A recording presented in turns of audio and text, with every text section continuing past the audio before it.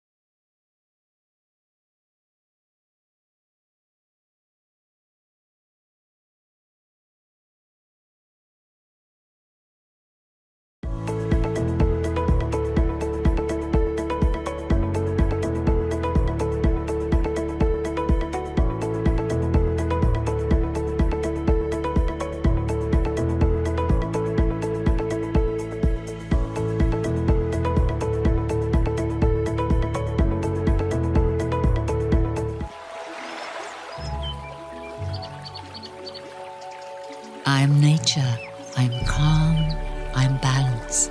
The water I provide is nourishment and life. In the Tsitsikamma Mountains, I filter it naturally as it flows through layers.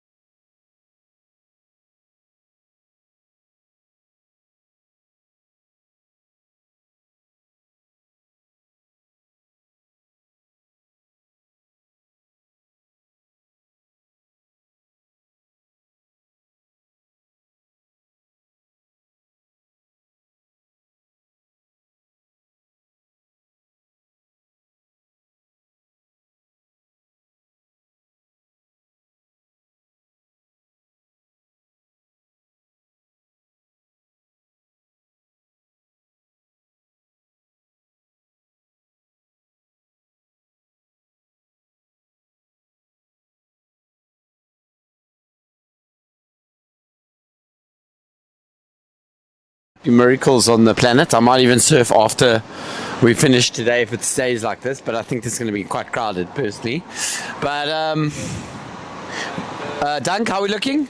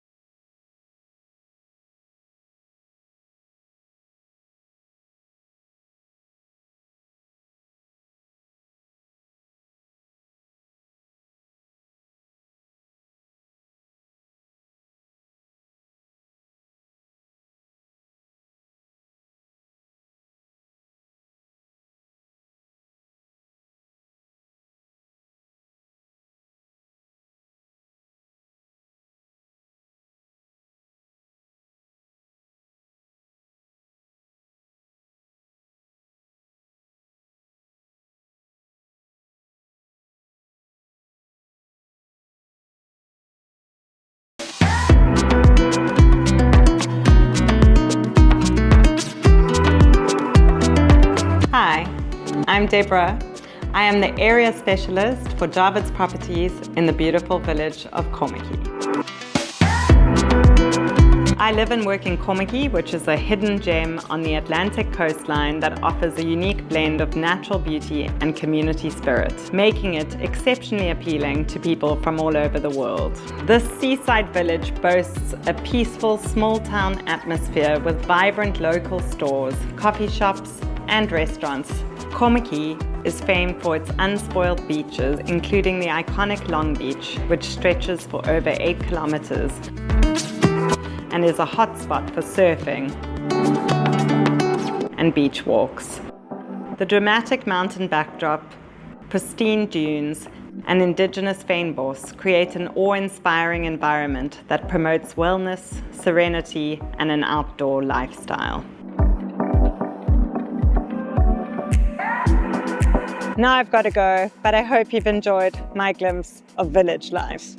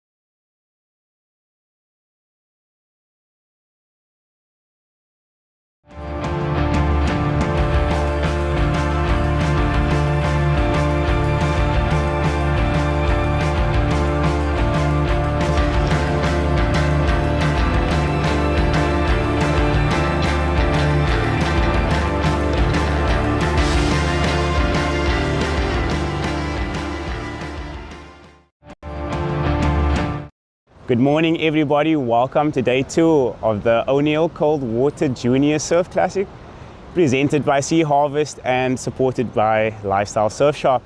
We've got some amazing conditions today.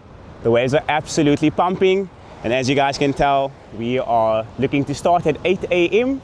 and we are getting underway with our under 18 boys, and we are starting with the quarterfinals. So yeah, stay tuned. We have a action-packed day for you guys. Yo.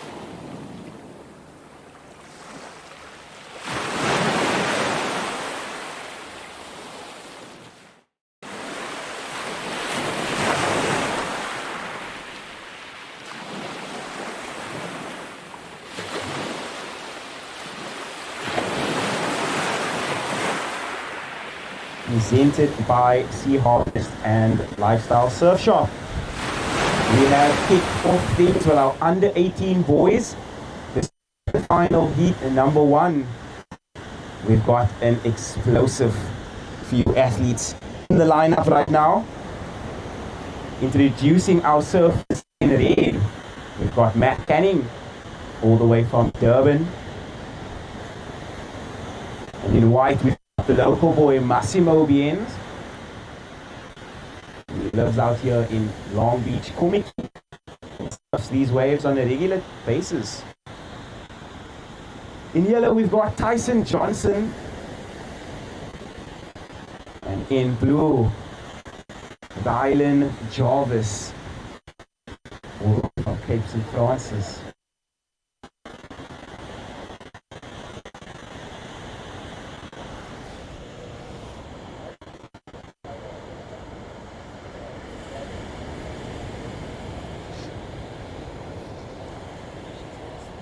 This is something in the water.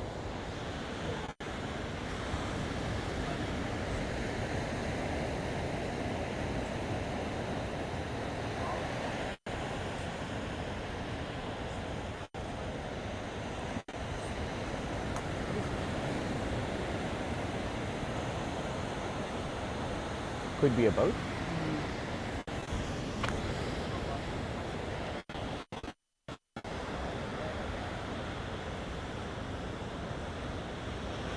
So we have here with our under 18 boys.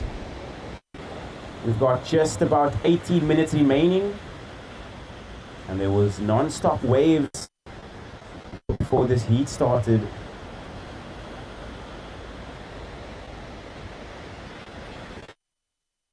Watching white now, off to a quick start. This is Massimo. Need to keep that ball.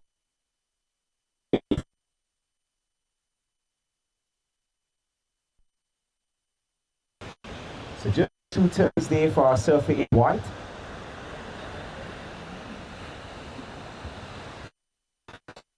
Looking to start his campaign early here on day 2.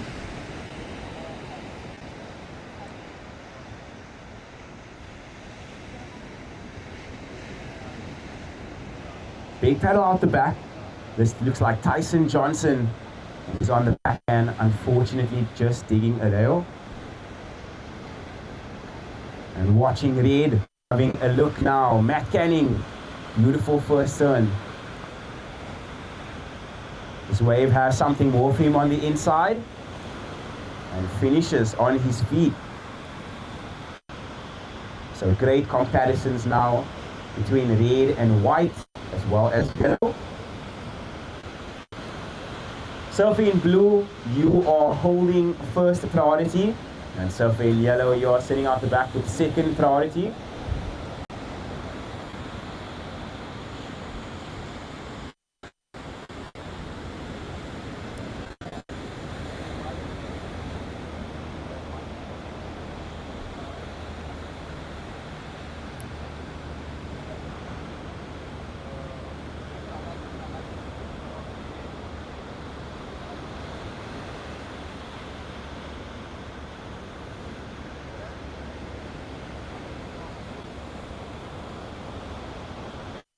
And now we're looking at blue utility. This is Dylan Jarvis.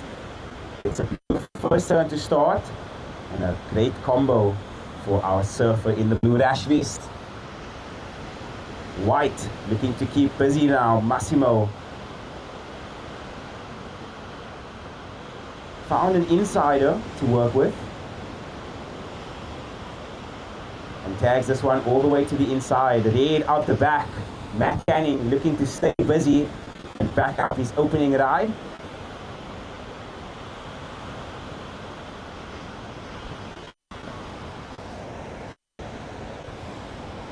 So we've got just over 15 minutes to go. We are waiting on a couple of scores. I'll give you guys an updated situation. So your opening ride comes in at 6 points. So Matt Canning, your opening ride, 6 points, as we are watching Tyson Johnson looking to get his name in the mix here. Gets a couple of beautiful backhand swoops as he makes his way into the inside.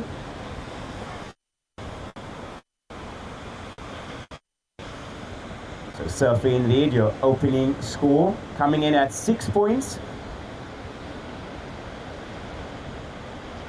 And it's safe to say that at Canning, you have taken the early lead.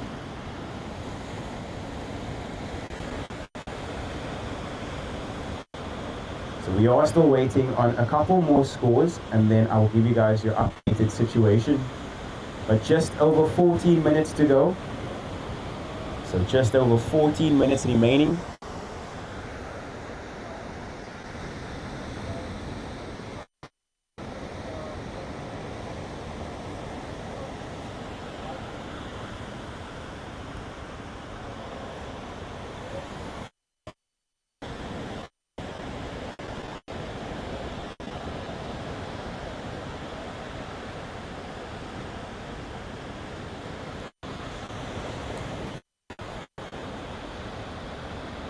Priority is with blue, second priority is with white, and the third priority is with red. So we are still waiting on that opening score. So Surfer in red, your opening ride just coming in at 6 points. We are still waiting on some more scores to drop, and then we will give you your updated situation. But time, 13 minutes on the clock. We've got 13 minutes on the clock.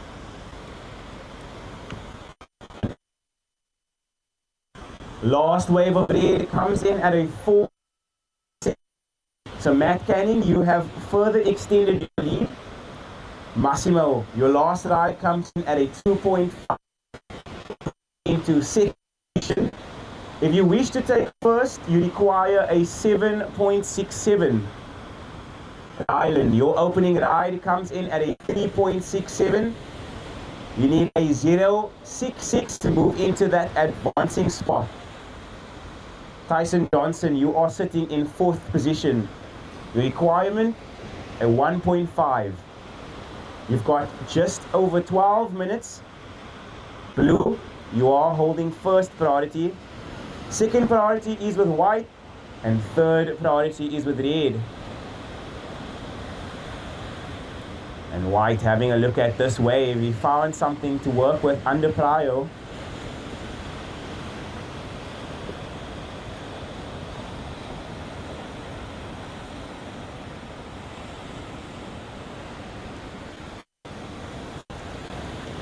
So if you have just joined us down here on the beach or on the live stream, welcome to day 2 of the O'Neill Cold Water Senior Surf Classic, presented by Sea Harvest and Lifestyle Surf Shop. We've got some conditions, suns, foot, perfect bowls, contestable conditions as we want to swing into this one. This is our current heat leader, Matt Canning. So looking to improve upon his low scores and make things difficult for the rest of his opponents. He gets a nice, beautiful hook, and he's still going, basically beaching that ride. So that was Matt Canning looking to improve his low score of a 4.17 and really start applying pressure to the rest of his competitors.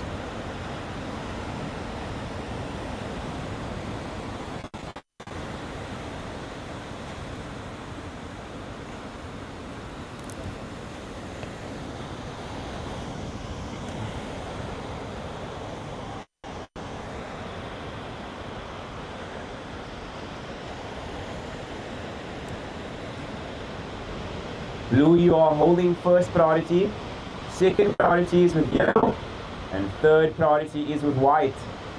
We've got just over 10 minutes remaining of heat number 1. Then we will be going on to quarterfinal, where we can expect in red Ben Esterhazer, in white Cooper Smith, in yellow Tinsley, and in blue Ali Pascal. Moving from strength to strength. So please do not go anywhere.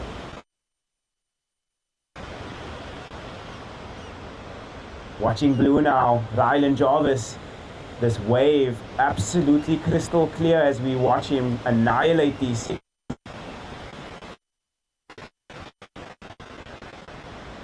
Surfing in blue making his way onto the inside as he slashes back into the pocket.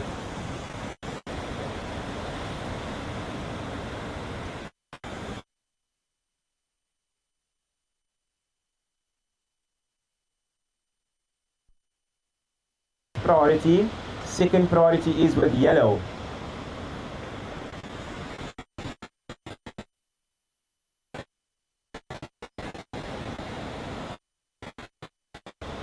Red, your last ride, 4.57. It goes into your top. White, your requirement now an 8.07 to get yourself into first. Surfing in blue, you are down in third. You're still waiting on your last drop. I suspect that we will have a situation change. And it's in. Last ride, 9. So Rylan, you jump into second. White, you jump to third. New situation, red in the lead. Blue in second, needing a 6.9 to take first. White down in third. You need a 4.07 to advancing spot. Jackson Johnson, you are down in fourth. 3.74 to get yourself into that advancing spot. 8 minutes on the clock. Blue, your last wave, a 2.9. You are in second. You need a 6.9 to take first. White, second priority yellow, and third priority blue.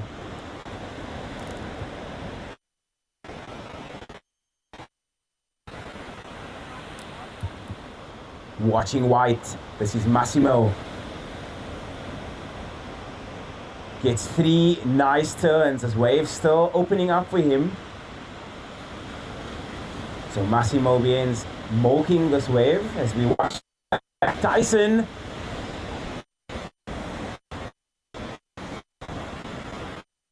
Slips over the Melbas there. Good morning and welcome everybody to the Europe Car commentary booth at this year's O'Neill Coldwater Junior Classic presented by Sea Harvest and supported by Lifestyle Surf Shop. Today we are at Witsunds Beach in Kommetjie, a new location for us, and it is about to be a very exciting day. We have the under 18 boys quarterfinals in the water at the moment, following the under 16 boys, under 14 boys, and then later on our girls will be taken to the water again. Today we have some really nice glassy conditions down here at Witsunds Beach. Very nice right-hand points, right-handers for the surfers to surf. At the moment we have Matt Canning in the water. Matt was one of our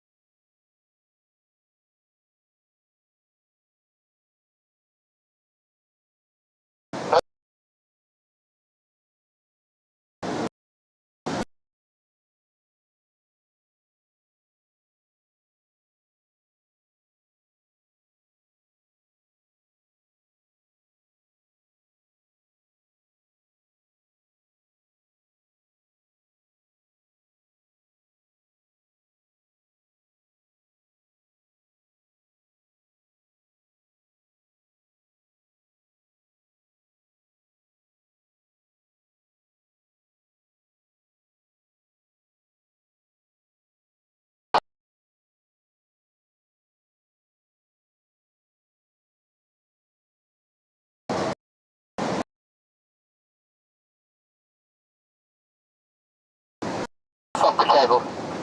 It's back to section O. Okay, it's back. Yep. Section O.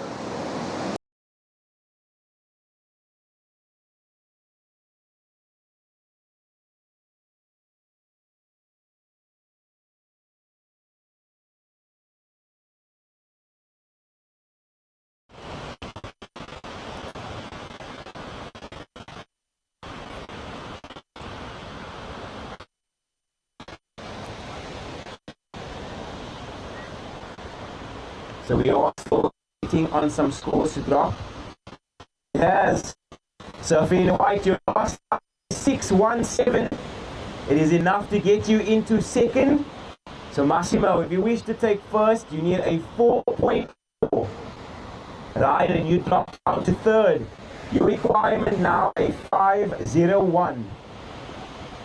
Watching White now, keeping busy. This is Massimo.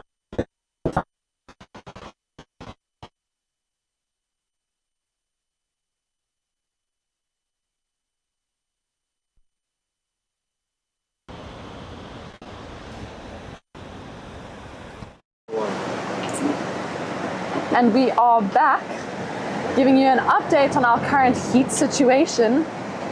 We have Matt Canning in the lead, with Massimo Beans in second, Rylan Jarvis in third, and Tyson Johnson in fourth. You can see our surfers, from where I am, I can see them in the water, just a sky view of them. You can see Matt Canning surfing red up and riding.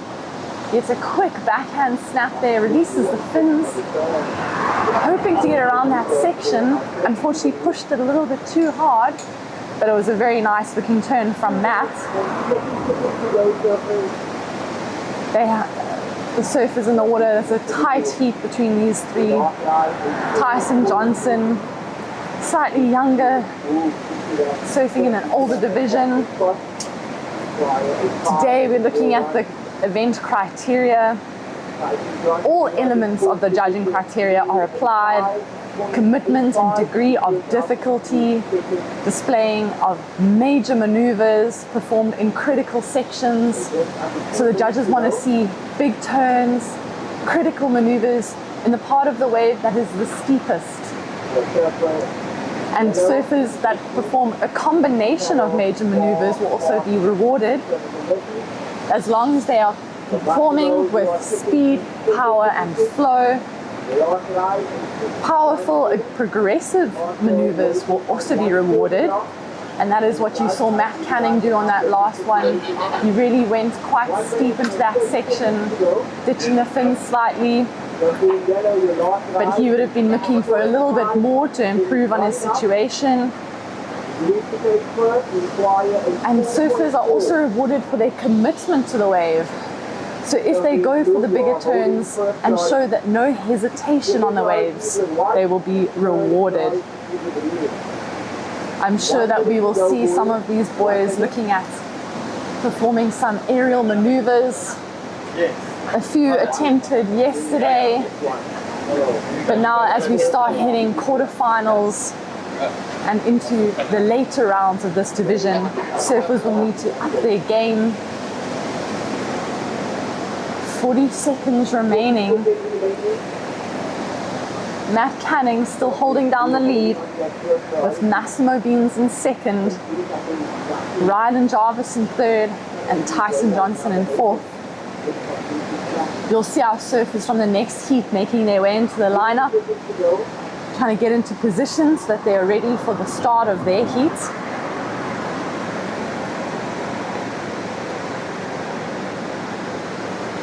Will there be an opportunity for Rylan and Tyson in these last 5 seconds? Looks like Rylan Jarvis up and riding on his backhand. Quick backhand snap, goes for that vertical climb. Coming around the section, he needs a 6.0. Unfortunately, that wave didn't offer him that closeout opportunity that he was looking for to get critical and commit. Judges will be on hold waiting for that score from Rylan. You could see at the end of that wave, slightly disappointed with what it had to offer. Not quite the opportunity that he was looking for out there. As I mentioned, we are at the O'Neill Cold Water Junior Classic presented by Sea Harvest and supported by Lifestyle Surf Shop. We are at Witsuns in Kommetjie. So if you're around in Cape Town and want to come down for a beach day, watch some surfing, come and join us down here at Witsuns. So far there's barely a breath of wind, the sun is out, and it's definitely going to be a day to watch some surfing. We'd like to shout out to our sponsors. Thank you Innerkom for our amazing commentary booth. Thank you to Open Plan Pictures for our live streaming. And thank you to O'Neill, Sea Harvest, Lifestyle Surf Shop, and Surfing South Africa for putting on this event for our young junior surfers. We are now into our quarterfinal Heat 2 of the boys under 18 division. We have Ben Esterhazy in the red, Cooper Smith in the white, Logan Tilsley in yellow, and Ollie Pascoe in blue. Ben Esterhazy really went to town yesterday in his under 16 boys heat, getting a 9-point ride. Very, very close to that coveted 10-point ride that every surfer looks for when they are surfing. He really displayed the criteria that the judges are looking for: committed maneuvers, high degree of difficulty in the steepest part of the waves, and completing all maneuvers. Here we see Ollie Pascoe up and riding on his backhand. Quick snap for him, gets the closeout turn, great warm-up wave, getting into it. Cooper Smith, our surfer in white, nice cutback for Cooper, getting through this flat section, hoping the wave is going to offer something steeper. He gets that nice steep turn. He'll be happy to open his account. Our surfers out there in the water, many of them used to competing, have quite a bit of experience under their belts. Ben Esterhazy representing South Africa in under 16 boys last year at the ISA World Surfing Games. Logan Tilsley also has international competition experience representing Switzerland. Cooper Smith with many event wins, and Ollie Pascoe coming into the under 18 division. We're waiting for scores from our judges.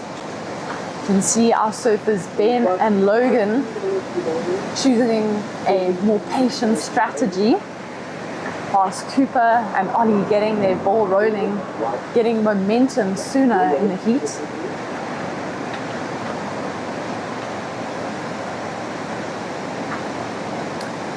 Yesterday we were at Van Riebeeck Strand in Melbas.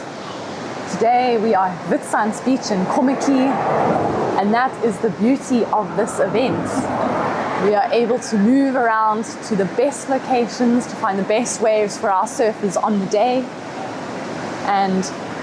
But the one thing is that the water will always be cold, because this is the O'Neill Cold Water Junior Classic.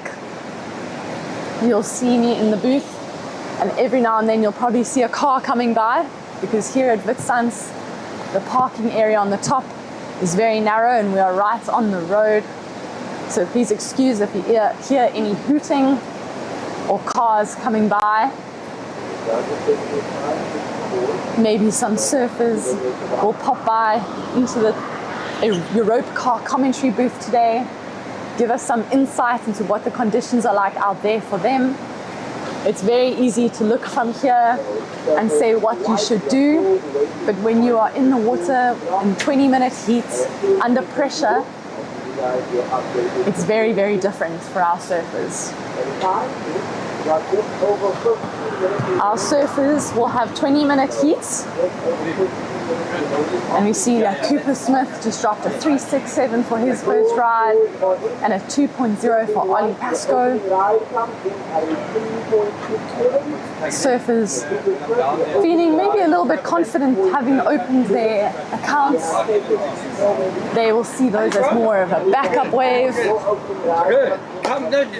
And We've got 2 marks, but we actually got a mark in between the two, just between it, except last week. Yeah. Checks. How was your heat? We were actually wanting you to commentate while you were surfing. See the neurosis. You don't pick up any of the other sound there. Is it? I don't know. I'll move over. So you're going to be the leader, too. I guess. Can I give us my water? I'll be the colour, you be the lead. And we've sort of cornered it out so you get a bit of O'Neill on this as well. Okay. Perfect, yeah. Right.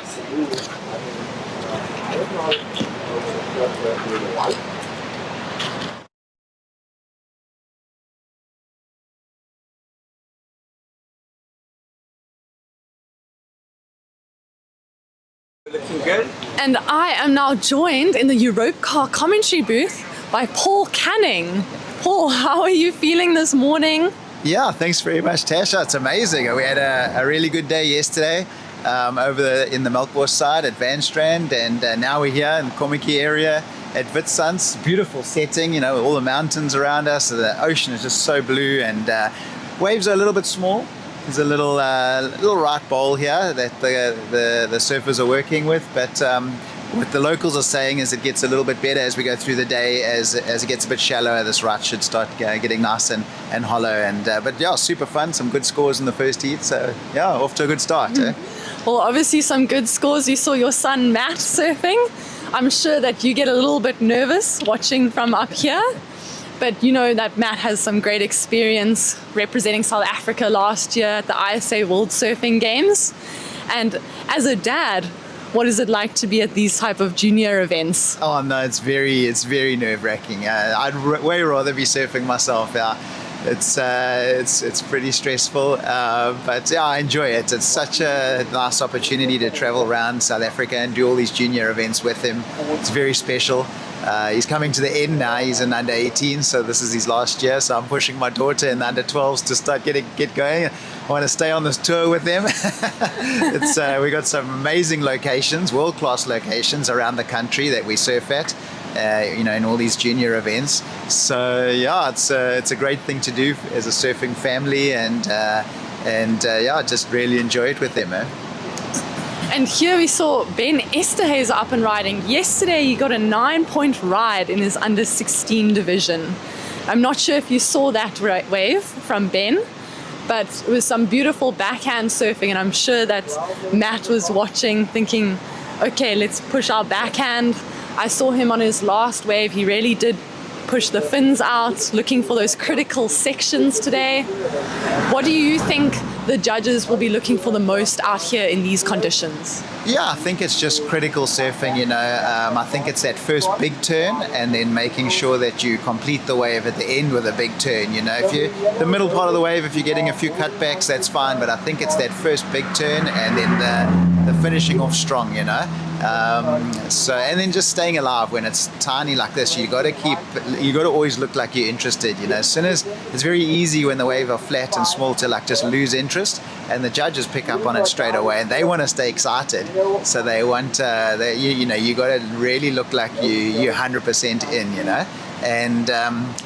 And yeah, I know Matthew was watching Ben closely yesterday because we've introduced this the Lifestyle Surf Shop leaderboard, and so every heat we're monitoring the surfers' top scores, so there's their heat scores, and then as we're going through the event, whether it's from under 12s to under 18s, as the highest heat score is changing, the leaderboard is changing, and there's an O'Neill Harper Freak 4-3 wetsuit from Lifestyle up for grabs for at the end of the contest, the surfer with the highest points. So I know Matt started with 14.77 in his first heat yesterday, and then Massimo Bien's actually tied with him, and then Ben went to the top. So I need to check that leaderboard. It's down by the beach marshal, but yeah, it's quite exciting, and the guys are watching it closely. What an exciting opportunity for our junior surfers. Not only are they competing for a win in their age divisions and obviously points towards their SAST rankings, but now they have an additional incentive to get higher heat scores in these events. Yeah, no, 100%. It's a nice. You really got to push those heat scores. We see it with when you obviously been to the ISA games. You got to minimum in those early rounds. You got to be getting above between 10 and 12 points. You get to the later rounds, the round before quarters. You got to be getting into the 14 points. Otherwise, you're just not going to make it. Which is 2 6.5s, 2 7s. So it's good to push their heat scores up. And it's just also a lifestyle putting in 10,000 Rand for the under 18 boys and under 18 girls winners. I took a group of the kids to Hawaii this last December, and it's so important for them to get over and surf those kind of waves. All the best juniors are in Hawaii for those 2 months over December and January. So now with prize money like that, it's a good opportunity for them. It's not going to be the whole lot for the air ticket, but at least they can put something down and start planning trips like that to improve their surfing. So yeah, it's amazing prize from Lifestyle. Yeah, thank you so much to Lifestyle for putting that in for our surfers, and thank you again to O'Neill for putting on this event. It is the O'Neill Coldwater Junior Classic presented by Sea Harvest and supported by Lifestyle Surf Shop. You can see Logan Tilsley going for an end turn there. Unfortunately, not as critical as he would have liked to have seen on that one. Paul, what do you think? Do you think that our goofy footers have an advantage today in these conditions? Yeah, I think so. I think, a goofy, you can get a little bit tighter and you can probably throw a bit more spray. The natural footers kind of get forced out into doing a lot of cutbacks. But when it's tiny like this, you always prefer to be on your forehand because you can generate a lot more speed, especially if it starts getting quite fast on the bowl there. It'll be easier on your forehand. But I think the goofy footers at the end of the day, they find the big open sets, they'll be able to do bigger turns, I think, throw more spray, which, it's such beautiful conditions like this. When you see the spray fly out the back with the sun on it, it's really quite impressive. And obviously staying true to sticking to cold water for this event. Our surfers have been finding a little bit chilly, but here goes Ben Esterhazer, currently holding one of the highest heat totals. Yeah, that's a great wave for Ben. You see, he waited a while for that one, got the set, he got the big turn out the back, and then the big closeout turn at the end. I think that'll come through as a big score. Ben is currently in second in this heat. I'm just looking at my live heats here. There's a few scores waiting to drop. Cooper leading, but with not much. Cooper Smith in white holding some low scores. So I think no one really has dropped any big scores yet. 7 minutes to go. So I think that'll be a really crucial wave there for Ben. Yeah, great keeper score for him. You can see what we're discussing is keeping that energy through the softer sections. Ben really doing well to get through after getting that first turn, making sure he kept up his board speed, and that allowed him to really get critical on that backhand maneuver. Yeah, that's he surfed it really well. See, now he's looking for another quick one on the inside. He knows he's got a good score now, so he wants to back it up quickly. But I'm sure he'll go straight to the lead with that one. This is quite a stacked heat. I mean, all the guys in this heat are really good surfers. Cooper also came with us to Hawaii. He's been putting in a lot of training over the last month. And as well as Logan. Logan's a really good backhand surfer. Throws a lot of spray, very powerful, very fit.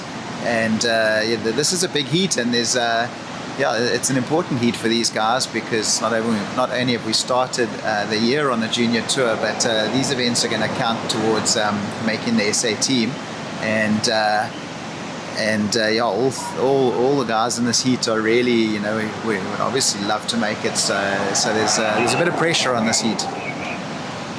Definitely, one of the highlights of these junior career is competing for South Africa at the ISA World Surfing Games. Here we see Logan Tilsley using his priority, another goofy footer, gets a quick snap, followed by a little backup, vertical turn. Unfortunately, that wave not quite offering him the closeout section maneuver that he would have liked to see to add that exclamation point onto his wave. Yeah, we can see the slow-mo of this wave. It's quite interesting to watch this.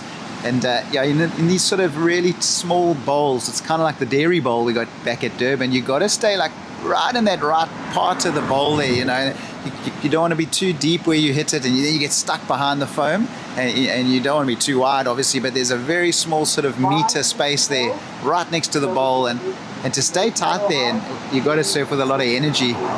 So yeah, we see two guys actually splitting the peak. We're staying with blue, but Ben went left on it as well. And just looking out of our commentary booth here, we can see both ways the guys went. But yeah, it's all coming alive here now in the last sort of 4 minutes of this heat. It seems like the judges are playing catch up on the last few waves, deliberating scores. They want to get the right decision. They want to make the right decision and give the surfers the rewarding scores that they deserve. There, a score for Ben, a 7-point ride for that nice 2-turn backhand maneuver wave. I think that's what you can see is Ben's energy in that wave really did give him that opportunity to get that second closeout maneuver, which really made him stand out in this heat so far. Logan Tilsley now moving up into second with that 3.83. Another score to come in for him. A score for Ben Esterhazy and 2 for Ollie Pascoe to come in. Yeah, sorry, go for it. This is when it gets really tight, hey Paul, is when you start thinking, okay, I need a score, I don't know what I need, but I only have 3 minutes remaining. But the judges are still deliberating on other surfers' scores. So what would you do in this situation?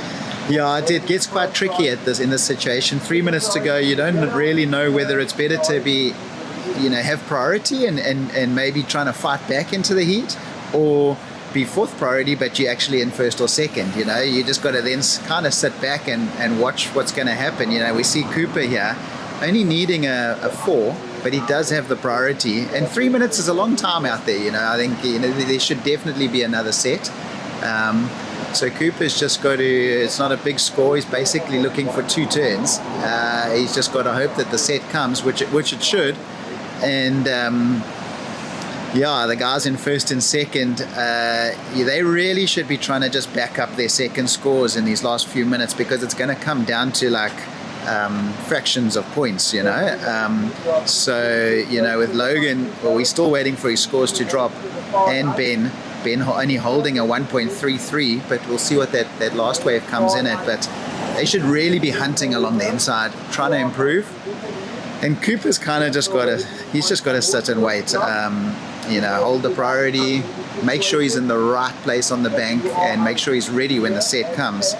And that's where you're just kind of leaving it up to Mother Nature, to see if they see it sends you a wave. Yeah, we can see a wave coming, and then you see, we can actually see them sprinting wide now. Cooper, Surfer, and White paddling hard to get into position for this one. Unfortunately, going slightly underneath them. Ben, with his fourth priority, finding an opportunity, wanting to make sure that he secures that first place position to go through. Yeah. And that's sometimes the beauty of having fourth priority. Yeah, you can hunt on the inside, you can improve your second score. Ben's such a strategist and such a gnarly competitor.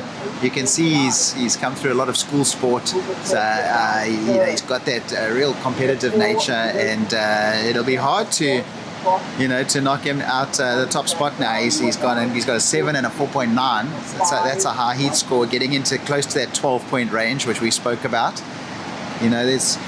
I actually looked at the ISA this last year, and I there's so many heats there. I think that round one's got like 48 heats, and I looked at the year before, all 48 heats, and I looked at all the second places in 2024, and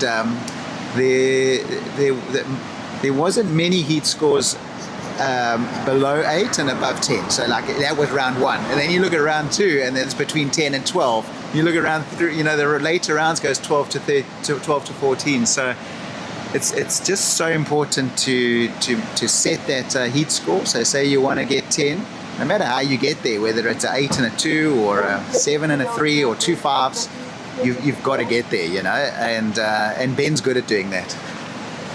Yeah, I think Ben has really put in the time, spending time in Hawaii as well, learning new waves, finding new opportunities. And you can see when he has his 4th priority, he knew that he just needed another backup score to really put him in a solid situation. Unfortunately, no opportunity for Cooper Smith there. So we will be losing him in this round, as 2 surfers will advance, 3rd and 4th will be eliminated. Yeah, Surfing. That's sad for Cooper. I mean, he did have the time and he had the priority. It was just the wave didn't come for him. I think he had that one little opportunity there, but that wave kind of, it wasn't a little bit different to what we've been seeing the whole morning, and it came under him there. But if he had got that one, he probably would have got the score. But I mean, there was nothing he could do. It wasn't. It came in a little bit of a different spot to usual, you know. Unfortunately, that can be the curse with first priority. Become a little bit over selective in the moment and losing an opportunity there for Cooper. But I'm sure he'll be coming back stronger in our next event. We still have 5 more events on our SAST Junior Tour, so he can still improve. Maybe this will be a throwaway for him. We're now in quarterfinal Heat 3 of our under-18 boys at the O'Neill Coldwater Junior Classic, presented by Sea Harvest and supported by Lifestyle Surf Shop. I am Tash van Grienen, and I am in the commentary booth supported by Innerkom with Paul Canning, a dad and a sponsor of this event. And Paul, also a past championship tour competitor with a lot of experience and understanding in our surf community and surfing, understanding of judging, priority, and all the techniques and strategies that go into it. Paul, would you say that you prefer the newer system now with priority, or how you used to compete with no priority and it was just closest to the curl, whoever got it got the wave? Yeah, no, I think this is much better. You know, it was quite gnarly back then. There was a lot of fighting, a lot of touching each other in the water. You know, like pulling and close up. You know, contact and hustling for waves. And more often than not, you kind of push just both of yourselves out of position, just hustling. You know, and a lot of the good waves would just go unridden. And back then, sometimes it was 4 waves counting. Just before I started the tour, I think it was even 5 waves counting. So it was almost like a triathlon, whoever was the fittest, you know. Where I think, you know, surfing heats, it's way better. You know, you got to have the nerves of steel now, but it's better to wait and get the best waves in the heat, and then make sure you perform on them. And that's what priority does, you know. So it's definitely moved in the right direction. And yeah, it's great to see. You know, yeah, I've enjoyed every part of surfing. You know, obviously coming through the juniors myself, got onto the championship tour, then got into the industry and you know, supporting it with O'Neill. And then obviously both my kids now into it. So yeah, I've seen it all, and I love being a part of it. I'm learning a lot now on the Surfing South Africa board. That's been fun to learn that side of it.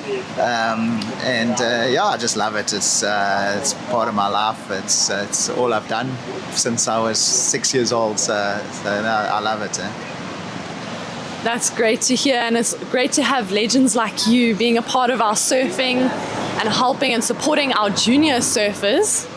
We can see in this heat our surfer in white, Kai Stubbs, trying to get busy as quickly as possible off the bat, as well as Ashbourne Gwennon and Josh Painter.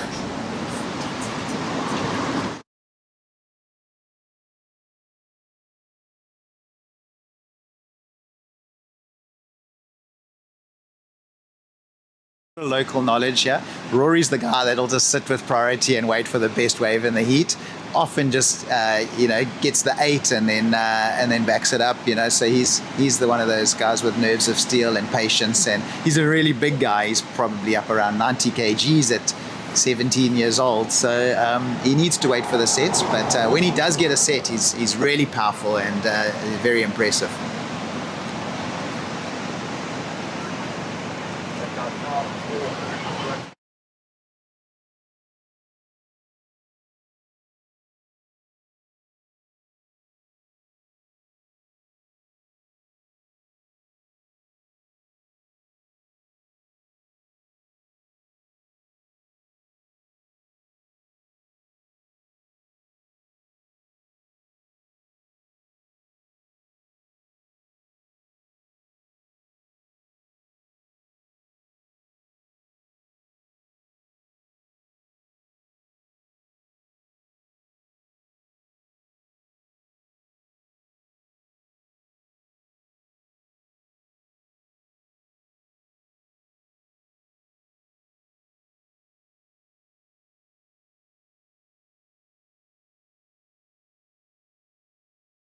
And here is Rory Dace up and riding. As you said, he's one of those surfers with nerves of steel. Unfortunately, I don't think that was the one he would have been looking for out there. Yeah, it was a set, but that one kind of just went a bit flat. And you saw he did a really nice round-out cutback. Yeah, as you can see here, he throws so much water when he does his turns. Yeah, it just went a bit flat. And actually watching a few of the heats today, it's almost like sometimes like the sets, the bigger sets aren't really the ones they go a bit flat. You kind of want those medium-sized ones that come in a little bit deeper on the bank and they stand up nicely, and you can get more wall on them. But at least, yeah, Rory got a start there, and I'm sure he'll now just look to wait, get his priority and wait again. But here we have that's Kai, yeah. Local boy Kai Stubbs in white, staying busy. And then we have our surfer in blue, Asborn Gwennon, also a local Komaki surfer. Both of them trying to find those ones with that nice in-turn section, knowing that that will be rewarded. Especially when you have a goofy footer in your heat, you want to make sure that you're also getting the critical maneuvers so that you are being compared on the same level and not just your cutbacks. Although you see Rory Dace's cutback was really nice. Rail in the water, we saw his back fin come out a little bit, threw a lot of spray. But Kai and Asborn getting busy to try and find those in, and as you said, the medium-sized waves out there. Yeah, I actually saw in Matt's heat, he kept on going for these like smaller ones, and I was sitting on the hill and I was like, oh, not another small one. And his waves actually, I don't know, you see, he was doing the right thing. He picked up these smaller ones that really like hit the bank and let him get some nice critical turns in, you know. And especially on your backhand, if you're getting the sets but they're going a bit flat, then a backhand surface cutbacks are even a little bit harder to do, you know. But here we see that's Kai Stubbs up and riding. Final bowly one there. Nice turn off the top. Surfing with a lot of speed, and the board looks really nice. And getting through to the inside section here. Nice closeout turn. Maybe trying to fit in too many turns. You know, if I had to be critical on that wave, I would have not done 2 turns at the end. And we'll see it here now in the slow-mo, but I would have tried to just get a lot of speed up and just do one big turn, you know. Often just less is more, and one big turn will score more than trying to do like 2 quick sort of smaller turns, you know. Yes, quality over quantity today in the water. You can see that most of our surfers getting those 2-turn combinations, which are giving them the higher heat scores. Ben Esterhazy with 2 backhand snaps, critical in the pocket surfing. You can see a lot of these surfers, they're showing energy on these waves. And I think from here you can't see it, but actually in the water it's a lot softer than we think. So surfers are having to put a lot more of their energy into getting the speed to get those maneuvers on these waves out there. Yeah, no, 100%. You know, you often in a contest, you'll get to the contest and you'll be like, oh no, it's small, you know, and it's very important to keep your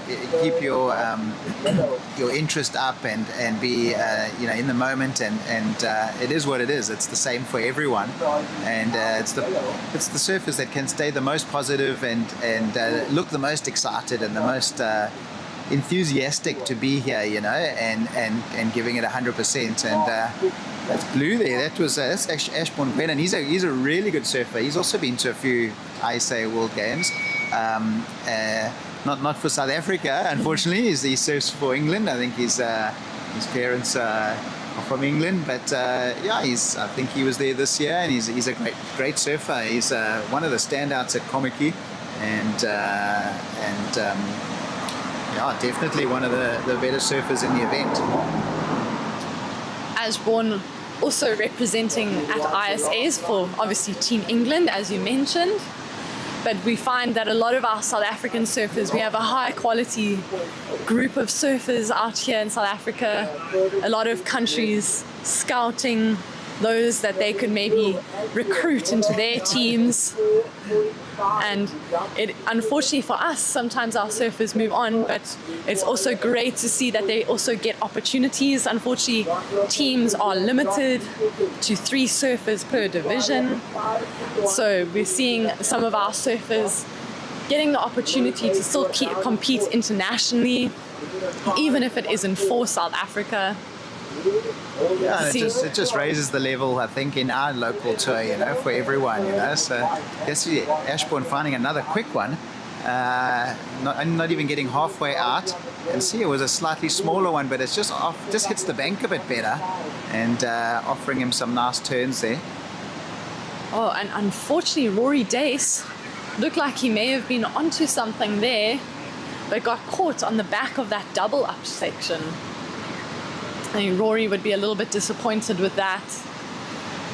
He's sitting a little bit further out than the rest of our surfers, hoping for those slightly bigger waves.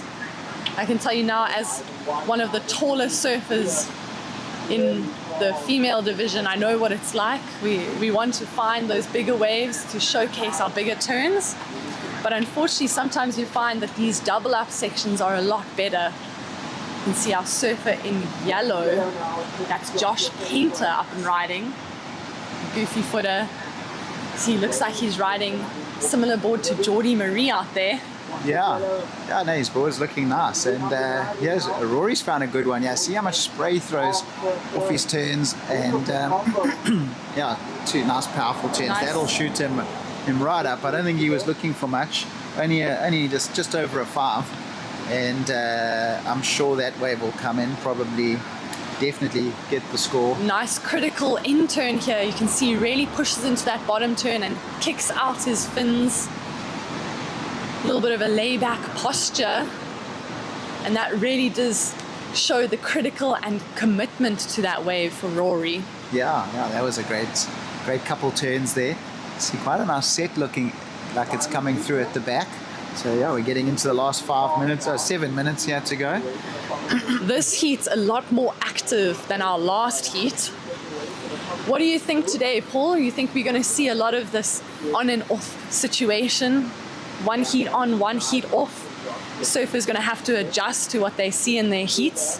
Yeah, it's actually been quite a tricky event. Danielle, our contest director, the swell's been very small by all 3 days of the contest, so it's been quite tricky to choose the locations.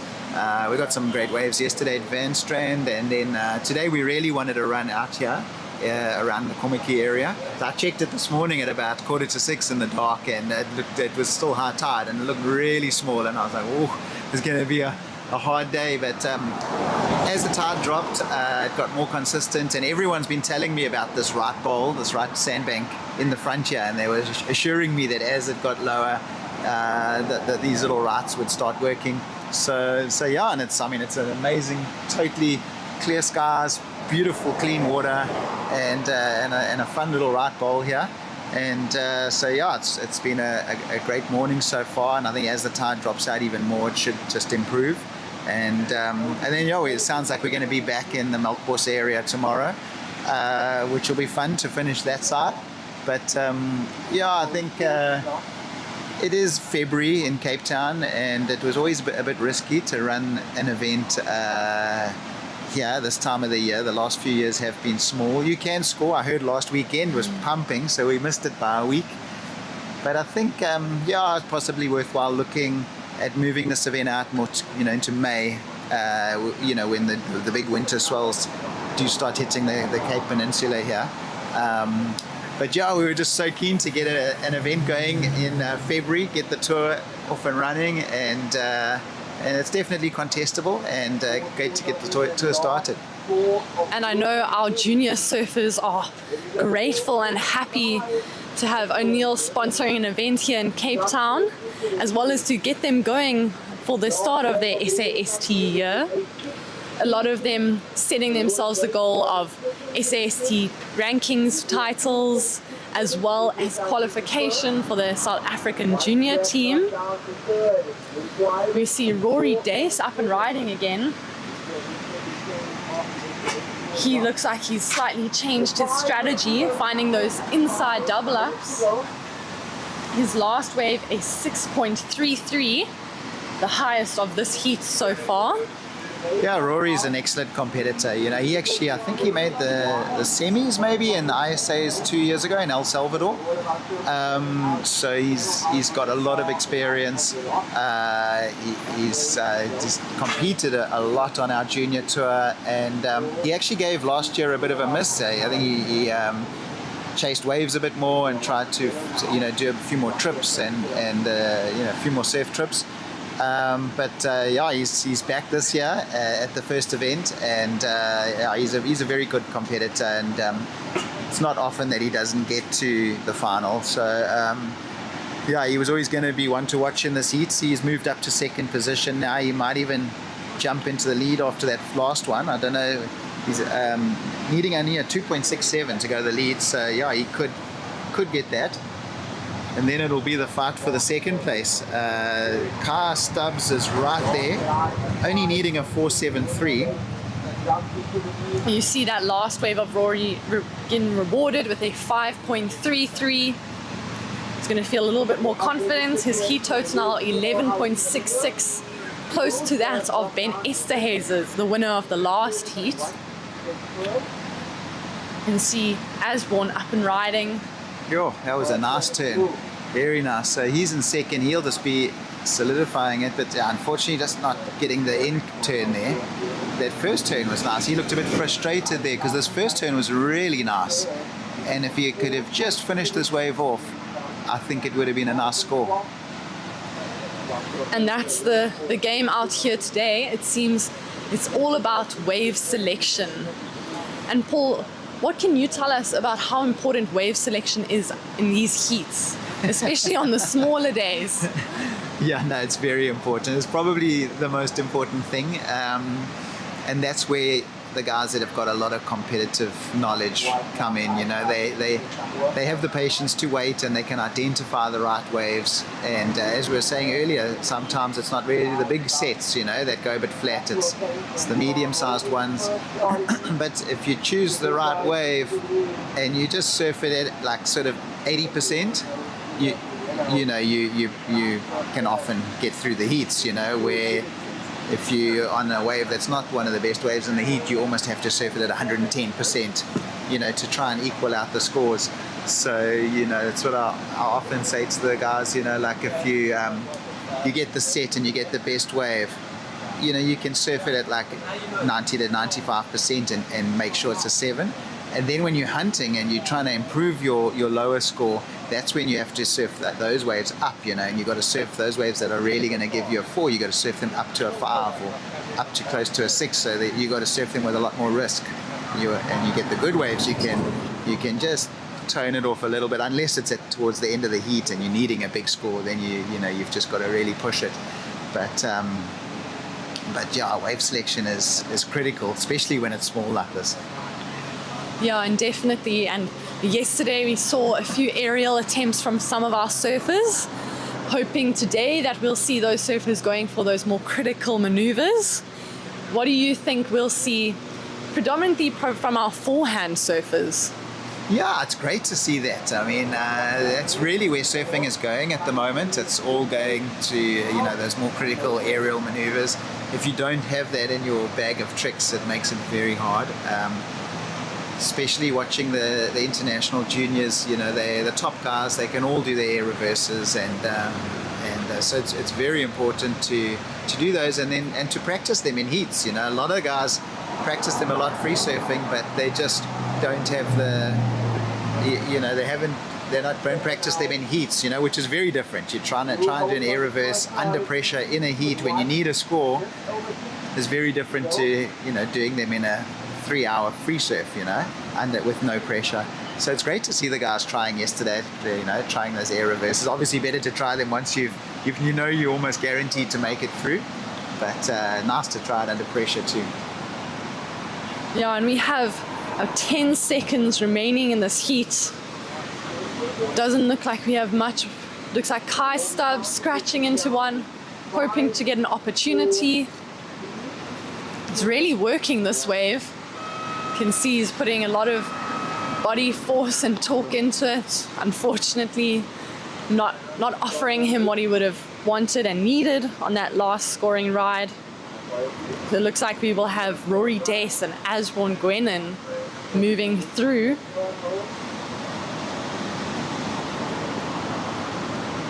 We have one more heat in this under 18 boys division, and then we'll be moving on to the under 16 girls. And Paul, what do you think of our female surfing at the moment in South Africa? Seems like we're starting to see a little bit more of a push from our junior surfers. Yeah, and it's I mean, women's surfing and girls surfing has really exploded in the last few years.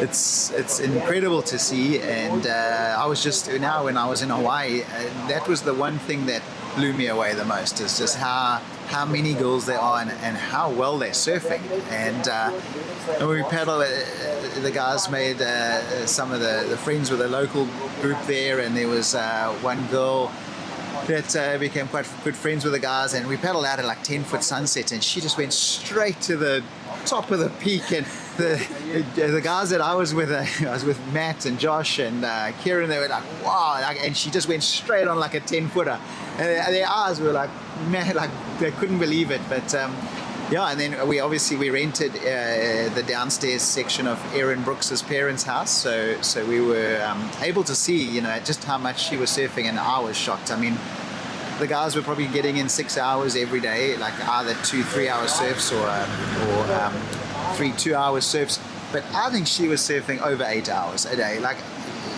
I don't think she got out of her wetsuit the whole day, and it was just incredible to see the amount of hours she was putting in. But yeah, going back to that, there's a big crew of young junior girls that were in Hawaii and surfing exceptionally well. And yeah, I mean, our girls here in South Africa, the level's definitely raising, and there's a good crew of younger girls coming through. And yeah, I think it's exciting times for women surfing in years to come. So yeah, I love to watch it.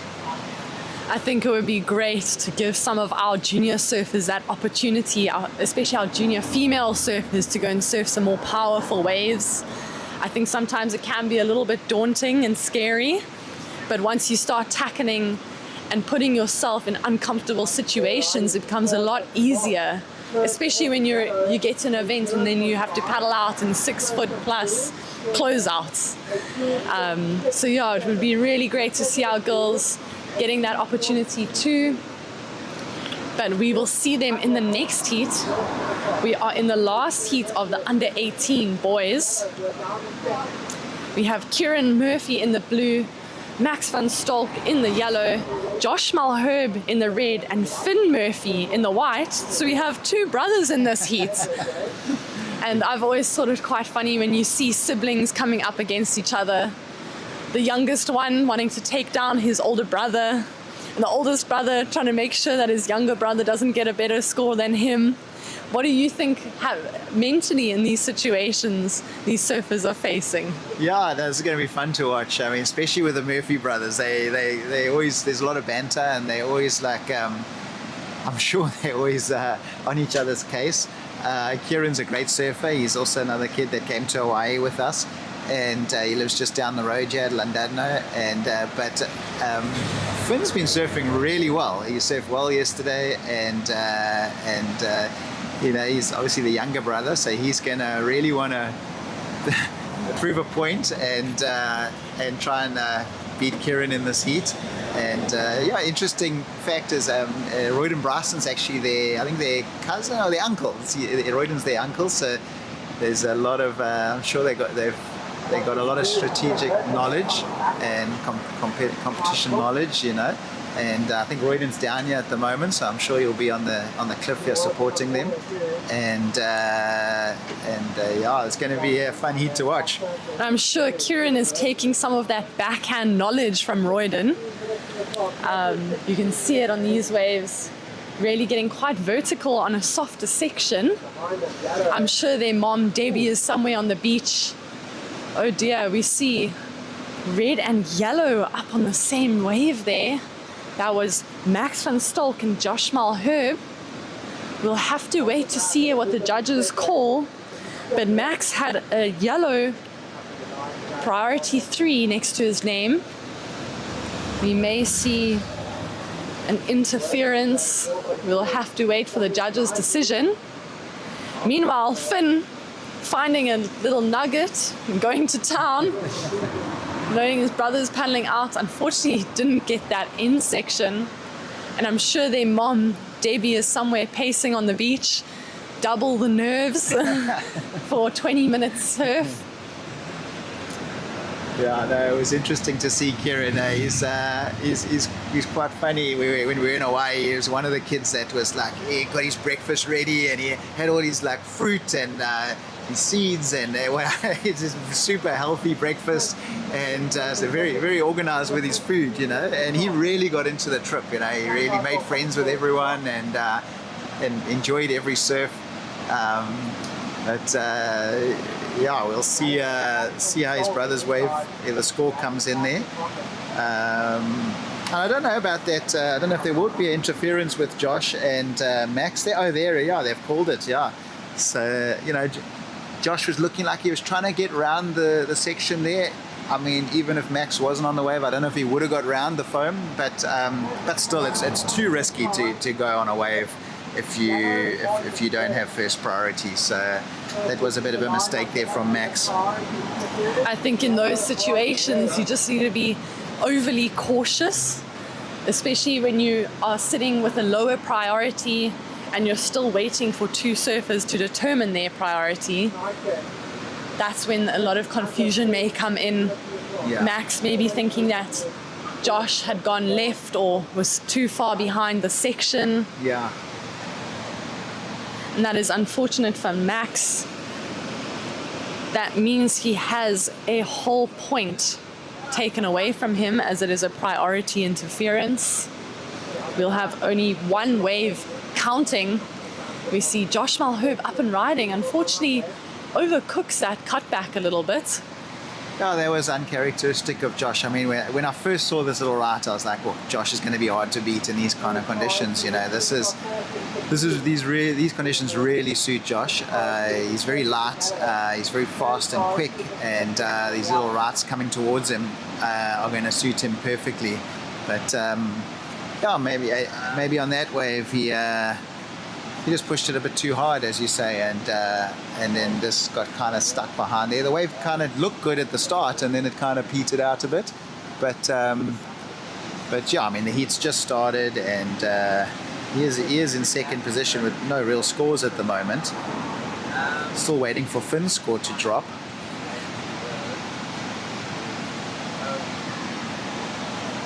So our competitors know and understand their priority, as there is a priority board set up on the beach. They can look back and they will see the color of their rash vest in the relevant priority position. Unfortunately, Max getting that interference. He'll be a bit disappointed. And Finn Murphy getting a 3.13 for his last ride. Slightly better than his brother. He'll be happy to see that there.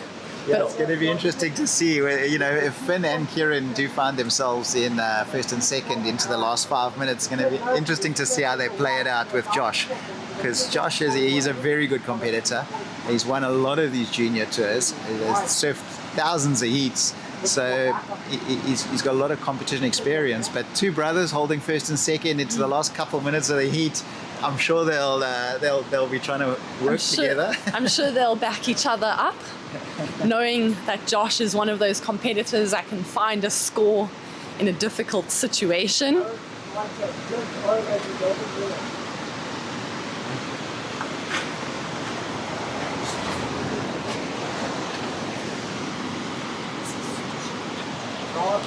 Wide, a 1.8. Wide, a 1.8.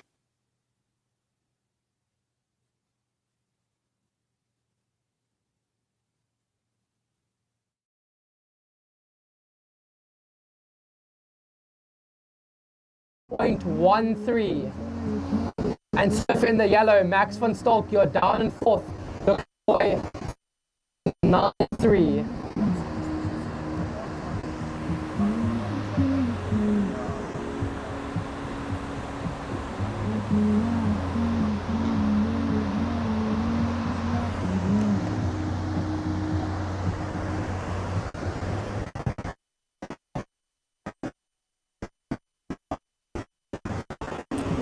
Watching Murphy, this is your leader. And a nice looking set wave here, cutting it back to the pocket. Good looking section standing up. And he goes vert from the inside.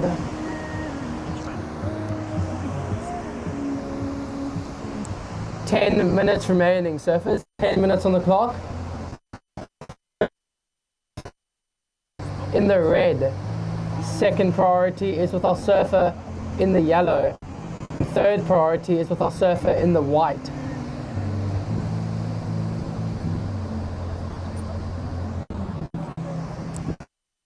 Of blue, a 2.87. It does go to the top two. So current situation, surf in the blue. Kieran, you're in the lead. Surf in the white. Finn Murphy, you're down in second, looking for a 2.64 to take the lead from brother. And surfer in the red singlet, Joshua Herbie, you're down in third, looking for a 4.13.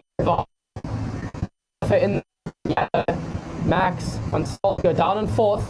Your requirement is a 4.93. 5 minutes.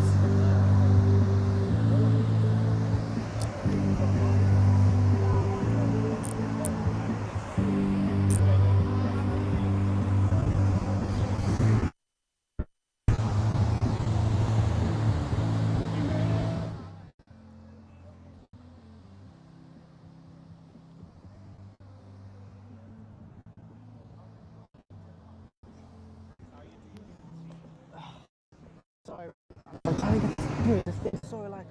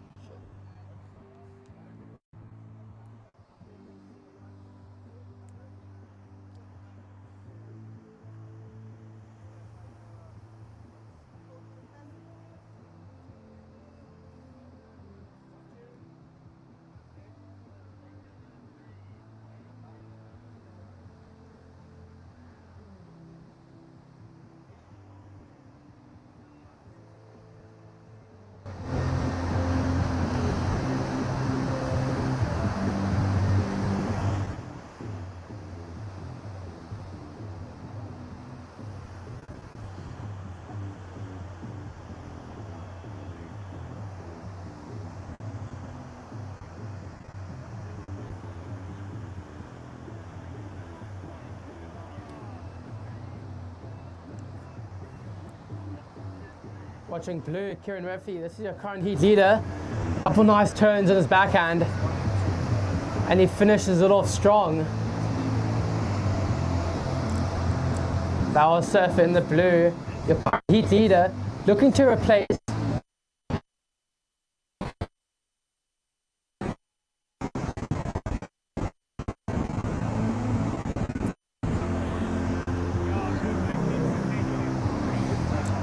time check, surfers.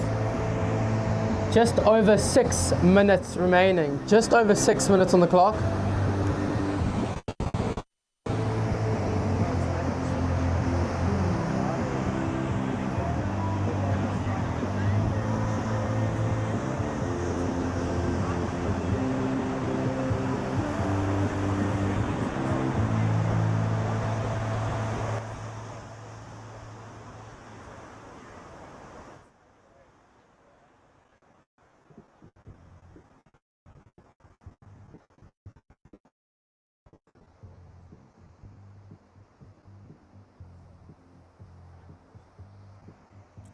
Time call, just over 5 minutes remaining.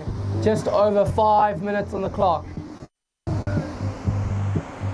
Last of two, Kieran Murphy, a 4-point tie. Last of 4 points.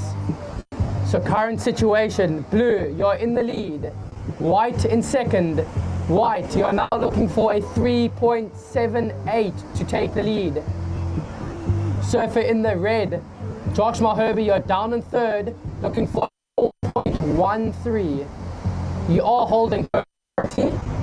And Surfer in the yellow, you're down in fourth, still looking for a 4.93. As you see, likes to look at this wave, important wave. This is Josh Maherby looking for a score. Couple 9.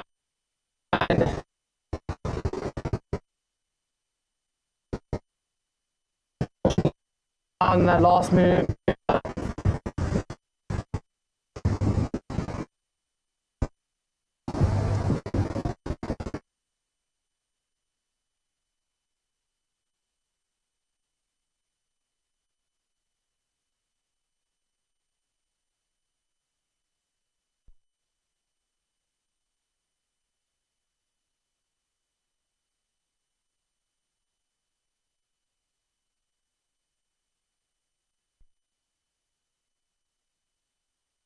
He's looking to take the lead back from his brother.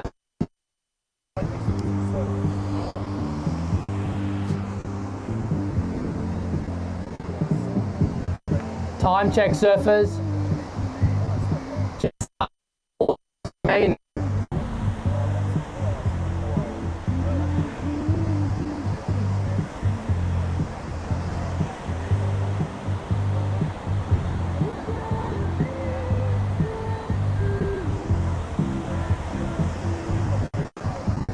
Max Stolk, important wave here.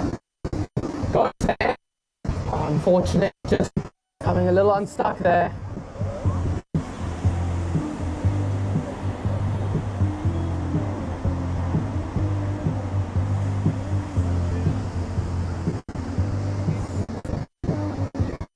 This is your current leader, Kieran Murphy. Nice ball. Just getting a little unstuck there.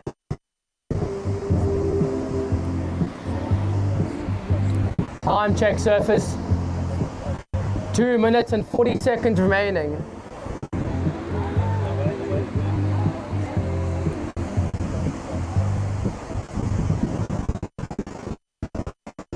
Still waiting on a couple scores to drop.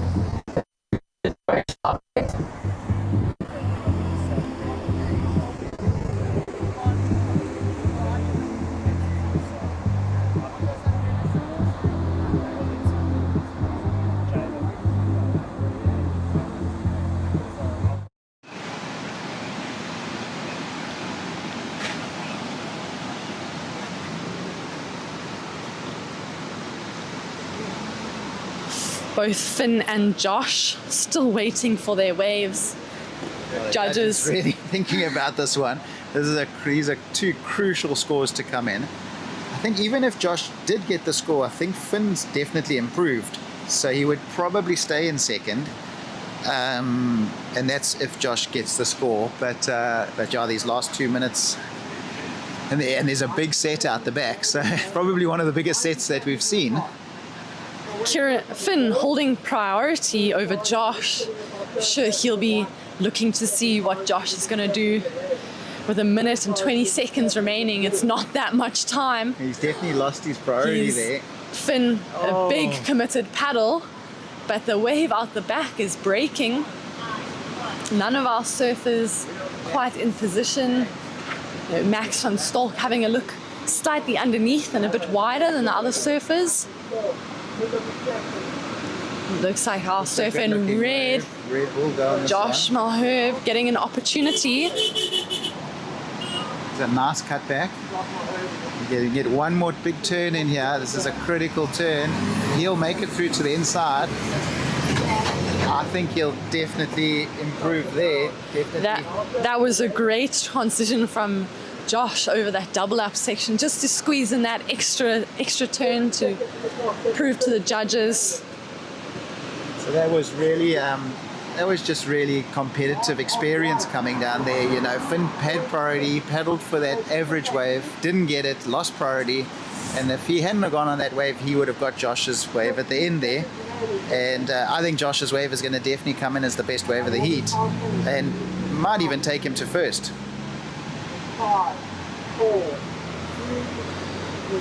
I'm sure Finn praying that it wasn't enough. Josh praying that it was enough. And there it is, a 4.67 for Josh, and that takes him straight to the lead, with Kieran Murphy in second. Paul, thank you so much for joining me here in the Europe Car commentary booth at the O'Neill Coldwater Junior Classic, presented by Sea Harvest and supported by Lifestyle Surf Shop. We hope to see you here a bit later. Good luck for Adriana and the under 14 girls. We look forward to seeing her compete out there, and I'm sure you are as excited for her. Yeah, thanks very much, Tash. This has been amazing. It's been awesome calling the heats with you. I'll definitely be back. I'm going to go get a quick breakfast in Komaki, get Adri ready for her heat, and then I'll definitely be back for a few more heats with you.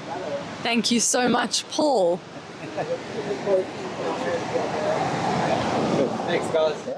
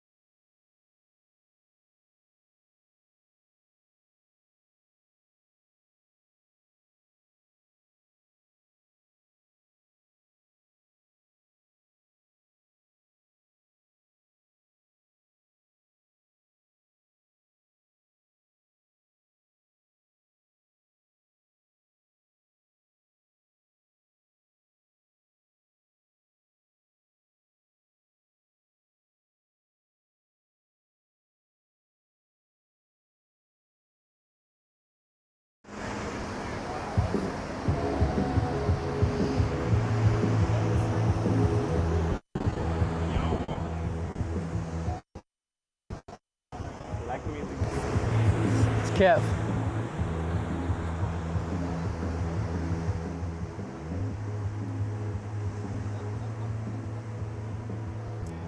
Taking a look at this one on the inside on a nice looking wave. Surfer in the red, Leah Laprant. Unfortunately, that wave going a little bit flat.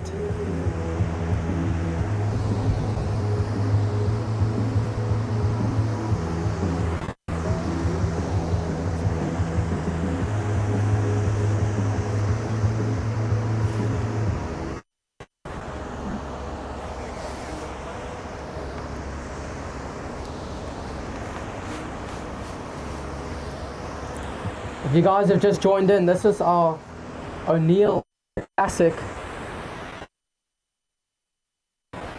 and Lifestyle.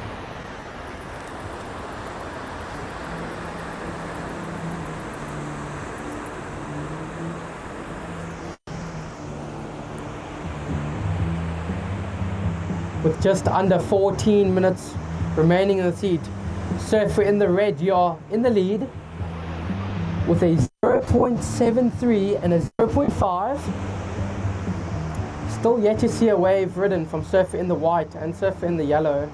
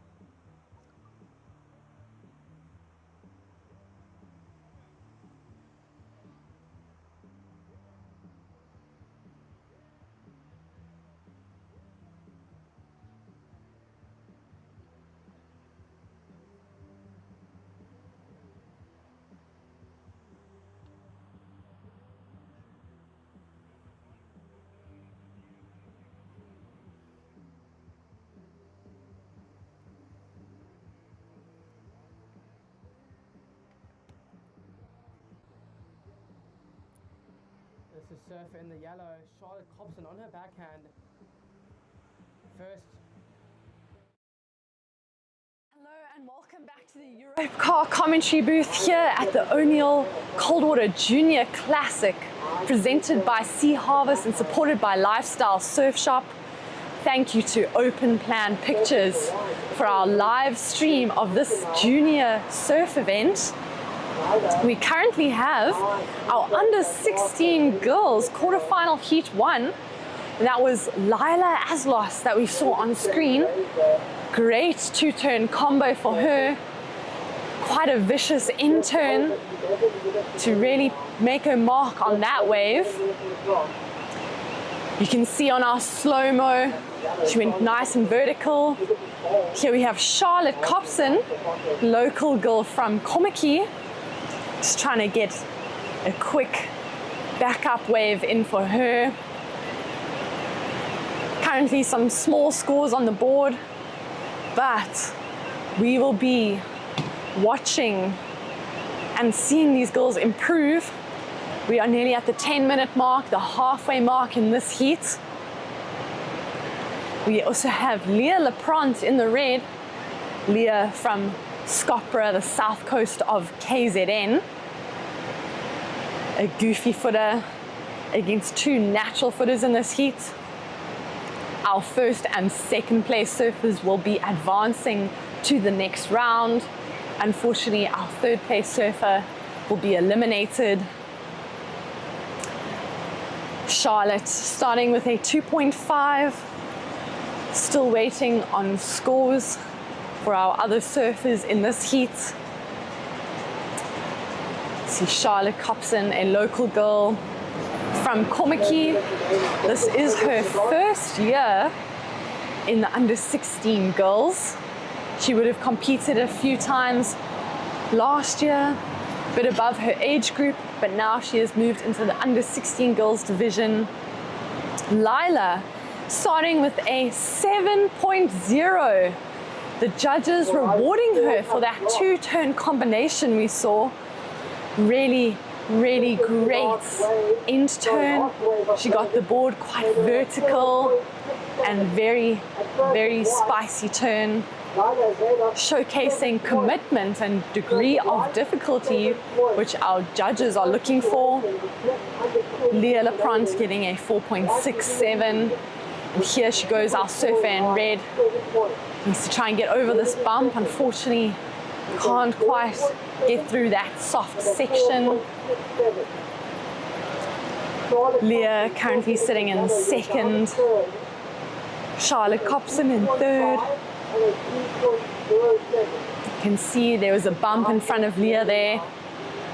She is trying to just get through to get to that double up section. Unfortunately, that wave just not allowing her in. Looking for a backup ride. Our girls staying nice and busy to start the heat. Lila will be really happy with that 7-point ride to start off with. Great statement wave to start her heat, putting herself in the lead with only one wave. The top two scoring rides count towards our surfers' heat total, and they will be looking forward to having some more sets come through to showcase their potential. I know Charlotte will be wanting to improve on those 2-point rides that she has. Leah, only a 0.9 backup. She'll be looking for a better wave.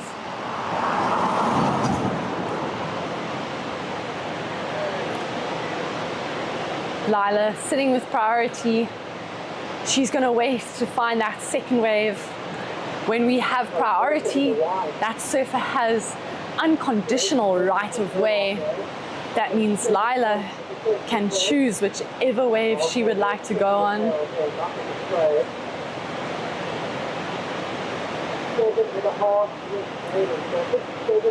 That means if Charlotte or Leah had to take off on a wave and Lila liked the look of it, she can paddle and go. We are at Witsuns in Kommetjie.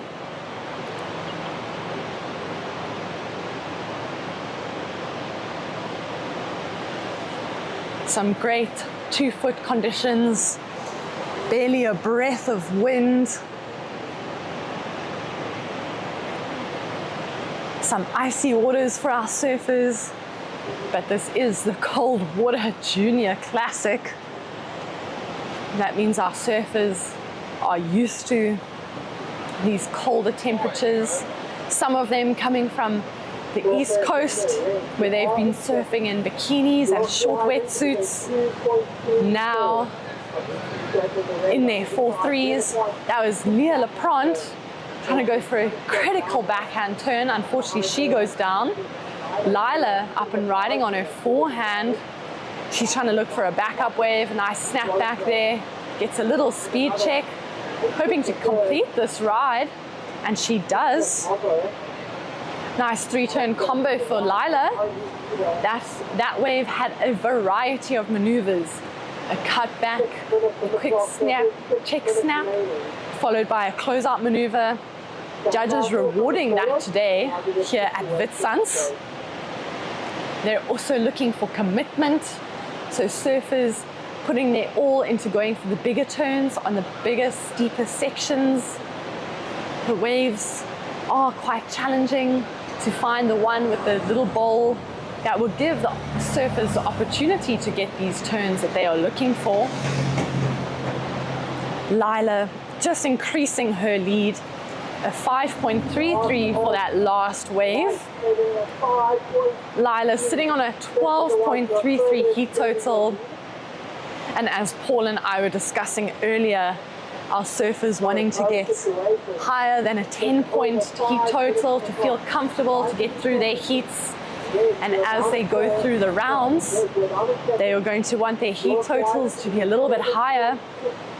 Lila already pushing to the 12-point range. Our heat totals are made up of the highest 2 scoring rides for our surfers. We see our surfer in yellow, Charlotte Copson, sitting with priority, the local girl. She's looking for opportunities out there. Just a few minutes ago, we had a small seal playing around on the shore break, enjoying the Cape Town summer surf. It is a lovely day down here at Witsuns. If you would like to join us, come on down and come and watch our junior surfers from across South Africa competing in the first SAST Junior Tour event of the year. This event counting towards South African junior team qualification, as well as the SAST rankings. For the SAST Junior Tour, we have 6 events on the calendar at the moment. That means this is the first one of 6, and our surfers will be competing around South Africa. I am here at Witsuns in Kommetjie, the first stop in the Europcar commentary booth. See some locals taking their daily walk on the beach. I'm sure their dog is happy to see more people and surfers to spend time with in the water and on the beach.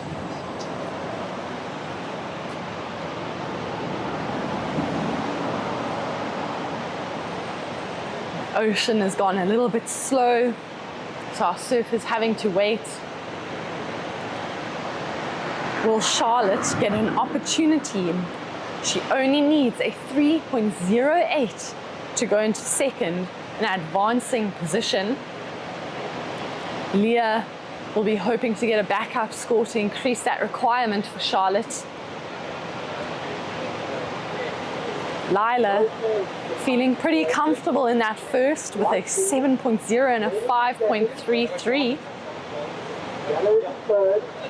With just 2 minutes and 20 seconds remaining, these last 5 minutes can get really, really challenging for our surfers, especially when you're looking for a score, hoping for a wave to come through, and holding priority.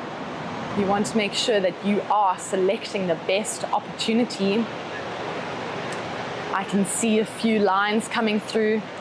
It's like Charlotte's trying to move into position. Fortunately, that one, not what she's looking for. We have crystal clear water here today at Witsuns. But that does mean that it is pretty chilly. Our surfers will be wearing 4-3 wetsuits out there. Here come some sets. 90 seconds remaining for our surfers.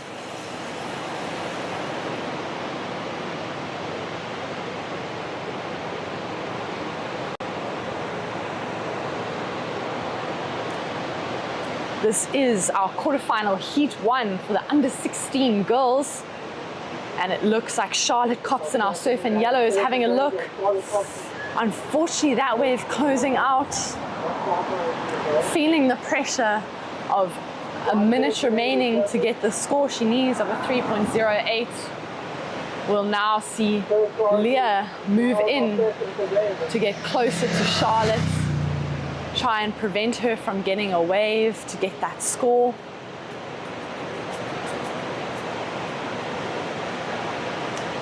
Charlotte will be a bit disappointed with that, knowing that it was just within her reach.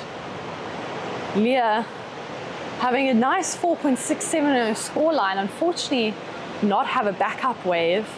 She'll be looking to improve on that in her next heat. The semi-finals of the under 16 girls. We will see them at the end of the day in that. And I will be counting it down.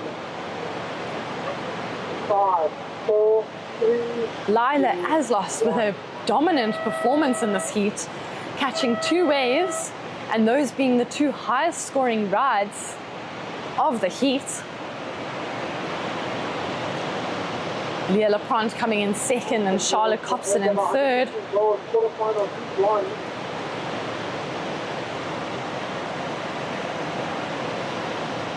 Stand by to start, surfers.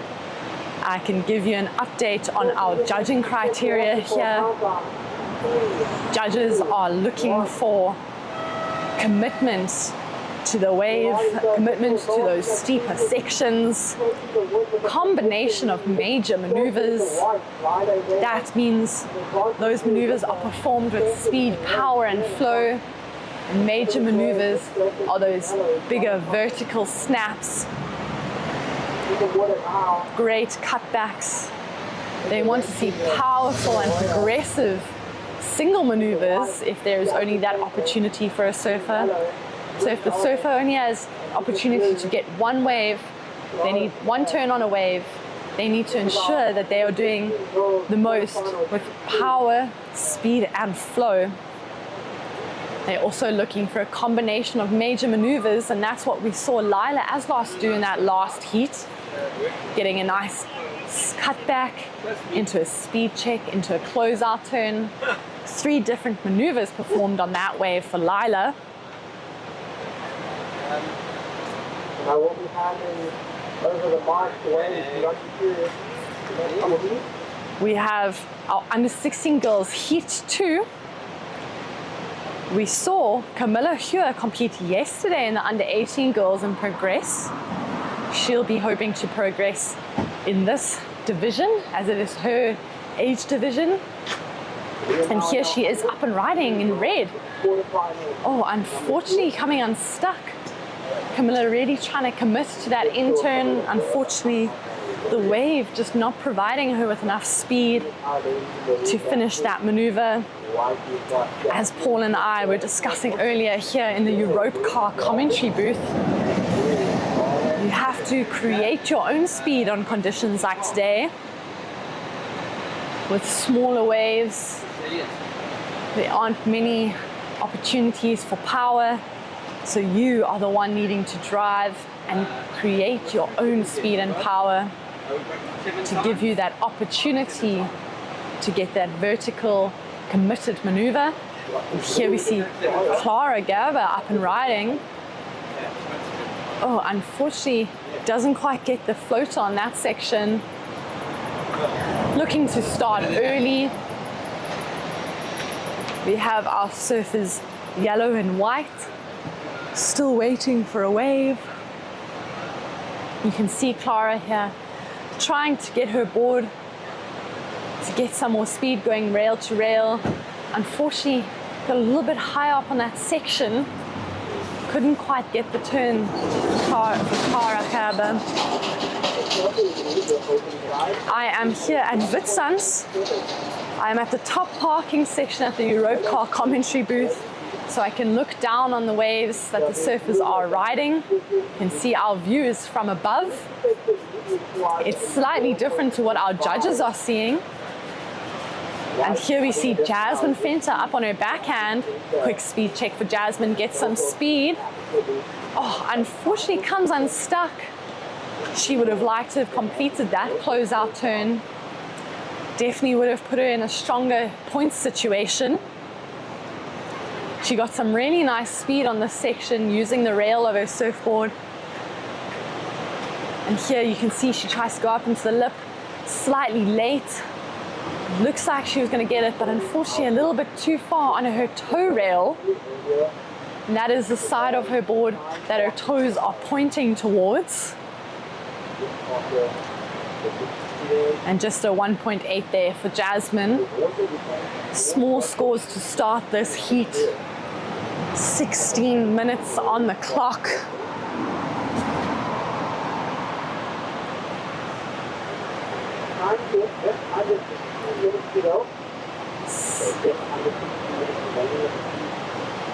There is our seal friend in the front line again, playing in the waves. I know some of our surfers can be a little bit nervous of our seals. Yesterday, I got an afternoon session, the content. Nice one. Can you come here? No, please no. I really got into the first second. You feel so well. Like, what do I have to do then? Just say like, I had a great heat and that. Oh, you lucky. Of our girls quarterfinal heat 1, Lila, can you tell us how it felt to get that 7 at the beginning of your heat? Yeah, it feels really nice. I'm get super nervous for heat, so it's super fun getting a good score like that. And you only had 2 waves, and those 2 waves were the highest scores in that heat. How do you feel about being in this position? Are you feeling a little bit more confident going into our semi-finals at the end of the day? Yeah, I'm super confident, super stoked. And how are you finding this cold water? I know you are from Durban, so you're used to more bikini surfs and warmer waters. How are you finding the cold Cape Town temperatures? Yeah, it's super tricky, especially in the mornings. Yeah, but it's fun. It's nice to be here. Thank you so much, Lila, and good luck for your semi-finals. Thank you. That was Lila, the winner of our quarterfinal heat 1. We are now in the girls under 16 quarterfinal heat 2.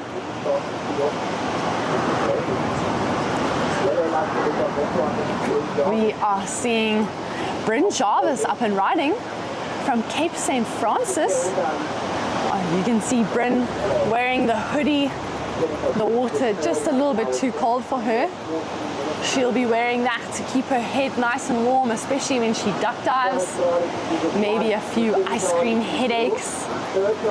But our surfers are out there for 20 minutes. So it's nice and easy. Your feet have not gone numb yet. You can see a set out the back.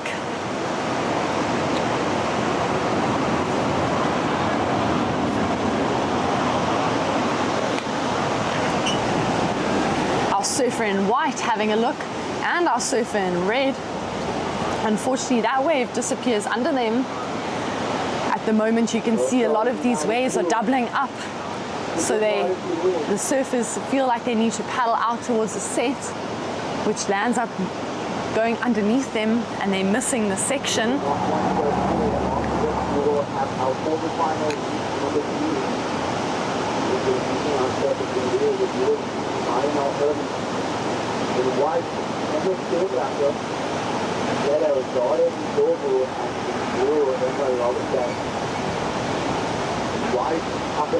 We have white up and riding. That's Jasmine Fenta on her backhand. Nice snap, first snap for Jasmine. Unfortunately, again goes down. She would have liked to complete that second maneuver, really put a statement on that wave to get her score.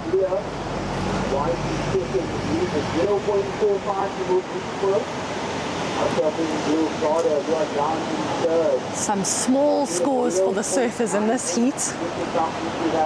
It's a little bit slower than our previous heats, but as you can see, Lila showed us that you can just get 2 waves, and that is enough to win your heat, as long as they are the right 2 waves. Wave selection playing an important role out here at Witsuns today.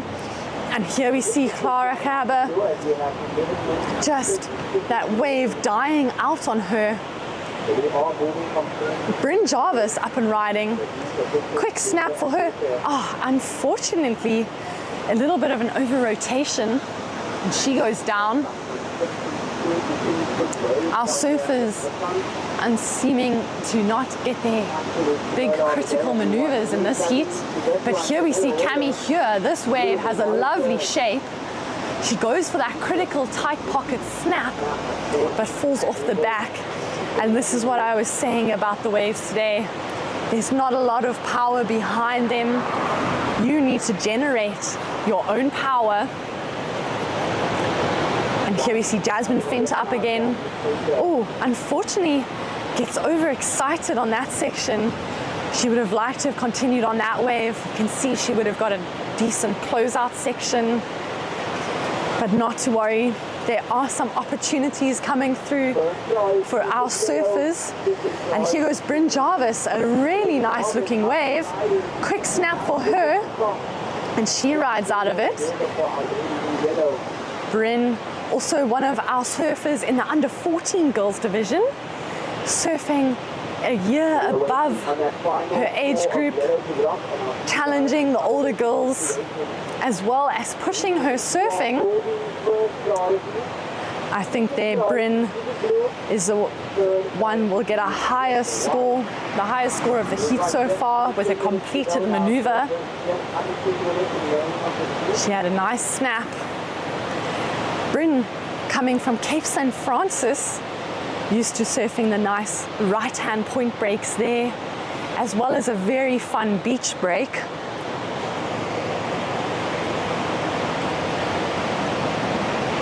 But having come from slightly warmer waters, Bryn getting a 3.07 for her last ride. That is the highest wave of our heat so far. She will be happy with that, knowing that she has completed a turn, whilst our other surfers are struggling to find that in-turn section.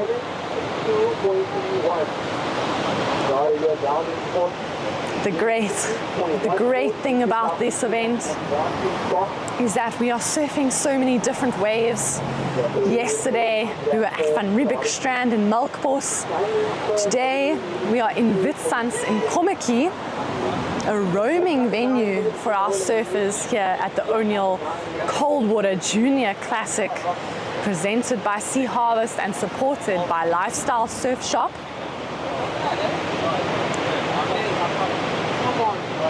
We have a short look from our surfer in red, and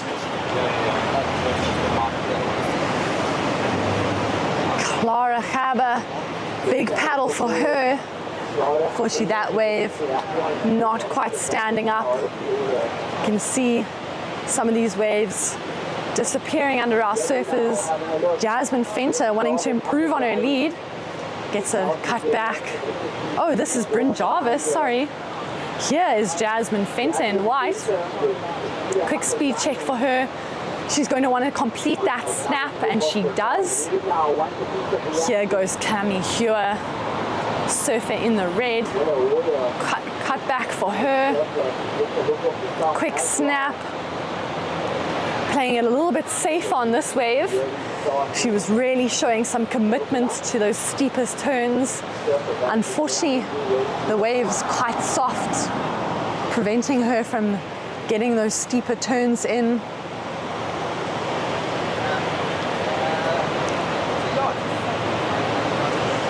Bryn Jarvis still sitting with the highest score of a 3.07. Top two scoring waves counting for these surfers. They have 7 minutes remaining, plenty of time, situation to change, more waves to be ridden.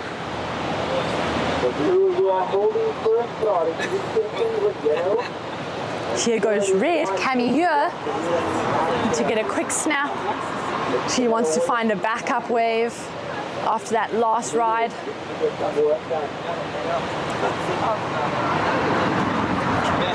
Clara, unfortunately, wave selection is difficult out here today. You will see the surfers who select the better waves have the opportunities to get the turns that they would like. And here, a slight change in situation. Cami Hewer getting a 2.77. That moves her up into the lead. Jasmine Fenter dropping to second. Still waiting for a wave from Jasmine. And Bryn Jarvis in third. Currently only needing a 1.3. A very small score for Bryn.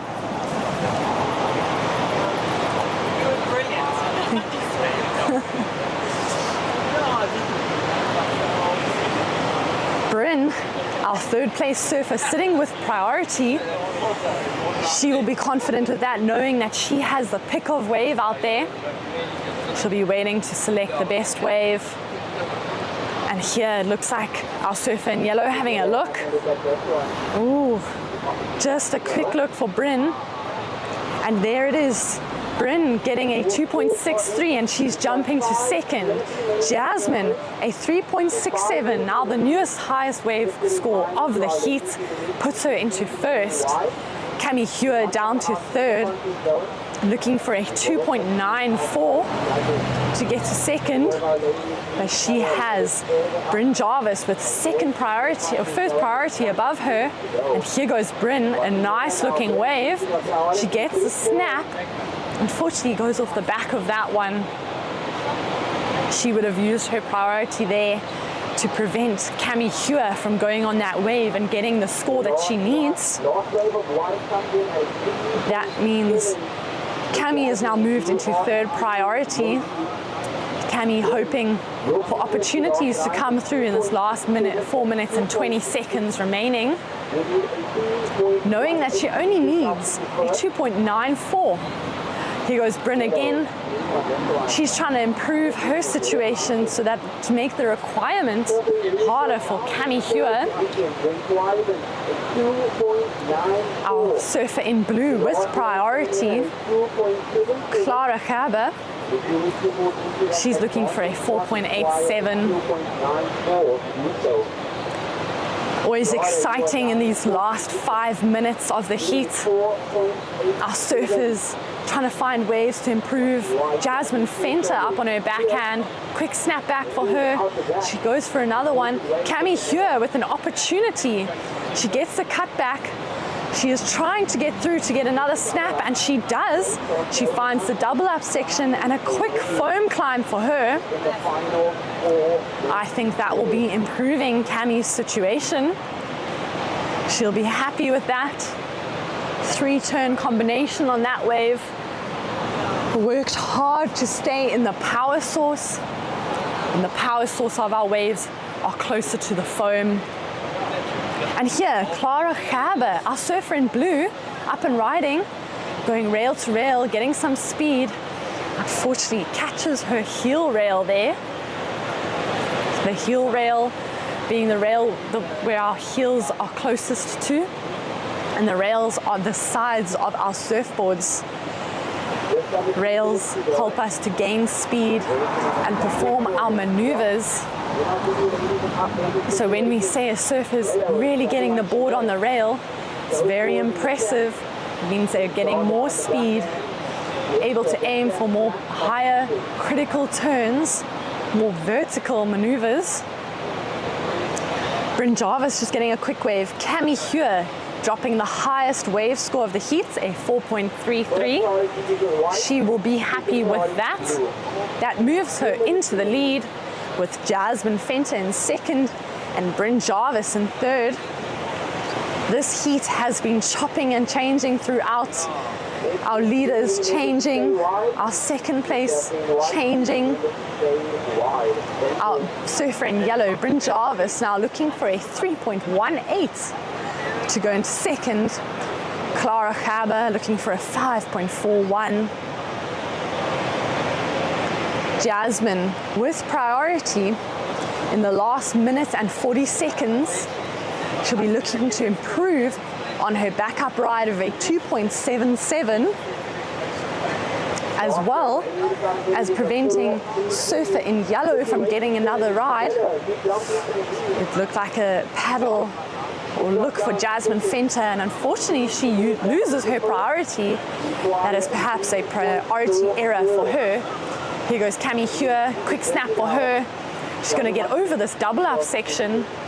Unfortunately doesn't quite get the end turn. Jasmine Fenter losing her priority when she paddled for that wave. That means that Bryn Jarvis is now at third priority. We have some motorbikes coming past us here at Witsuns in Kommetjie. And here goes surfer in blue, Clara Gerber, up and riding. She's trying to get back into it. Can she get the closeout section? Unfortunately, not riding out of that one. We have a wave for Cami Hua, 30 seconds remaining. Will there be an opportunity for Bryn Jarvis to get another score? She needs a 3.18 to go to second. You can see Jasmine Fenter sitting on her inside, trying to use her priority to prevent Bryn from getting a wave. With 5 seconds remaining, unfortunately, Bryn won't be able to find the wave to give her that opportunity. So congratulations to Cami Hua and Jasmine Fenter going through our quarterfinal Heat 2. 3, 2, 1. Okay.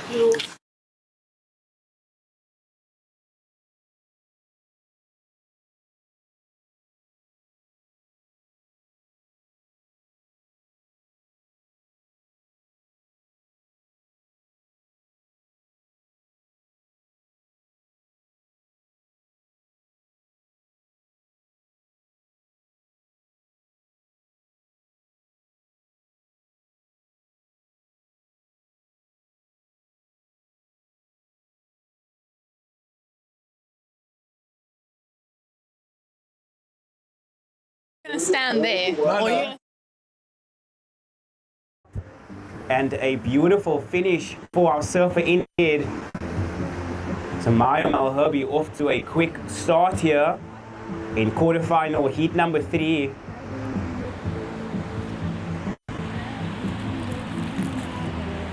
You can definitely come up. Part of the O'Neill family. Hi, I am here in the Europcar commentary booth with Dan Kolnick from Jarvis Property, supporting surfing in South Africa. Dan, welcome. Thank you very much. What a beautiful day to be here. And the waves are almost showing up. I see some kids baggy surfing. That's not been seen in a while in Cape Town. So I know your nephew, Levi Kolnick, great surfer, charging big waves, but your son is surfing in this event, Finn. He is. Unfortunately, he had a little bit of a rough heat yesterday and couldn't get the right wave, so his contest was cut short. But he's here in support of all his friends, and better luck next time.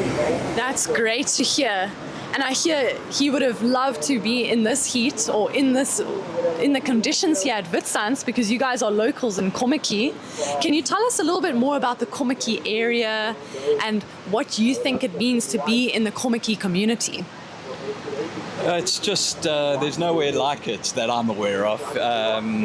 We grew up here, and for quite a large chunk of our adult lives, we were outside of Kommetjie, but always connected to the ocean and coming through to Longbeach. And we came back to live in Kommetjie 5 years ago, and I think it's just been the best thing for our kids. Finn virtually lives in the ocean. And then my other daughter, Sienna, is a tennis coach. And, there's something for everyone in Kommetjie. And, it's just nowhere like it. I feel so privileged to live there and, just participate in the community there. I know I've seen Finn quite a bit at Longbeach when I come to train, often working hard on his backhand, and I can definitely see the improvements in his surfing. Do you think that also has to do with the number of other kids surfing in Kommetjie as well as living there, and they're all pushing each other to the next level? 100%, yeah. They are. It's a complete little breeding ground for Groms, and they do push each other. They've become like family, and having the rest of all the guys from up country here, it's like it's Finn's extended family. So he's so excited to have everyone in town, and there's a full-on buzz in Kommetjie, and that it's amazing. They like, contest aside, they're friends for life, and they have such a joy. Yes, friends on the beach, competitors in the water, and then friends on the beach again. So for our people and our viewers watching right now, seeing how beautiful it is here at Witsands in Kommetjie, can you tell us a little about the properties here? Are there any available if someone is looking for something around here? Can Jarvis help us? We can definitely help you. Properties have become super scarce in Kommetjie and Scarborough and all these areas, as the whole of Cape Town now. But there are some pickings. You know, we've got new plots and new developments, and we have various houses in the middle market. It's if you are considering a move to Komiki, the best thing really is to just engage with an estate agent in the area, and then get alerts for new stuff coming on, because often it's sold before you see the listing. Wow, so high demand here for properties in Komiki, and we can see why with waves like this at Witsuns and other opportunities at Scarborough, Longbeach, maybe even the Inner. How would you describe living in Komiki for a child? Do you think this is an area for families, growing, building? I think it's the most ideal place to grow up.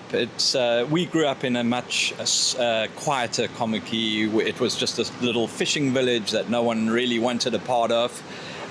We felt a little sort of disconnected from the rest of Cape Town until we discovered surfing. Then we just had no problem at all staying there. And now there's a lot of attention on Longbeach, and it's one of the softer places to surf. So we have a lot of visitors from Europe and that kind of thing. So we have to learn to share our break. But the kids learn good respect being in the water, and how to deal with the visitors. I'm not quite sure if I answered the question. I think that we are spoiled here with great waves and great conditions, and that is why we have so many people from overseas looking to move to this area or buy some property so that they can come here for their summer holidays, winter over there, escaping the winters of Europe. And it's super safe for kids. That's the biggest thing, I think, that you don't have in a lot of suburbs. You can let your kids roam free, bicycles, scooters, whatever. They get around, and they just, they're completely safe in Komiki, because, they just drift from home to home or break to break, and they kind of, eventually when it gets dark, they usually find their way home. I can say that I coach a few girls from the Komiki area, and whenever we meet up at Longbeach, I see them all walking from different corners to come and meet me for their surf session. And it is great to see all of them really pushing each other in the surfing. Right now we have Emma Schönbracker, also a local from Komiki in the water. Have you seen any of Emma's surfing? I'm sure you have, with Finn also being in the water very often. 100%, yeah. Those Schönbracker kids, you would be very unlucky to draw them in a heat. They're phenomenal surfers, frothers, and they definitely know how to manufacture points in any conditions. Yes, they do. And Emma, a great forehand surfer. She's got that signature layback snap. But we have Zara Ndlovu, who is also a new addition to the Komiki community. She has moved there with her mom so that she can do more surfing, because she was finding that she wanted to be in the water more. She wants to improve her surfing, and we can see that. Have you seen Zara out there a lot too? Definitely, yeah. I think she wasn't in this contest, was she? But I saw she was free surfing yesterday. Yeah, she's always out any conditions at Longbeach, and definitely improving, up and coming female surfer. So I think she's going to do well. And here we have Emma, local Komiki girl, Emma Schönbracker. Nice carve for her. She's going to be hoping to get an end section. Unfortunately, just coming unstuck. What would your advice be to anyone wanting to move to this Komiki area as a property owner, as well as someone who lives here? I think you got to realize that it's a simpler way of life, and a lot of the things that you think are prerequisites from, like moving from Takai or whatever. We moved from Capri, and we bought an old house in Old Corm, and we thought we needed high fences. This house didn't have a driveway gate and all of that stuff.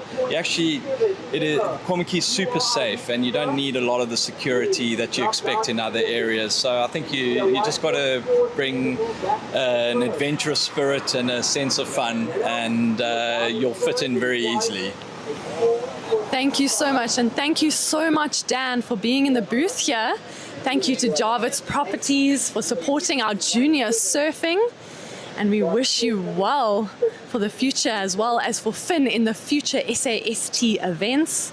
Good luck. Thank you very much. And enjoy your day down at the beach. Thanks so much. Thanks for the opportunity, guys. You guys are putting on a good show.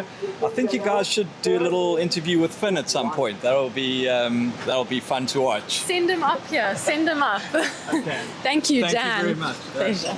Cheers. Cheers.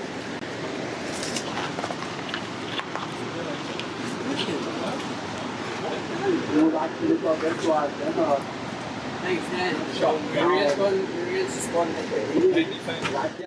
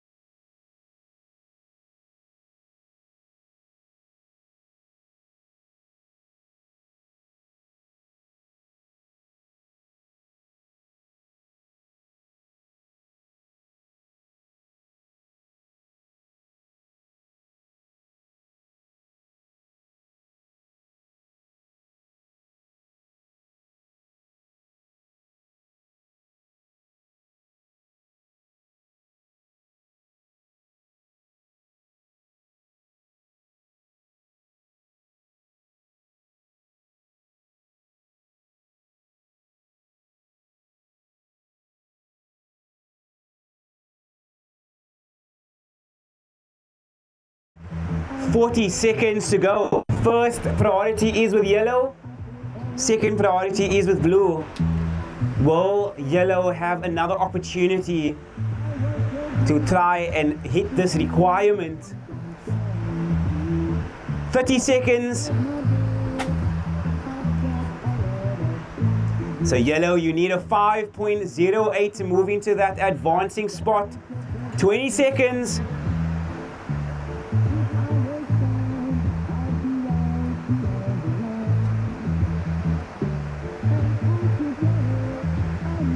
So yellow finding some distance now. Counting this heat down in 5, 4, 3, 2.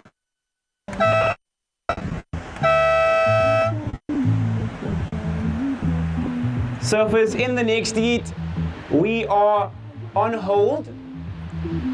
So we are on hold. I will count you down as soon as we are ready to go.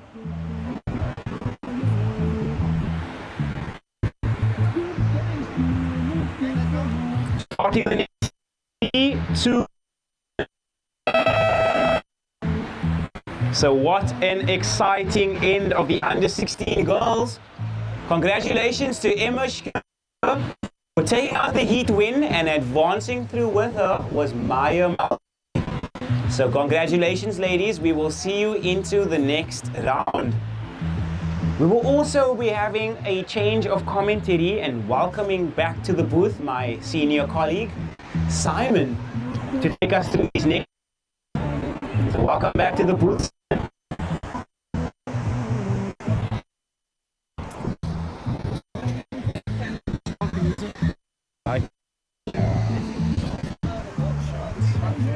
We know there's only one OG.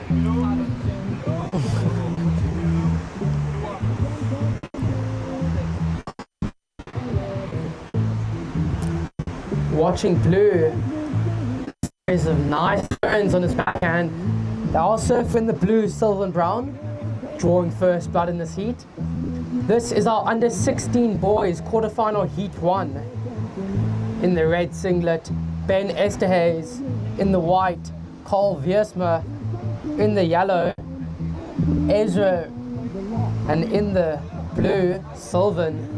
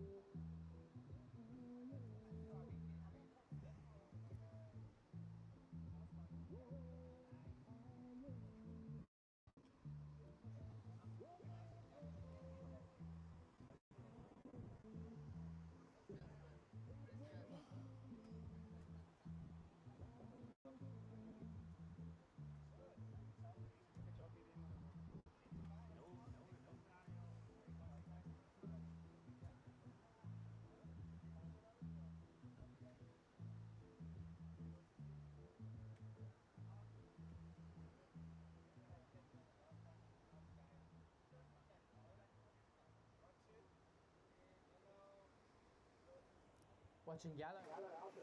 Hello and welcome back to the Innerkom commentary booth here at the O'Neill Coldwater Junior Classic, presented by Sea Harvest and supported by Lifestyle Surf Shop. We just ended off an exciting quarter-final 3 of the under 16 girls. Emma Schönbracher taking the win, Maya Malherben second, and unfortunately Zara Ndlovu and Emma Logenberg going out.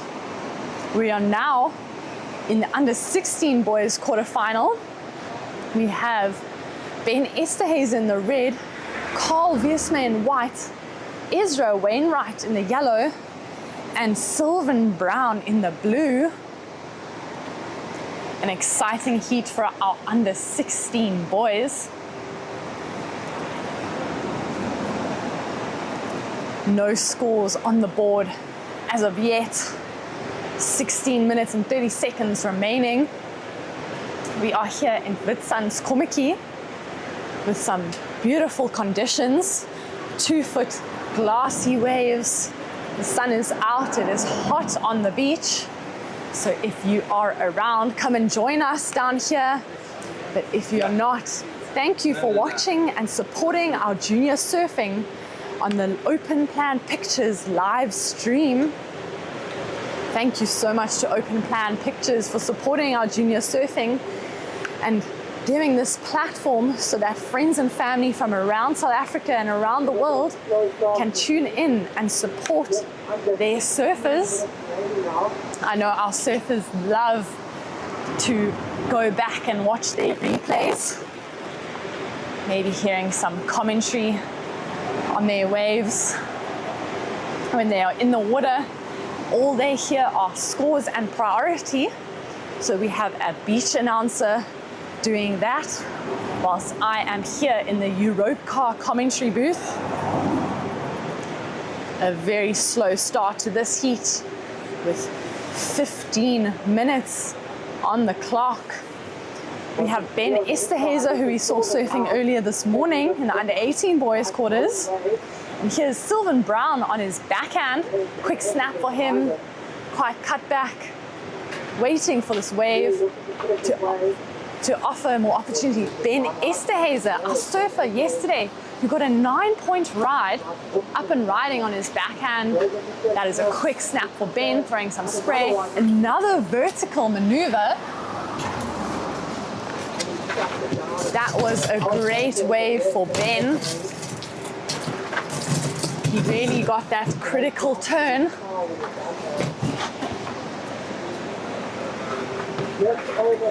And a variety of maneuvers on that wave.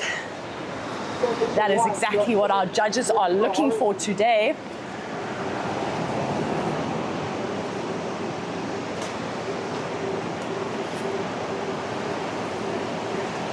Carl Wiersma and Ezra Wainwright out the back. Ezra with just a small score of a 0.83. Ben hoping that his first ride is going to be a great score.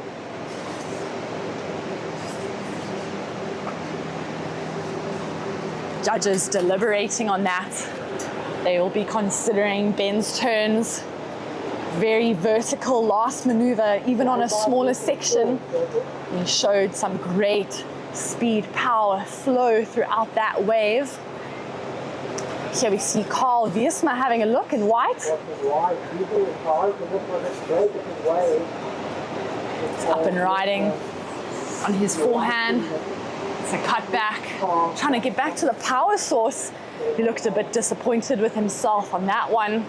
Using his priority, and priority again means that you have unconditional right of way. He will be disappointed that he did not convert on that wave. Definitely some tricky conditions. Waves are a little bit soft for our surfers, requiring them to put their own power and energy into it.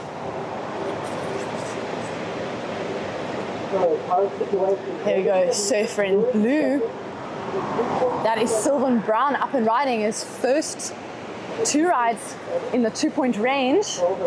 Sylvan up on his backhand, gets a quick snap in there again. Another one for Sylvan, finishes it off. He'll be happy. Ben Esterhazy, back to back. Quick backside sharp turn for Ben. Unfortunately goes down on that heel rail. Looked like a slight over rotation for him. His first ride, a 5.17, putting him in a great position with only small scores for the rest of the heat. As you can see on our slow replay, Ben goes up for that one. You can see his board comes all the way around, and there he catches his front heel rail and goes down. You could see there are some bumps in front of him. A lot of the waves here today doubling up, short period swells that catch up to one another. That means that Ben will improve, although not what he was looking for on that one. Ben, Sylvan and Ezra From Cape Town, we have Carl Wiersma from the Eastern Cape. Carl will be less accustomed to the cold waters here at Witstands and Kommetjie. Whereas our surfers Ben, Sylvan and Ezra always finding cold water surfs for training, unless it's a one lucky day at Muizenberg. Judges deliberating on the last of Ben's. Unfortunately, he will be wanting to replace that second backup score. As Paul Canning and I were discussing earlier, our surfers will be looking for heat totals of 10-point rides, maybe even more, to get through some of these heats. And here's our surfer, Carl Wiersma, up and riding. Gets a nice closeout maneuver there. Goes for the foam climb on the backhand, just to add a little extra to his wave. Sometimes on great waves, our extra foam climb maneuvers that finish off the wave give us slightly more, an extra 0.5 points. The last of Sylvan Brown coming in at 3.5, that improves his heat total to 6.17. We are still waiting for that of Ben Esterhuizen in the red and Carl Wiersma in white. And there is Ben's score, a 3.37. Puts Ben into the lead. Sylvan Brown in second. Carl Wiersma in third. Last wave, a 2.7. And Ezra Wainwright in fourth.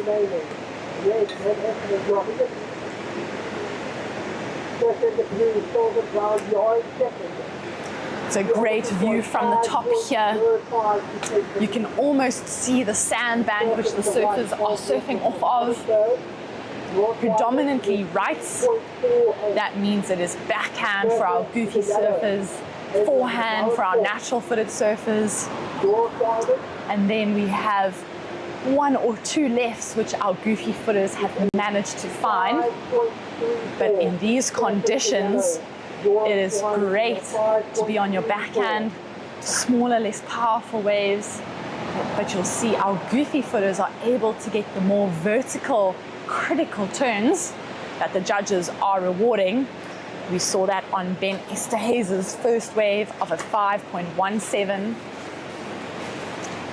We see some of our junior surfers running out for a training session down the beach before their heats, wanting to get a little bit of practice in, last minute, feeling the ocean. A lot of surfers enjoy getting a surf in before their heat, settles the nerves, allows them to feel out the conditions. Sometimes just feeling the ocean makes it a lot easier to get in for your next heat. Ezra Wainwright up and riding on his backhand. Quick speed check, goes for a little closeout snap. He would have liked to get a more vertical turn, but at least he is getting his second scoring ride on the board.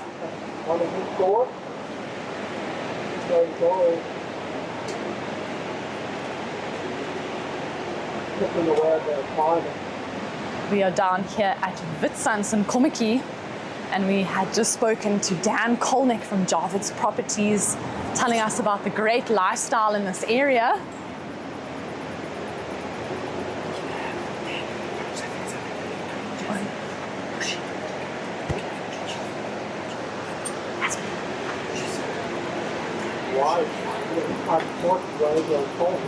White, Carl Wiersma up and riding. It looks like he's finding a nice bowl here. Got the speed check, goes for the cutback, a little bit over pushed. But there he gets a nice critical end turn. Really had to work that wave for what it was. But he'll be happy to end off with an exclamation point for the judges. You can see in his slow-mo here. Nice bottom turn from Carl. He really gets his foot above the lip line. Slight fin drift from him. Great turn.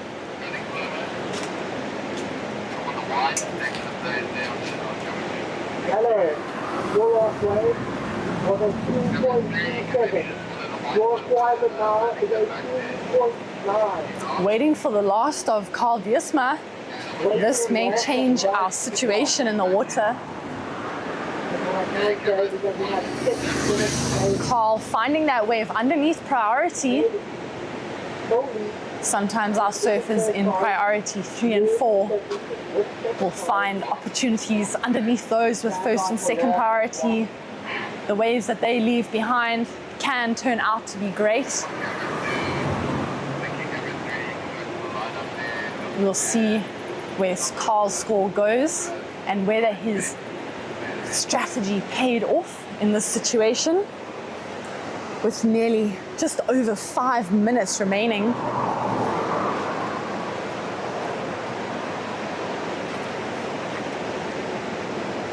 Our surfers, Carl getting a 4.23, the second highest wave of this heat. That pushes him into second. He will be happy with that result. Finding that wave under priority. Great strategy from Carl to keep busy. He knew he needed to get a decent wave in his line. You can see our surfer in blue, Sylvan Brown, needing a 3.44. And our surfer in yellow looking for a 4.66 to move up into second now. Our first and second place surfers advancing to the semi-finals. Unfortunately, third and fourth eliminated from the event. We have a great turnout at the beach today. Lots of spectators on the beach, parents, friends, local komiki, surfers, and here's Ezra Wainwright up on his backhand. He's really getting this wave to work for him. You can see him pumping, trying to get opportunities. He would have liked a better wave. Unfortunately, that wave didn't offer him that closeout section as we see Carl Wiersma had on that last one, which really gave him that opportunity to get that 4.23. Our judges looking for commitment, degree of difficulty, and variety of maneuvers.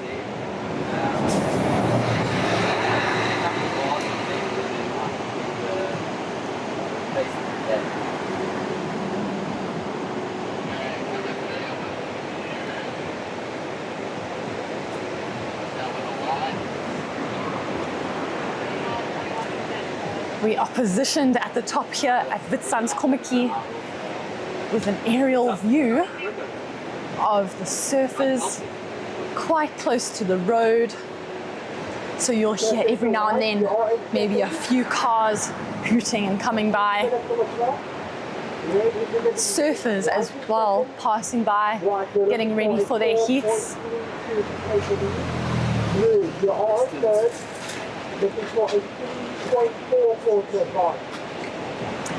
Last of yellow, still waiting for his score. He has small twos in his line.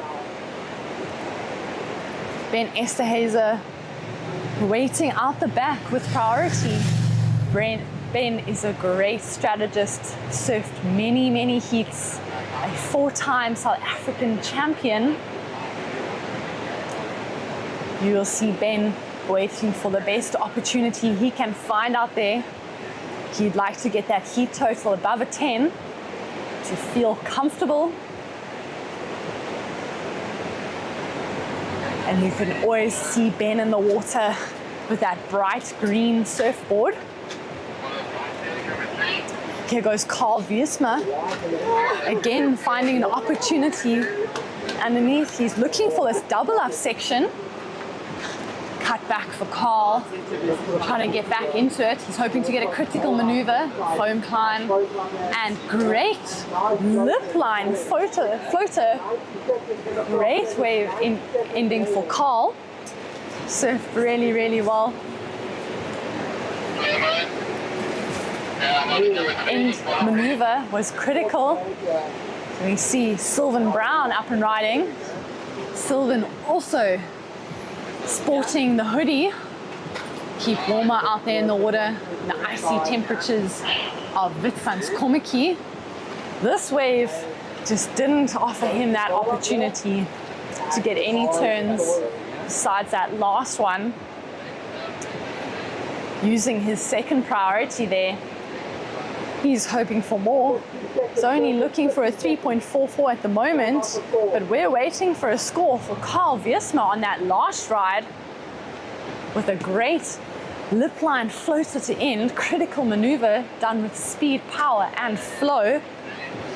The judges should be rewarding him for that.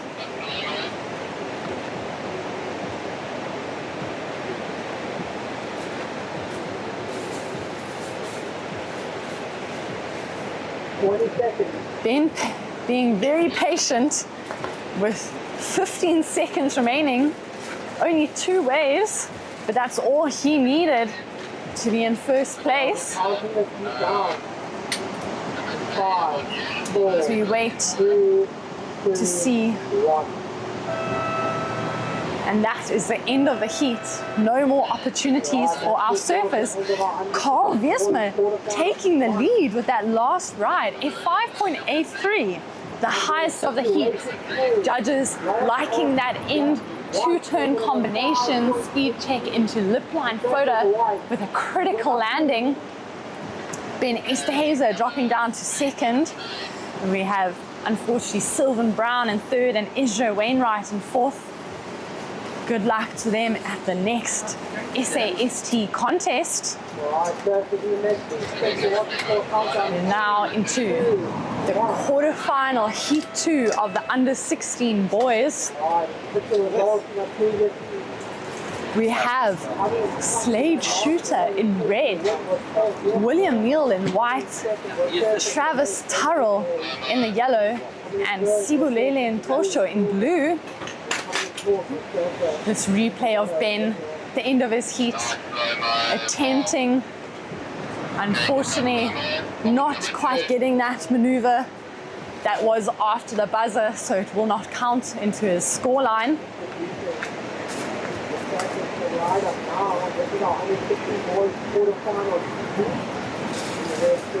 Ben with the simple strategy of 2 waves and 2 good waves to get through that heat.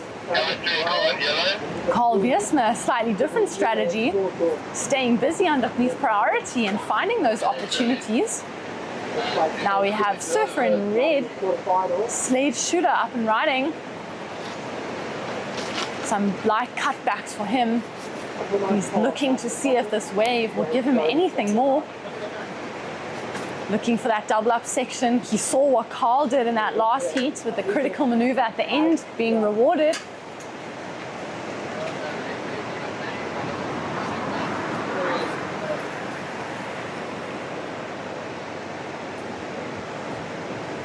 And as you know, Paul and I discussed earlier, there is an O'Neill wetsuit provided by Lifestyle Surf Shop up for grabs for the leaderboard. And this leaderboard is referring to the highest heat totals. So the surfer at the end of the event with the highest heat total, that is made up of their 2 high scoring rides in their heat, can win this leaderboard and win the O'Neill wetsuit. Thank you to Lifestyle for putting up this leaderboard prize. Another incentive for our surfers to push their surfing out there, not only to make it through heats, to get to that final, but to also win that leaderboard. At the moment, Ben Esterhazy sitting with a very high heat total. Yesterday getting a 9 and a 7 in his under 16 boys round 1 heat. It'd be great to see some of our other surfers tackling this. Here's the surfer in red up again, Slade Shooter, staying busy at the start of this heat, putting some pressure on his surfers his competitors sitting out the back. starting off with a 3.17. And as we can see in the last heat, a 3 can be your backup score to get you through into one of those advancing positions. There are some lovely waves coming out the back. William Neal going on a left on his backhand. And we've mainly seen rights this morning, but William finding the rare left. And that is Travis Turrell out the back. Quick closeout turn for him. He's going to see if this wave will reform, give him some more opportunity. Perhaps a critical closeout turn maneuver for him. He is working it. Unfortunately, that wave not forming how he wanted to. And that is one of the things I always tell the girls that I coach, is that you surf the wave for what it is. What is the wave providing you instead of what you want it to do? Because when we think about what we want a wave to do, that's when we miss the opportunities that the wave is actually giving us. You see Travis looking, hoping for that closeout section again, but unfortunately it didn't work out. And now he's going to go out and find another one. But great read. You could see it was going to double up. It was just whether that wave was going to double up enough for him to get a second maneuver.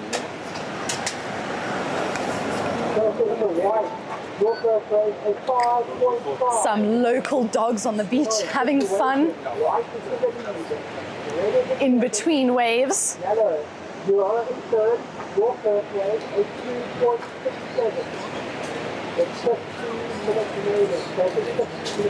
15 minutes remaining for our surfers. William Neal getting a 5.5 for that left.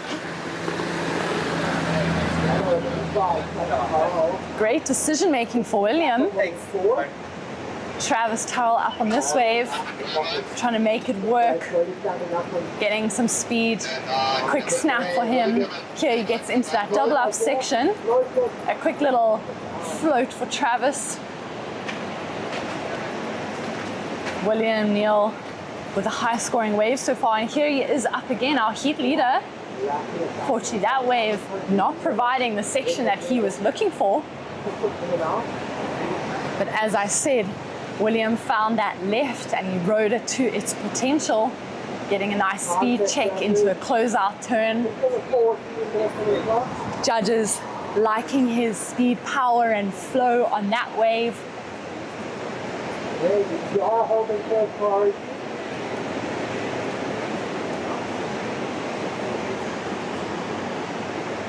Our surfer in red sitting out the back with priority. And as we're sitting here, you can see the wind is picking up ever so slightly. We still have some lovely glassy conditions down here for our surfers.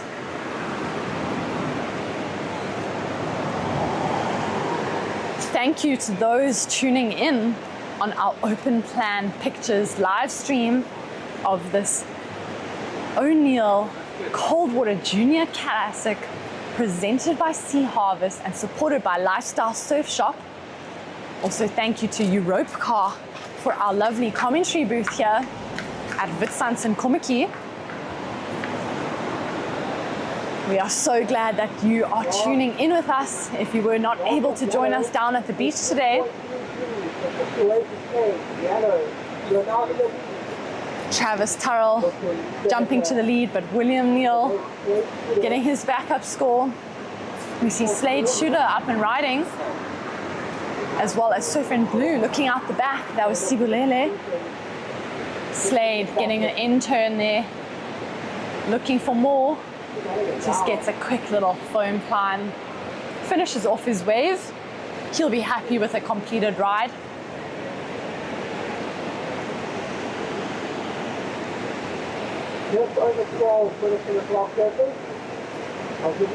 Unfortunately, Sibulele hasn't had a wave yet, but he does have priority. He has unconditional right of way out there. He can choose any wave he would like. Also a big shout out to Surfing South Africa for putting on these events, for creating the SAST Junior Tour, which improves and which is made up of 6 events. This being the first of this year. Surfers at the end of the year getting an overall ranking. Most of them looking to win. Others will also be looking at junior team qualification. This event counting towards their points for that selection.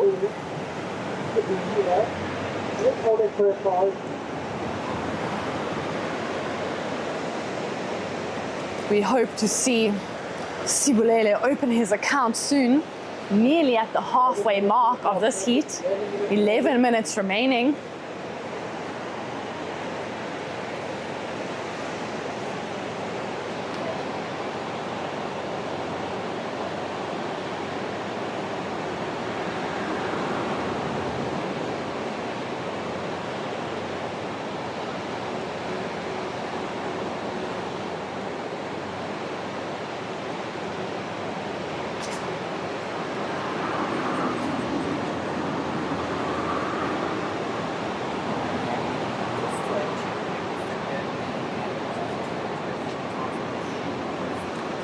A bit of a lull out here for our surfers.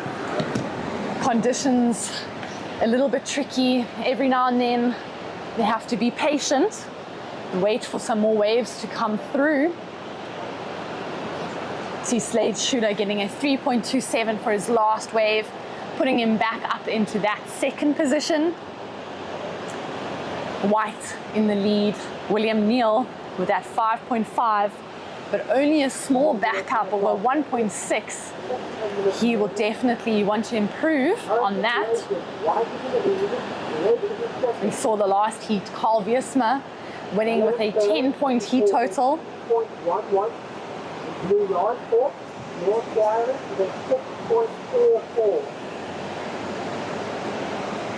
Blue still looking to open his account, Siwelele.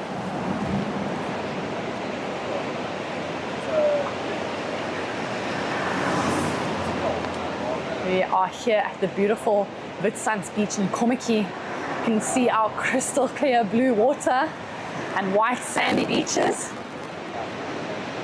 Unfortunately, when it is crystal clear like this, you know that the water is a little bit icy. And that is us looking down towards Misty Cliffs area. Another spot for surfers to surf at. You can see here, surfer in red having a look. Surfer in yellow also had a look at that one. Red is up and riding. That is Slade Shooter. Trying to get some speed and get into this wave. The wave not quite offering him that first section. He gets that speed check. Looking for something more here. What is he going to do? Goes for a nice little fin drift turn, ending off that wave. One of the golden rules that surfers like to go for is a nice opening maneuver to grab the judge's attention and a closing maneuver to end off the wave and seal the deal. Slade sealing the deal there. Unfortunately, didn't quite have that first turn, but he was patient enough and waited for that one.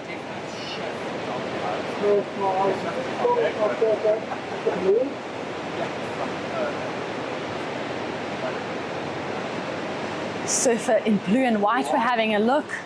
White is William Neal, our heat leader, up and riding. He's cutting back to the power source of this wave. Looks like it's going to offer him some opportunities. Great cutback for him. Nice snap. He's getting over this double. Oh, unfortunately gets stuck on the back of that double up section. Looked like he had the speed and opportunity for that. Maybe pushed a bit too hard on his front foot. But that will improve his backup wave of a 1.6. Put him in a stronger position. Slade Shooter getting a 3.3 for his last wave. White looking for some more opportunity. Unfortunately, he goes down. We would like to see Sibulele on a wave, knowing that he can show up in this contest. 6 minutes and 40 seconds remaining.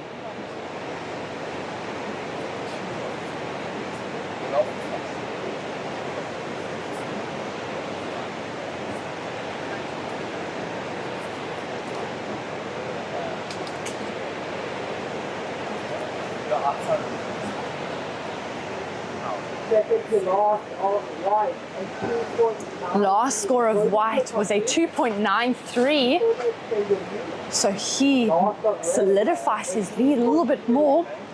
Slade Shooter needing a 5.14 to take the lead from him.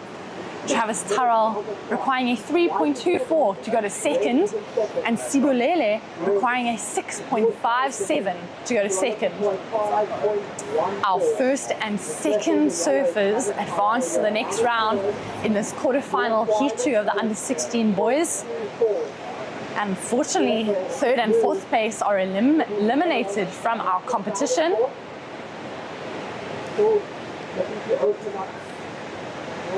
This event is a great opportunity for surfers to showcase their surfing at different breaks, learn from different surf conditions, and understand different waves, because after all, that improves our surfing. It was a great day yesterday down at Van Riebeekstrand in Melbas. Now we are here at Witstandskommetjie.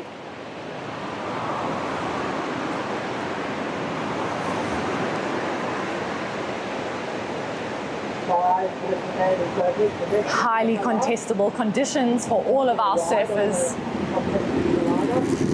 Here goes surfer in blue, Sibulele, up on his first ride. Fortunately, that was not the wave he was looking for. Too much foam. He couldn't get around the section to get to his backhand turns.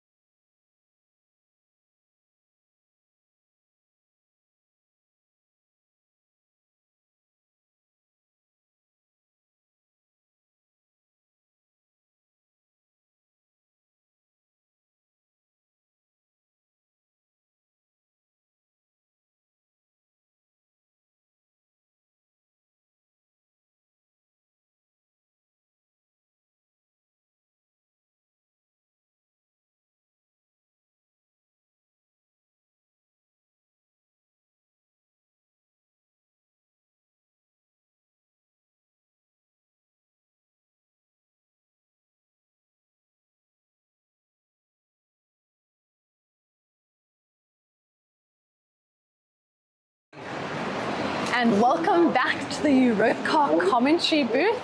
We are now in quarterfinal Heat 3 of our under 16 boys here at the O'Neill Coldwater Junior Classic, presented by Sea Harvest and supported by Lifestyle Surf Shop. We'd also like to shout out to Open Plan Pictures for this great live stream that you are tuning into at home. We have our surfer in red, Benji Paul, up and riding. Great two-turn combination for him on his forehand. Nice speed throughout that wave for Benji.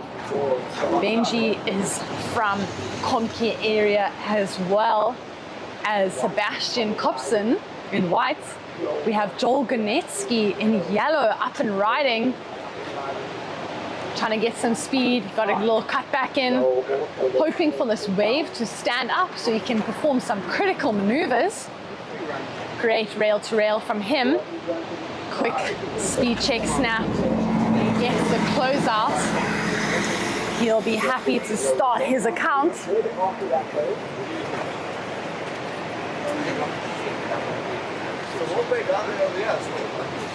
after the stage, after the car, you'll see the speaker. We have some surfers, Marcello Zebi, walking past us here. He will be in the next quarterfinal heat, Heat 4.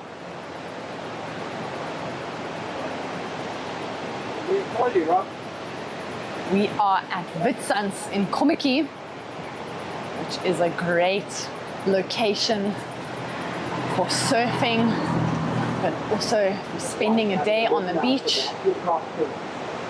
Quick turn out there for our surfer in white, Sebastian Kopsen. He's working through this double up section. Quick snap for him. Trying to stay close to the foam, to the power source of our wave. Getting a few speed checks in. He'll be wanting to get something a little bit more critical. Unfortunately, he goes down on that closeout turn. Yes, our judges are looking for variety of maneuvers, but it also considers commitment and degree of difficulty. And you'll see that it is not always quantity, but quality of the turns that our surfers are doing out there. We have some nice glassy conditions. Yellow up and riding again, looking on the inside.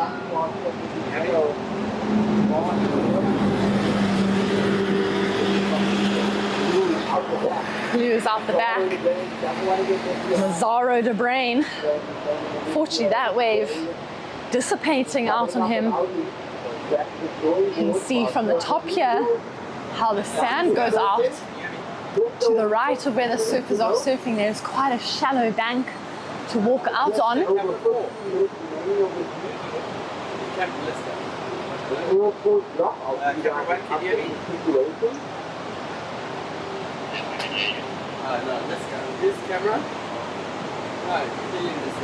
Our last heat saw William Neal and Travis Turrell getting through.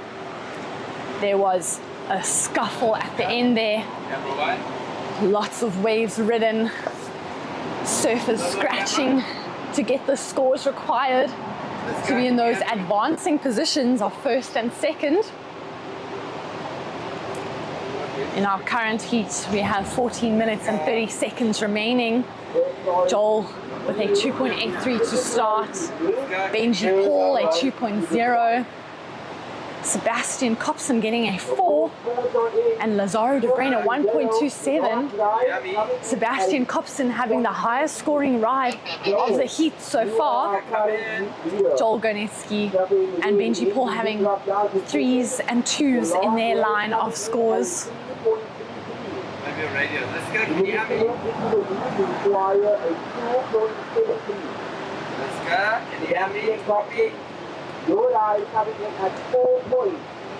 Here goes our heat leader at the moment, Joel Gonetsky, up and riding again, trying to make the most of the opportunities that he's given.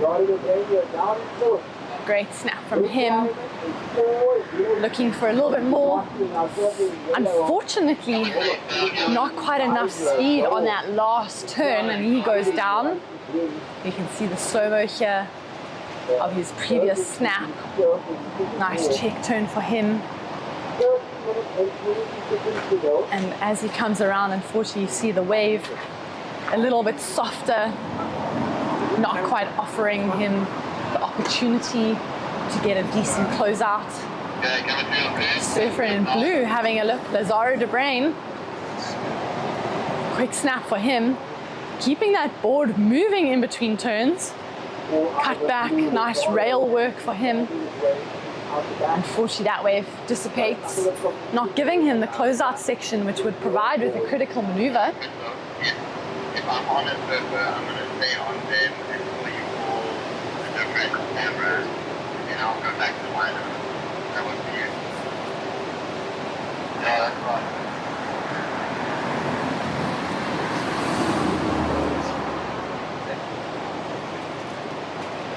We have 12 minutes and 20 seconds remaining. Thank you for tuning in on our Open Plan Pictures live stream of this O'Neill Coldwater Classic. It's presented by Sea Harvest and supported by Lifestyle Surf Shop.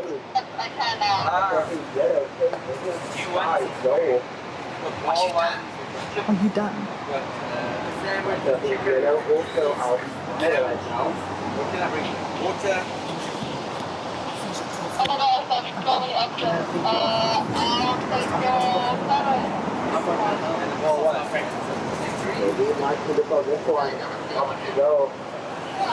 We have surfer in red Benji Paul up and riding on his backhand. This wave a little bit smaller than what he would have liked. He got that quick snap back. And then we have our surfer in white Sebastian Copson, still with the highest scoring ride of the heat.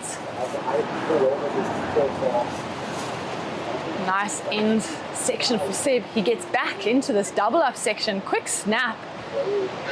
Another one for him. He's trying to work this wave for all it's worth, hoping to get a decent backup score to put him into an advancing position.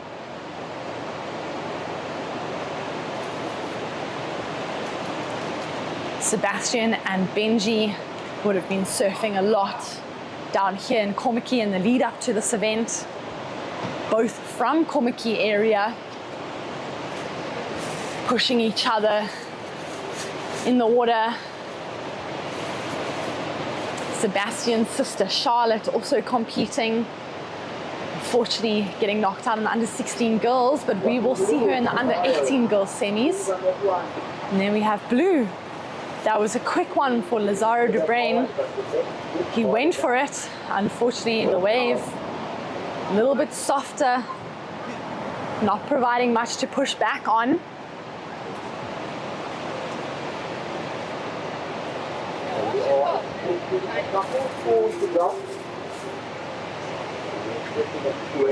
Waiting for some scores to come through for our surfers before giving an updated situation.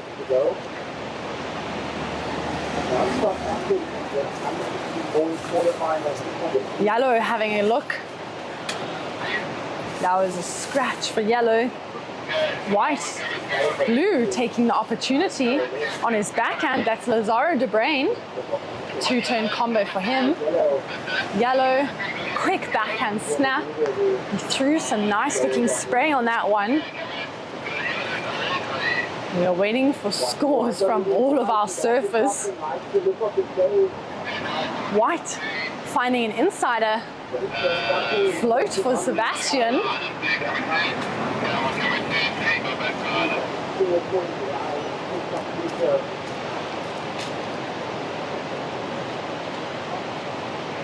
And as we wait for scores of our 4 surfers in this heat,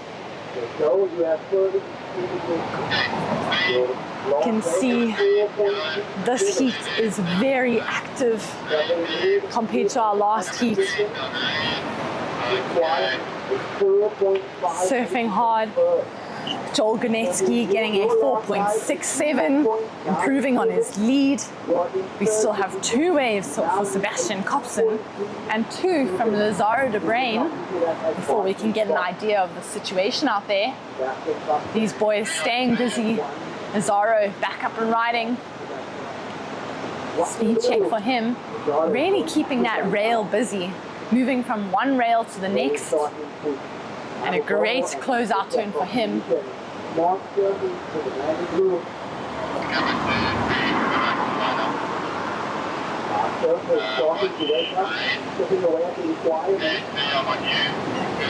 Red, Benji Paul now up and riding. This is non-stop for our judges. They will be deliberating, putting down scores as quickly as they can, comparing waves. White finding another little bowl on the inside. Gets a nice snap. Working this wave through. He'd like to get an end section. Unfortunately not coming through. So as you can see, I am here at the Europcar commentary booth. I am at the top parking of Witsuns, and we have our judges slightly lower down. So they see a slightly different view to us of the surfers. They have a beach commentator on the beach giving the surfers updates on their heat score and priority. We have quite a few scores to come in.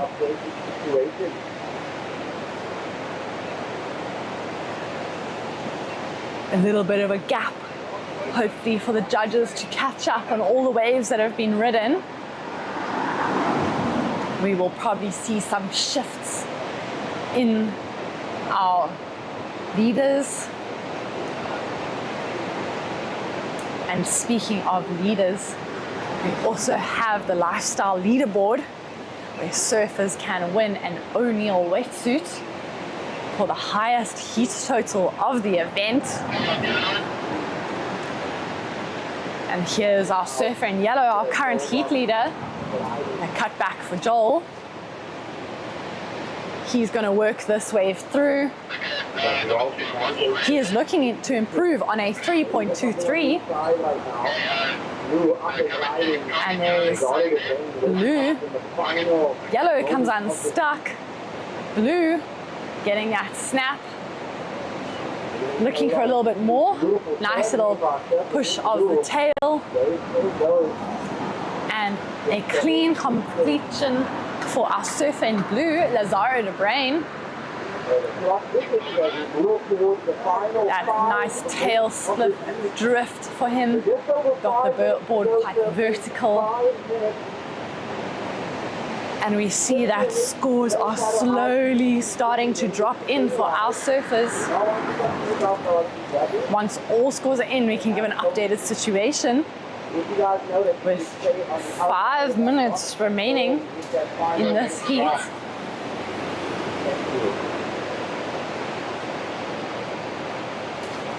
We are waiting on a couple more scores to drop. And when they do, I will give you guys an updated situation. As it stands, 5 minutes to go. Benji Paul, our surfer in red, sitting out the back with priority. He is going to be looking for the best wave he can find out there. Looking to get a better score, to take one of those advancing positions. First and second will be going through to our semi-finals. Unfortunately, third and fourth knocked out of competition. Can be quite a brutal sport. No second chances. And here is our seal friend again in the front.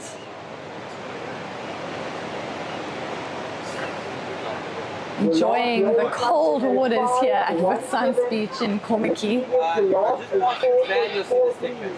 The situation change. Lazaro, you are our music leader. And here are some updated scores. Lazaro Derdesteen getting a 4.43 and a 5.17 on his last two waves. Sebastian Kopsen with a 4.3 and a 4 in second. Joel Gonetsky with a 4.67 and a 3.27 in second. And that's our surfer in white, Sebastian Kopsen, drifts those fins, hoping to improve on that 4.0. And Benji Paul is in fourth with a 3.33 and a 3.67. It has been a change up in our leaderboard. We had Joel Gonetsky and Benji Paul in advancing positions, and it has been flipped over by our surfers in blue and white, jumping to first and second. You can see how busy our surfer in yellow has been. 9 waves ridden for him. Here goes Sebastian Kopsen again. Got a 4.97 for that really nice fin drift maneuver on the closeout section. He furthers his second place position. That means that Joel will be needing a 4.61 to move up to second, and Benji Paul requires a 5.6 to move to an advancing position. Here we see Joel Gonetsky up again on his 10th ride, getting a cut back. He's looking to see if this wave will give him some opportunities. Quick speed check snap into another carve. Here he goes, working towards the end section. And Benji Paul out the back using his priority, our surfer in red on his backhand. Sticking close to that power source, being patient, waiting for the wave to give him the opportunity. It's on his backhand, he wants to get nice and vertical. He gets that in turn, but I think he would have been looking for more on that. With that 90 seconds remaining.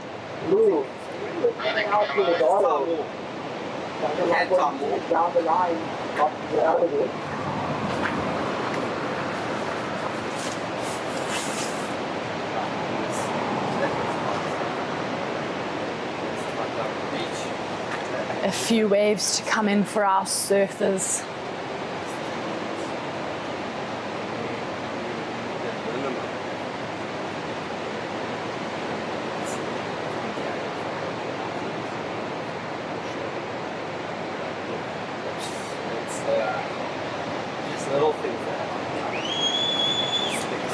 Yesterday, we were at Van Riebeek Strand.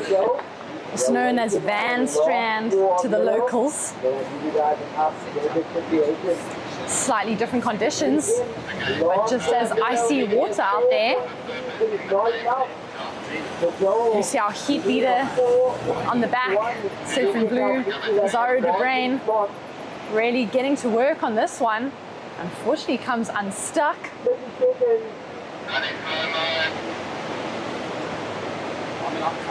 Benji Paul looking for something underneath priority. When our surfers are in third and fourth priority, they often are looking for different opportunities. Maybe a wave underneath those surfers with priority. And our surfers in blue and white progressing. You can see a seal right next to our surfers. Playing around, there he is. You saw him jump next to our surfer in white, riding the same wave. Enjoying having some company in the water, I'm sure. And we are now onto our quarterfinal Heat 4 of the under 16 boys.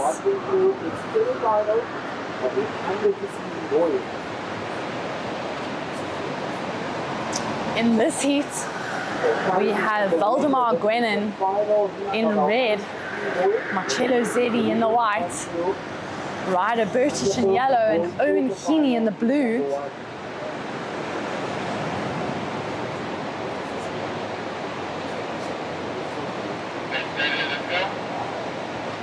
Currently in the water here, we've got the local boy Valdemar. You can see our surfers coming in and those sitting out the back for the next heat. They are looking a little bit further out than the last heat, hustling for position, it seems. We've got just under 19 minutes remaining of this heat.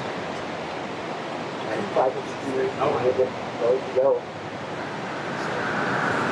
It was an exciting changeover in that last heat. Surfer in yellow and red were holding their advancing positions, and then we saw Surfer in blue and white getting the higher wave scores and changing it up. Surfer in white, Marcello Zetti having a look. First wave of this heat, surfing that bright pink surfboard.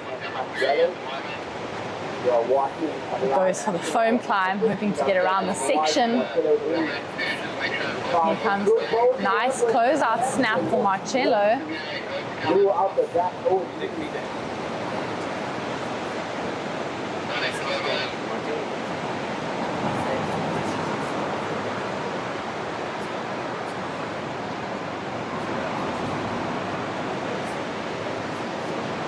This is the last heat of our under 16 boys quarterfinals. We will then be going on to our under 14 boys quarterfinals. Still an action-packed day here at Witsuns in Kommetjie. Beautiful conditions. The sun is out. Some fun waves for our surfers. Glassy conditions. Always great seeing our surfers come in after a heat, giving each other high fives, congratulating, wishing the other luck for the next event. Highly competitive in the water, but best friends out of the water.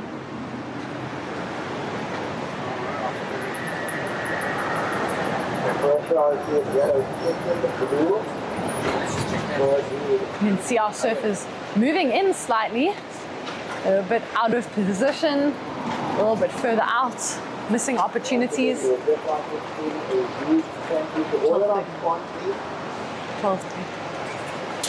30. Yeah.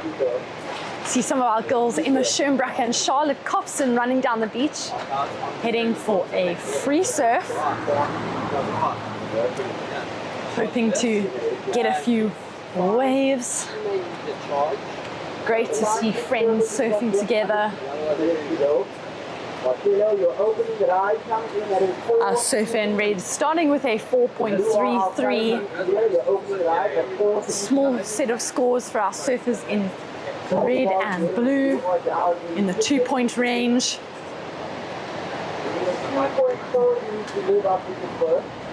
Early days in this heat. We have yet to see Ryder Burtish on a ride.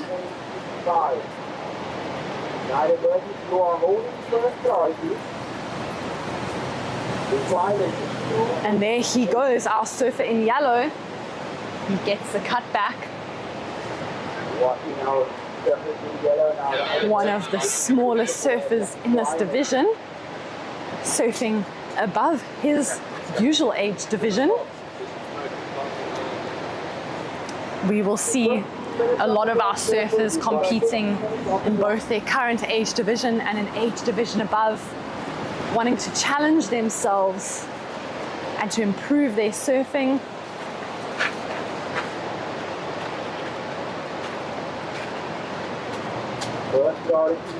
These events are towards our SAST Junior Tour. Surfers looking for that coveted rankings title.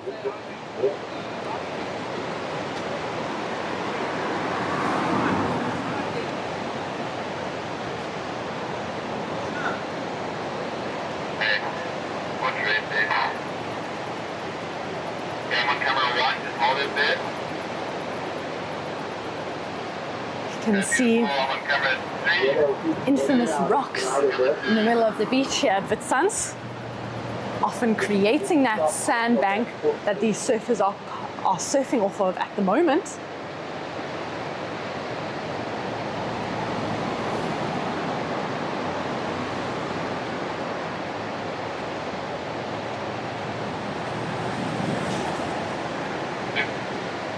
We would just like to give a big shout out to the sponsors of this event: O'Neill, Sea Harvest, Lifestyle Surf Shop, Surfing South Africa, and a big thank you to Open Plan Pictures, putting together our live stream so that you can watch the event unfold. And also big thank you to Innerkom for sponsoring our commentary booth. Our surfer in blue up and riding, that is Owen Heaney on his backhand. Gets a nice snap there. He's going to work it over this double up section, unfortunately getting stuck behind. Ryder Burtish in second place position with 2 small scores. Marcello sitting with the highest heat score, a 4.33 at the moment. But I'm sure we will see improvement throughout this heat with 12 minutes and 30 seconds remaining.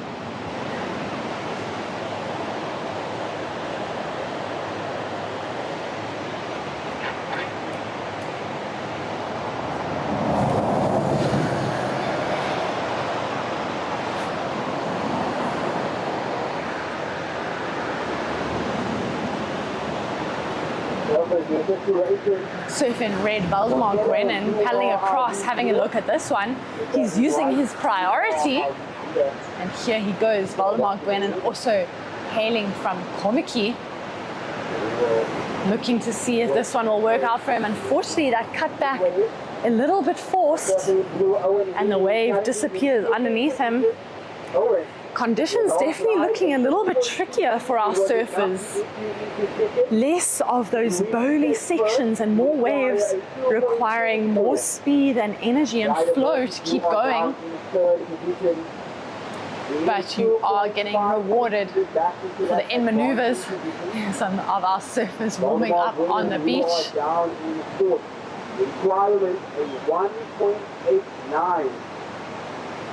11 minutes and 20 seconds on the clock.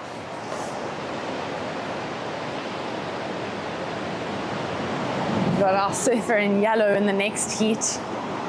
That is Duke Golding, warming up on the beach with his friends. He will be in the under 14 boys quarterfinal.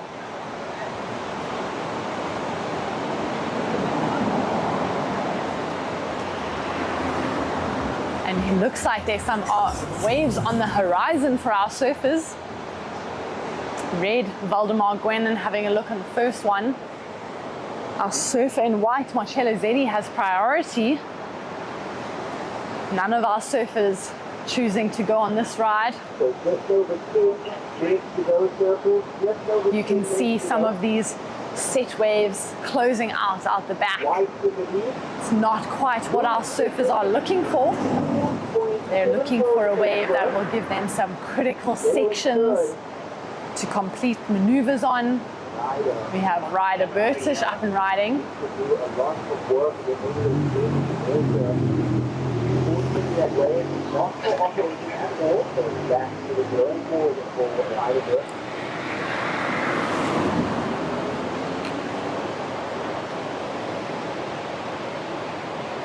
Here goes our surfer in red, Valdemar Gwennon. He will have to be careful as he has lesser priority than blue.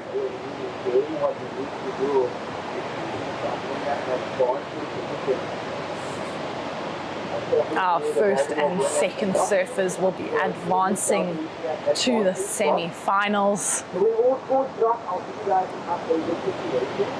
We have 9 minutes and 20 seconds remaining. And I can tell you that these 20-minute heats go a lot quicker when you are in the water under the pressure of performance and selection of the best waves, whilst we can sit in the comfort of our homes or chairs or watching on our YouTube. The 20 minutes has a little bit more freedom. But unlike for our surfers, they're going to stay active, thinking clearly and selecting the best waves possible for their heat. You can see Blue looking at an opportunity.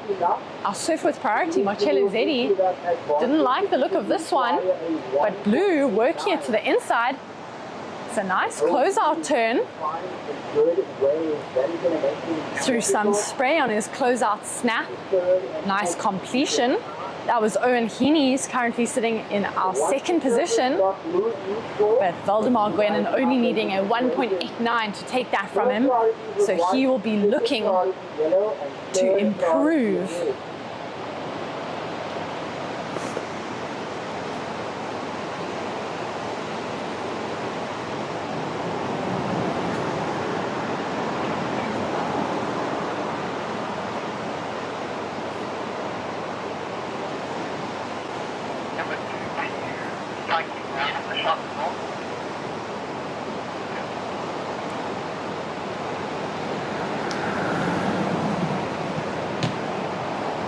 Seven minutes remaining.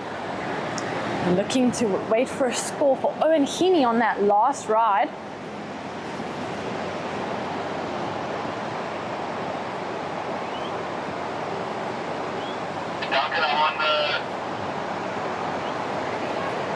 A set out the back.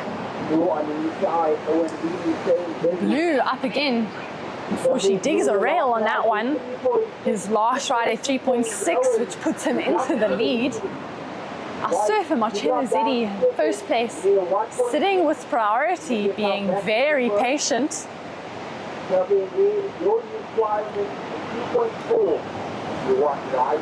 He will want to get a better backup score, make the requirement harder for Valdemar.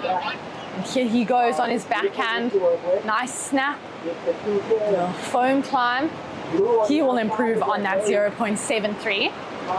Owen Heaney up again on the inside. Quick one for him. As we can see, we start getting closer to the 5-minute mark of our heat. Our surfers starting to look a little bit more aggressively for opportunities. Those in first and second trying to get scores, make it harder for our surfers in third and fourth to take their positions. And third and fourth are looking for just a small score, a 2.4 for Valdemar, but we are waiting for a ride from Marcello Zeddy. This can change the situation for these surfers. We are down here at Witsands Beach in Kommetjie, and it is a lovely day here. Great waves, the sun is shining, and lots of people and spectators down here watching. If you are in Cape Town, be sure to come down and support our young junior surfers. Here goes our surfer in red, that is Valdemar Gwenin. Cut back for him. This wave looks like it could shape up and give him more opportunities. He gets a nice snap. Can he get over this bump to get a finishing maneuver? He gets a foam climb. Valdemar hoping to improve, as we can see. Marcello Zeddy, his last wave, a 2.53. Owen Heaney also improving on a 2.93 backup score. Ryder Burtish is now in third, requiring a 4.26. And Valdemar Gwenin, our surfer in red, needing a 3.86 to go to second. He's just had a ride. We're going to see what the judges will reward him for that. We have 4 minutes and 30 seconds remaining. We see in these heats situations changing. consistently. You can never be comfortable. Rider Bertie drew it down in third position. Requirement a 4.26 to get yourself into that advancing spot. Valdemar, you are down in fourth position. We are waiting on 1 score to drop, and then we will give you your updated. We are waiting on that score from Valdemar. Our judges assessing degree of difficulty, commitment, major maneuvers, combination of maneuvers, as well as speed, power, and flow. These are always important for the judges to get right, as this either determines whether a surfer will advance or not, which can be quite a difference in points. That is surfer in white. Nice snap for him. I like the spray on his board, really prominent, and we can see our surfers in yellow and white both taking off, but yellow had a lower priority than blue, so he had to pull out. Blue getting a nice two-turn combo, and the judges have more work on their plates now as they assess those last two rides. Very quick decision making from Ryder Bertish. He knew that blue had priority, pulled out of the way very quickly to avoid any interference calls. Blue making the decision to get a two-turn combo, and we saw that he has been improving on those.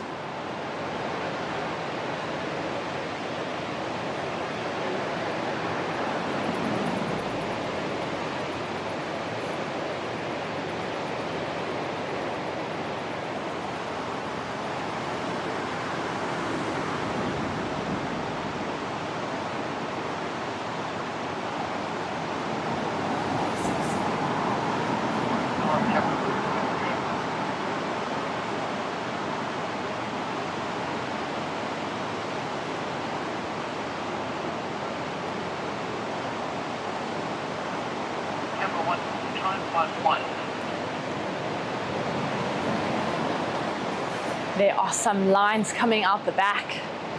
Whether these will materialize for our surfers, we will have to see.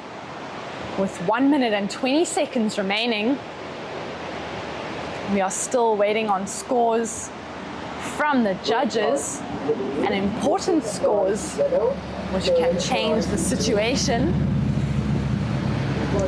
We've got Valdemar going and looking at a ride here. Here he goes. Quick snap for Valdemar. His last wave, only a 3.6. Unfortunately, not taking him into that second position. He is looking for a 2.94 to go to second. But we are waiting on a wave from Marcello and Owen. Surf in yellow, Ryder Bertish. Nice completion for him. There we see Owen Heaney going on his backhand. He has found a rhythm on these waves. Quick snap and a nice closeout maneuver for Owen. You can see he is starting to feel his backhand out there. Feeling a little bit more confident at going for those quick backhand snaps. We are waiting on scores for all our surfers from the judges. Taking their time, decide on the scores, looking at the scale. We are on hold. We are on hold.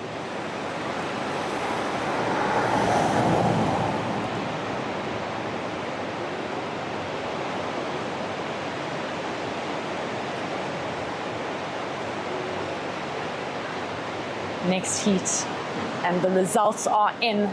Marcello getting a 5.67, remaining in the lead. Owen bettering his situation on those last two rides with a 4.37 and a 4.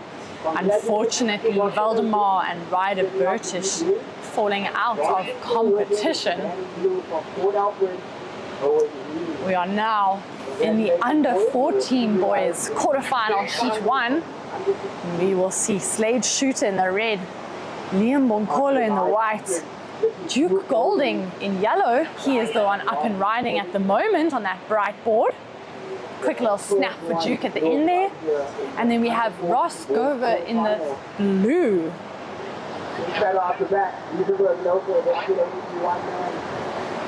White, Liam Bonkolo up and riding. Great first turn for him. Unfortunately, doesn't quite get that cutback. We saw Slade Shooter competing not too long ago in an under 16 heat.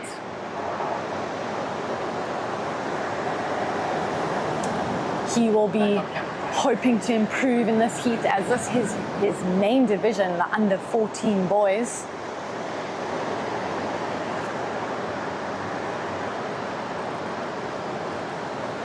Welcome back to the booth side.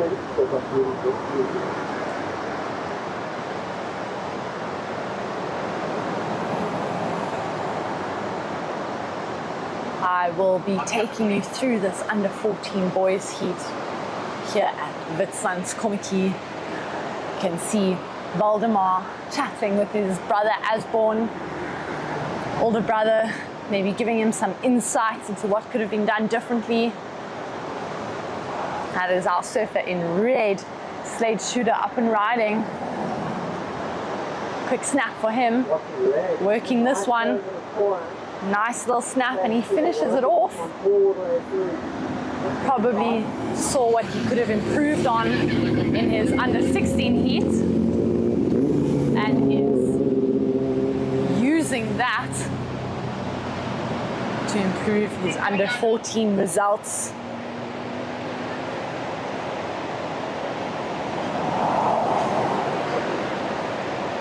Slade Shooter starting with a 5.5.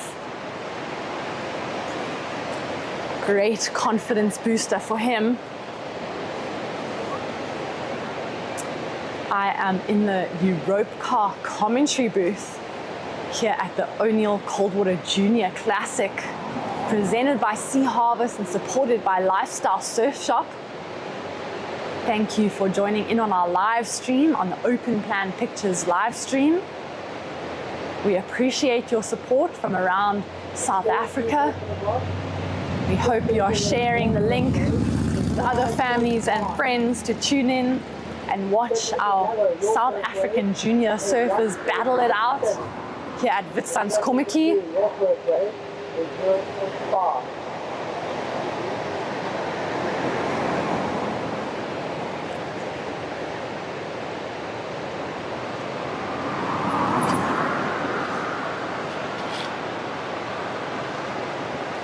Only small scores for our other surfers in the heat. 2.5 for Liam, a 1.67 for Duke, and Ross 0.5. It is still anyone's game out there. The current situation, Red is in the lead with a 5.5 and 4.17. I couldn't get fit. It's okay. I'm going to work on it. Scoring rather 2.5. Surf in the yellow, you're down to third. Your requirement is a 0.84. And surf in the blue, you're down to fourth. We are looking for a 3.01 second. Just over 15 minutes on the clock. Surfers have 15 minutes and 30 seconds remaining. We have Slade getting a backup wave of a 4.17. Two good scoring rides for him, putting him in a comfortable position in the lead.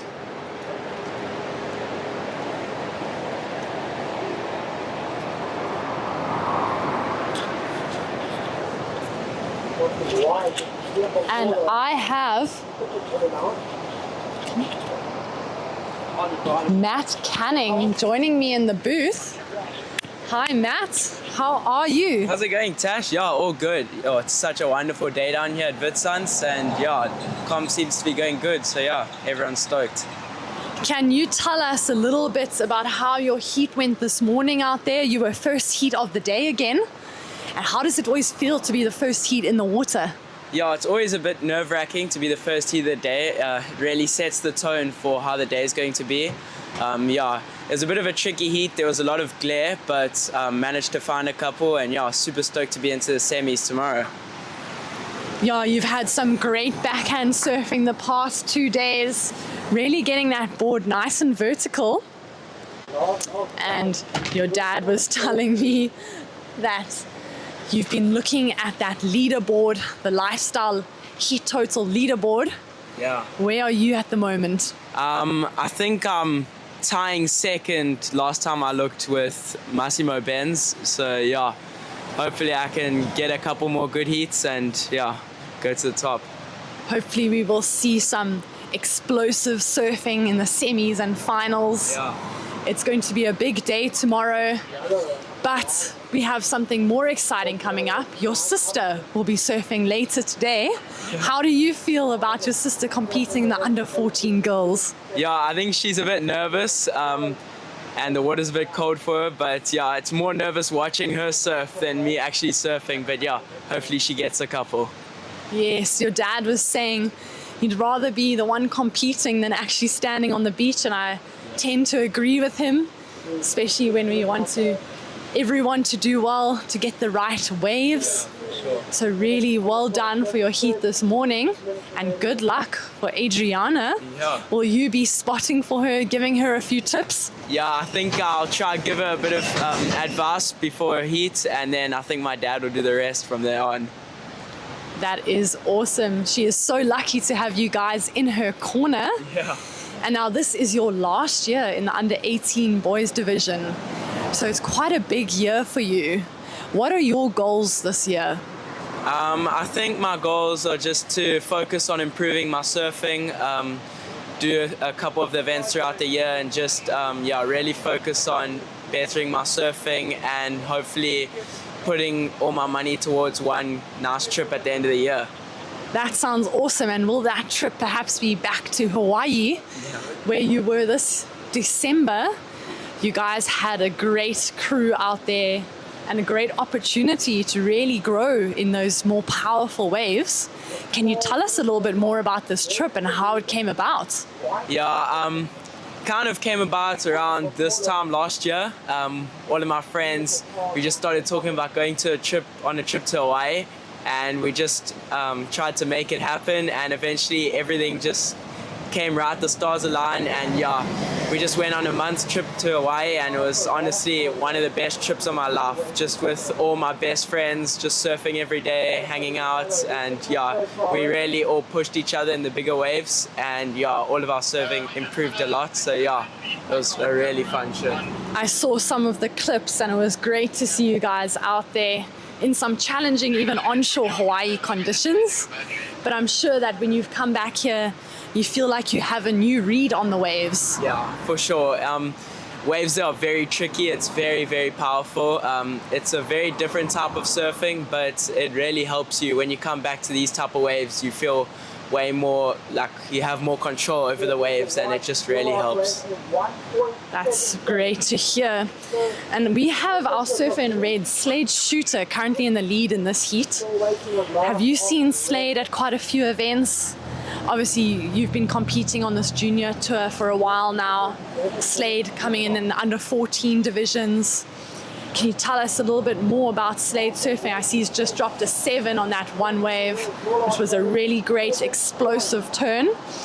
And what would your suggestion be for these under 14 boys? Yeah, I mean, I've really watched Slade at all of these events. I normally go to all of them with him, and yeah, he's really improved lately. He's really surfing well. He's doing really well.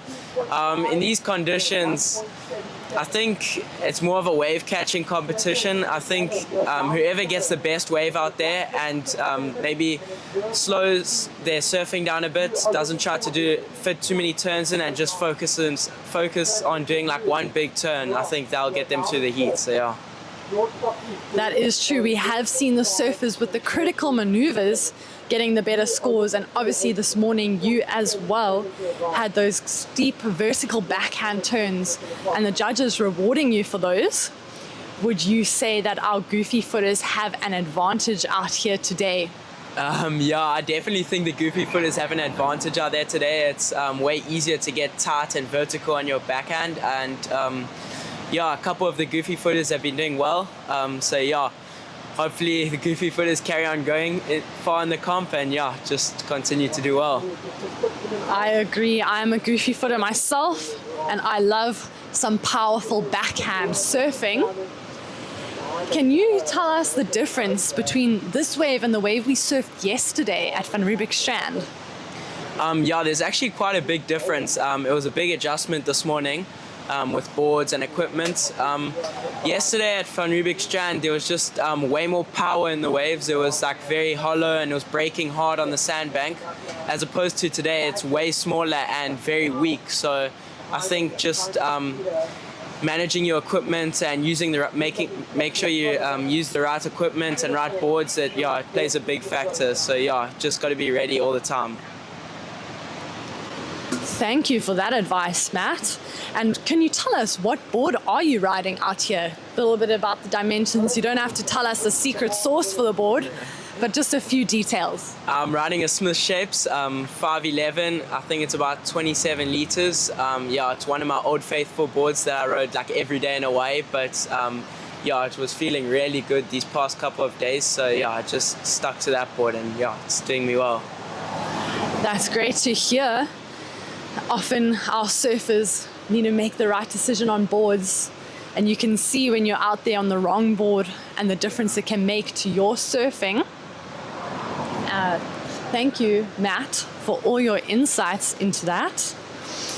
I was wondering, now that you're saying that you're riding a board from Hawaii, one of your old favorites from surfing in Hawaii, how can you say that it's the same at this wave? Yeah, no, that board wasn't really one of my step-ups. It was one of the boards that I'd use like in the small days at the beach break and small rocky points. And yeah, it wasn't really one of my step-ups. I'd only use those in like the big 8 to 10 foot days. But yeah, I don't know, the board just kind of goes in all conditions, and it's one of those boards, one of those magic boards that just go in everything. So yeah, really grateful for that. I know the feeling of those. And that is when we'll often put it on ice, keeping it just for those important heat 20-minute moments. And sometimes it is a little bit sad to see that board sitting there just waiting in our quivers. But that is the price we pay for surfing the right boards at our competitions. Can you tell us a little bit how you've been finding the water here? You are from Durban, which is a lot warmer than what you're finding at our Coldwater Junior Classic today. Yeah, geez, the water here is so cold compared to back home. I think the person that's struggling the most is my sister at the moment. She's not used to this. It's her first time surfing in Cape Town. But yeah, lucky we have our O'Neill Hyper Freaks here, keeping us nice and warm. But yeah, it's definitely a big adjustment, and yeah, can't spend too much time out in the water, otherwise your hands start to go numb. So yeah, just gotta keep warm before your heats. So a 20-minute heat is actually the perfect timing. Not enough time for your toes to fall off, and not enough time for your hands to go completely numb. What is your routine to ensure that you're staying warm? Yes, we've got our nice O'Neill Hyper Freak in the water keeping us warm, but we still need to warm up our bodies before getting in the water. Do you have a specific routine that you follow? Yeah, I follow quite a specific routine. Normally, especially on these cold mornings, if I'm one of the first heats of the day, I just like to stay in the car, watch the waves, check the sandbanks. Yeah, just keep warm with the heaters on. And then about half an hour before, I start doing stretches, listening to music, yeah, and just start warming up, and then putting on my suit a bit early just to warm up, and then yeah, run down to get my rashi. Cool, and I hope you're not putting on a cold, wet suit. That's one of the worst feelings ever. Got to make sure you dry it the night before. That's the main thing. Yes, rinse your wetsuits after your surf, and make sure that you're taking care of them, drying them, so that in the morning when you come down for your early morning heat, as Matt had this morning, they are nice and dry. And Matt, can you tell us, is there a specific song in your playlist that you always listen to? Yeah, I've got one theme song for this event that I've been listening to quite a lot. It's Far Away Place, but yeah, it's been quite a fun song to listen to before my heats. Just gets me fired up. Yeah. That's great to hear. And do you find you also have a song for every other event that you're competing at? Is it just in the moment that you feel like this is the one for the weekend? Yeah, it's kind of just like in the moment. I don't really have like a specific song, but yeah, I'll come across a song that I really enjoy and then I'll just end up listening to that song for a while. Every time before my heats is like quite a good thing to get me in rhythm. So yeah, it really helps. That is great to hear. I know a lot of surfers have a set playlist within their routine that they use to help themselves get into the zone, feel confident, feel comfortable. And that sounds like you've been doing that. Yeah. Are you helping Adriana build up her own comfort zone? Yeah, I'm trying to. She doesn't really listen a lot. She's still like trying to do her own thing. But yeah, she's definitely starting to get into like her comfort zone. And yeah, she's starting to build up a routine. I'm trying to help her at that. Starting with her little stretches before her heats. And she wants to now listen to music like me. So yeah, she's kind of following in my footsteps, which is good. That's awesome, but I can imagine it's a little bit difficult. She's got all her friends here. She wants to spend time with them, doesn't always get to see them, all from different places around South Africa. And does this feel the same for you, seeing all your friends coming together for this contest? Yeah, I mean, I've been doing these events for like 8 years now. I've built such close relationships with all of my friends, and I can see she's starting to do the same thing, like hanging with all of her friends down at the beach. And yeah, kind of just these first couple of years are just like almost a holiday when you come to these events, and then doing the heats are like the side quest. So, and it's such a good experience just surfing different waves, and yeah, it really improves your surfing. So yeah, it helps so much. That is awesome. And what would you suggest to our surfers out there who have not done a competition yet? Would you say, hey, come down, check it out, get in there? Do you have any suggestions for those fresh competitive surfers? Yeah, for sure. I mean, these events are the perfect place to start. They're very fun. Yeah, it's such a good place to learn. And most of these comps, the waves are very like friendly and inviting. Not any big waves most of the time. And yeah, it's such a good spot to learn how to compete. And yeah, maybe you'll find yourself a new hobby. That's great. Awesome. Thank you so much, Matt. You have some great insights for us as a competitor. We wish you luck for the rest of the event, and we hope that we see you on top of that leaderboard, top of the under 18 boys. Good luck. It's your first event of the year. Still have a few more on the SAST tour, and obviously looking for team selection. Yeah. So really good luck to you. Thanks, Tash. Yeah. This is a very big year for me. It's my last year in under 18, but yeah, I'm feeling really fired up and excited for this year. Hopefully it goes well, and yeah, just keep it going. Well, good luck, Matt. Thank you so much for joining me here in the Europcar commentary booth, and good luck for the rest of the day. Thank you so much. We're looking forward to seeing Adriana out in the water. Yeah, it's going to be fun. Awesome. Thanks, Cool. Matt. Thanks, Tash. Find yellow, green. Number 3, find yellow. Okay, collecting number 3.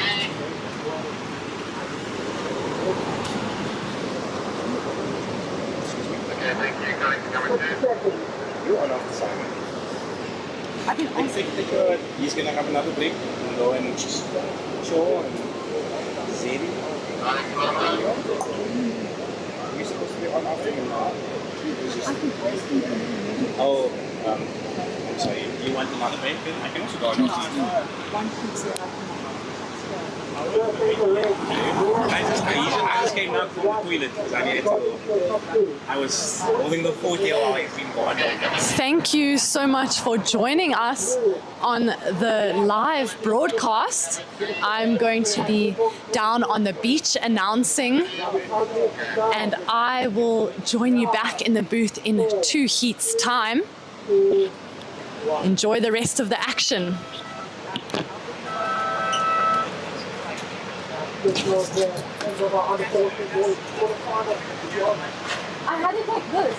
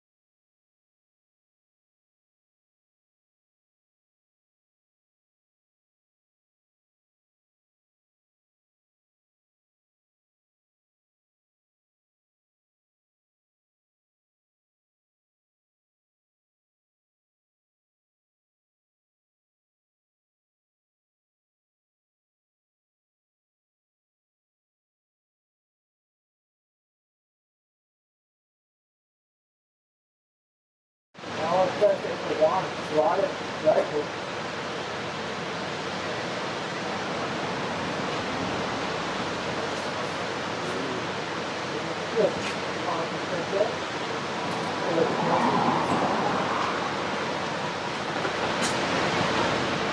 Off leg from one, 1, 2, 3.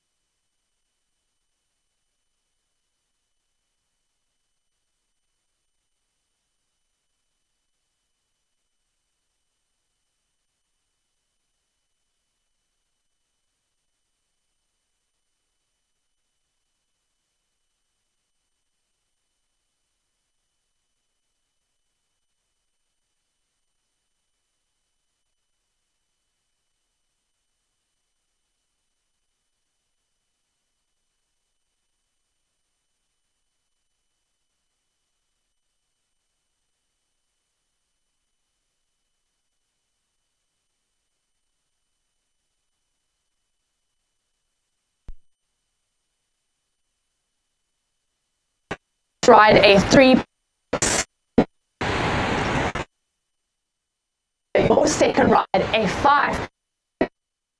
Your situation, you are in the lead a 0. A 3. So with a 2, 6, 7 and a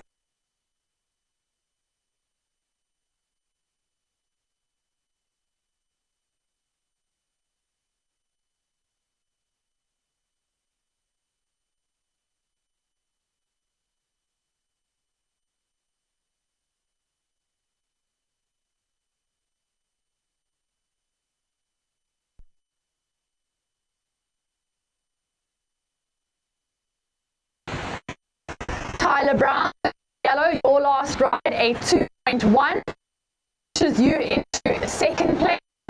Cody, third, you require a 1 to advance.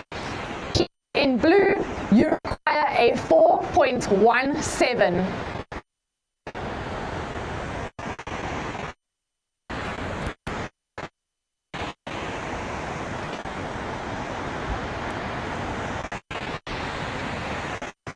Minutes and 30 seconds remaining.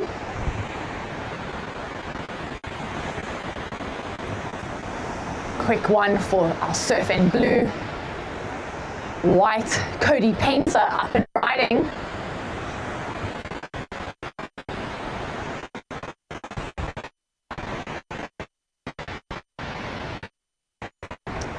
I will wait for this to give you an updated situation.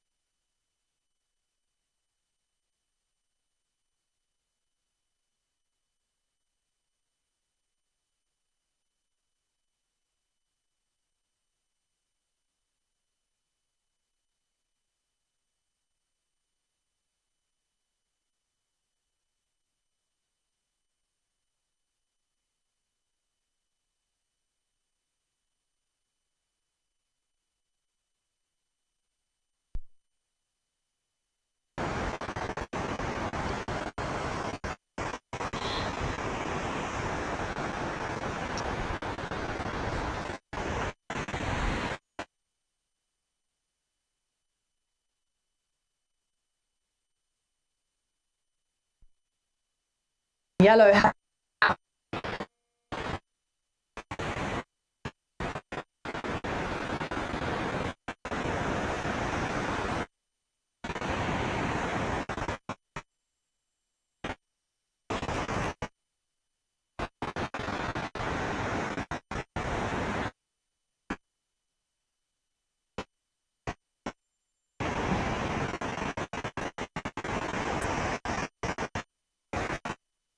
Minutes remaining, surfers, 9 minutes remaining. check in and out for blue.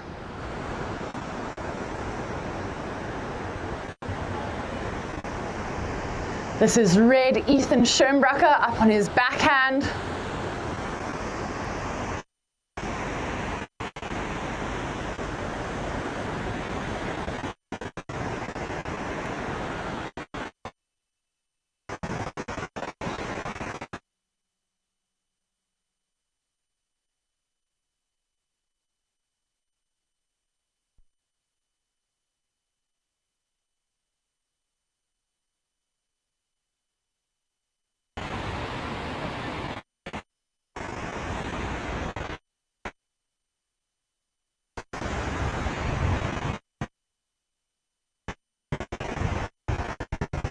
Surfers in the water, 8 minutes remaining.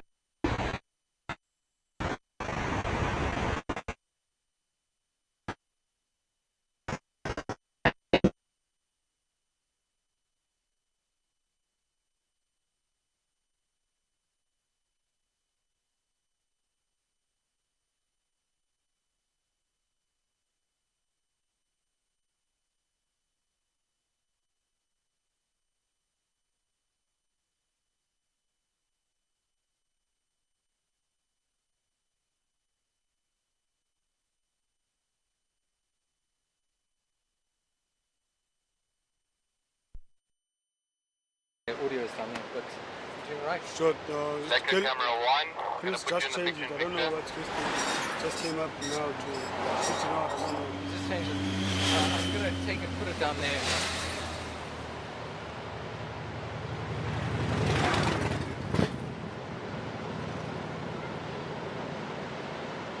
I'm on camera 2.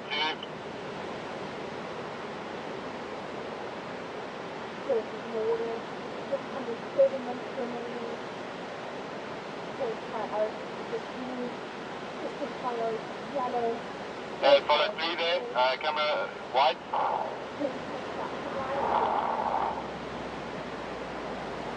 Okay, camera 3 go to the lineup. Camera 2 follow red, playing slow-mo through picture-picture, running slow-mo. Nice slow-mo, very lekker.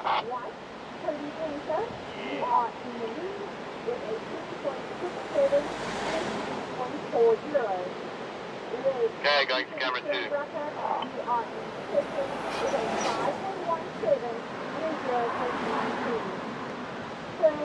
Yellow, you have a 2.7 and a 2.10.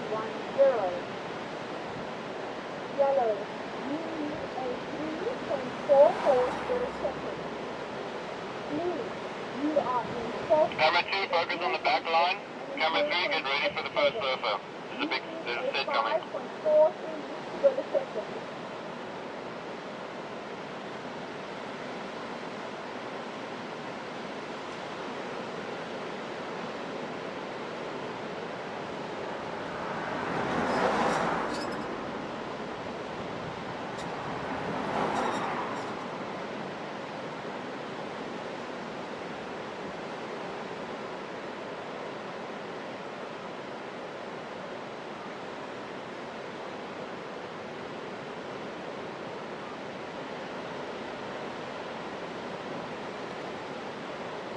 On blue. 5 minutes remaining, surfers. 5 minutes remaining.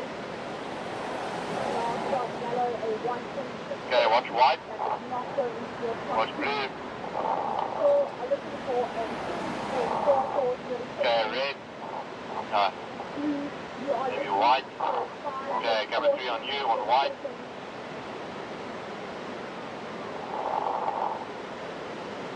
Okay, I'm on camera 2, follow yellow. Camera 3, go to the back line. Running slow-mo.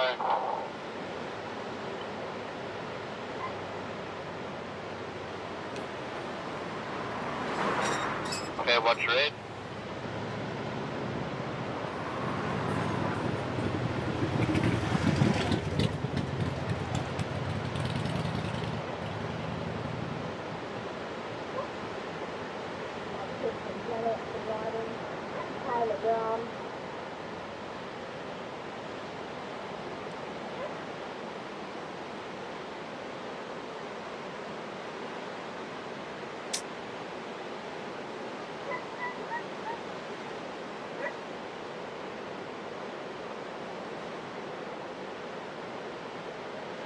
there's a chick here in a red bikini, bro. You have eyes on it? Which side, left or right? Go left. Your last ride. It's 2.17. Does not go into your top two. I missed it, bro. I'll get it next time.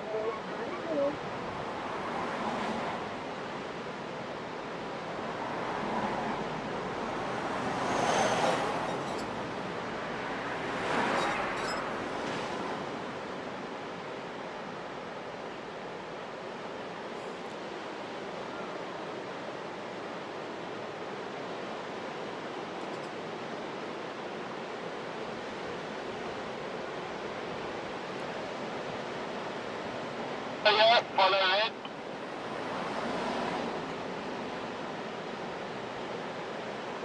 Okay, go to white. Guys, what's happening here? There we go. I'm coming around the mountain when I come. I'll be coming around the mountain. I'll be coming around the mountain.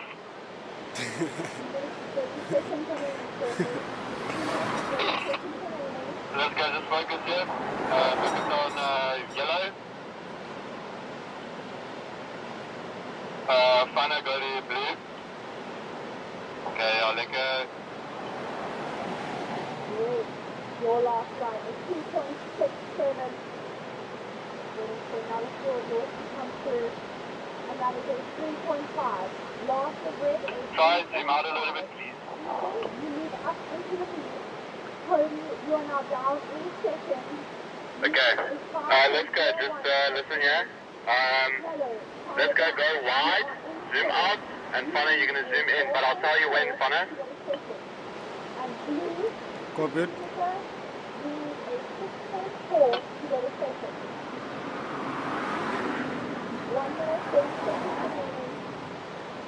Okay, Fana, you can zoom in.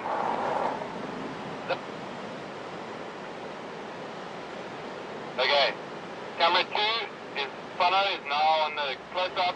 You're going to follow, you got priority surface, and camera 3 is on the wide.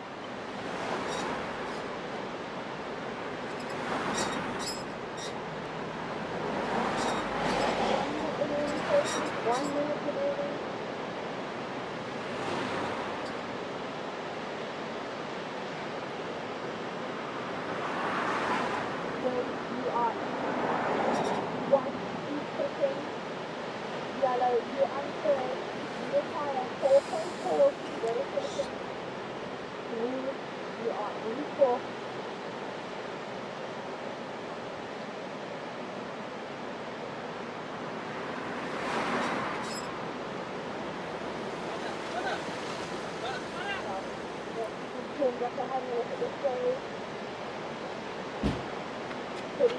I can't, Legend. Okay, on camera 2.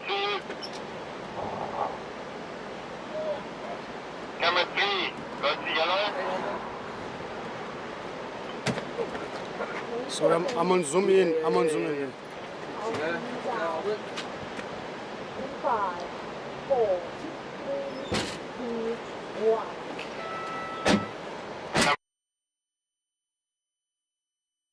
Well done to Ethan Schoenbracker and Cody Painter getting through that round.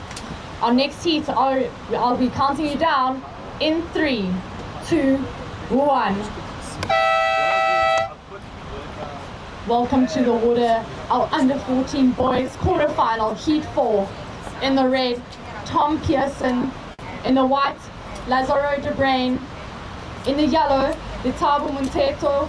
And in the blue, Seboko Sefontaine. Letabo up and riding. Congratulations to our boys in the last heat.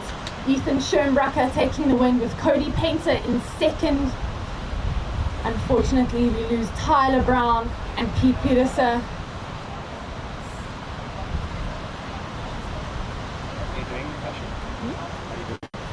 This is my second heat.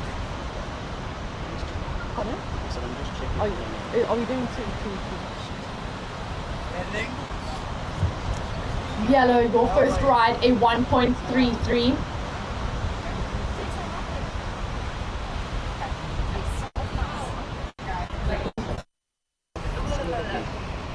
For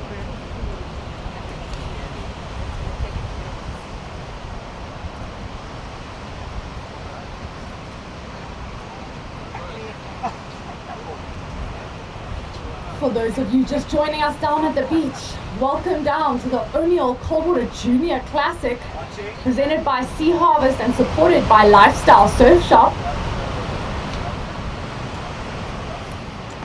This is an early call to our girls in the next heat.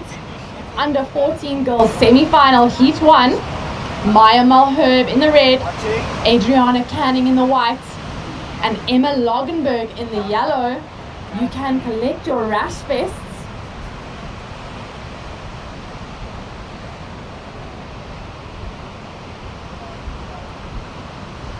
If you're just joining us, please stay down here at the beach and continue to watch the girls' action coming up next. They're going to put on an exciting show for us. And we currently have the under 14 boys quarterfinal heat 4 in the water.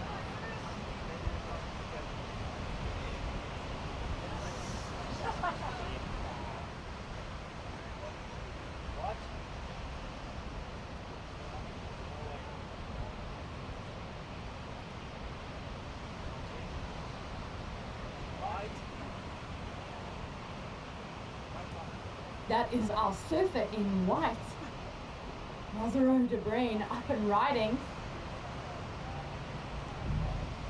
Working through this one.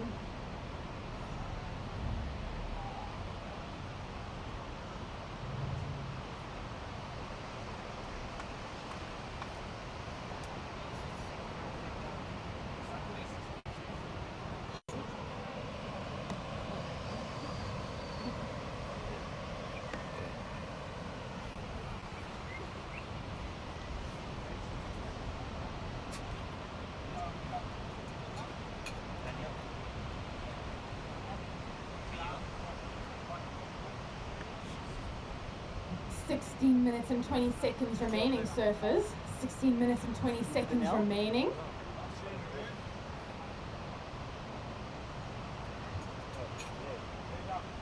This is our surfer in red, Tom Pearson. He's got his matching board and rash vest colour on today.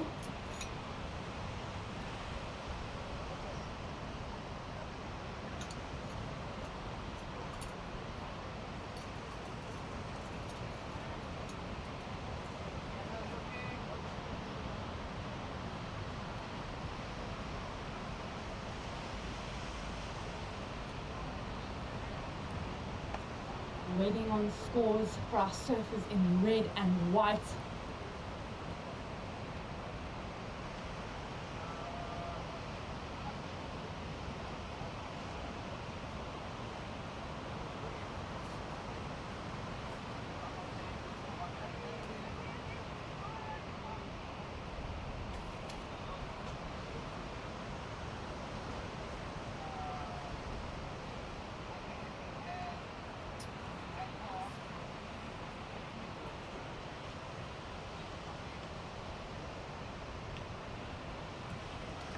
Just under 15 minutes remaining, surfers. Please be on standby for your scores.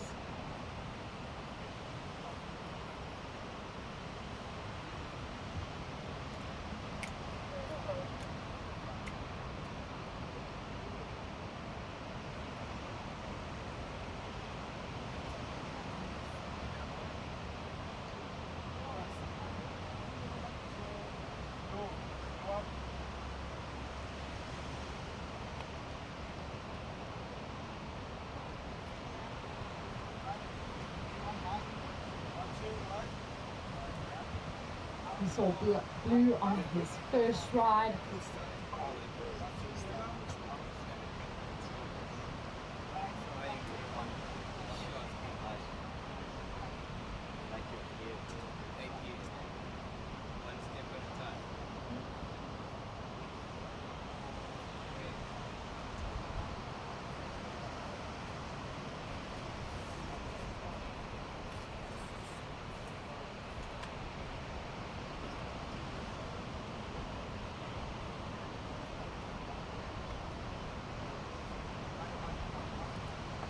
first priority is with white, second priority yellow, and third priority blue.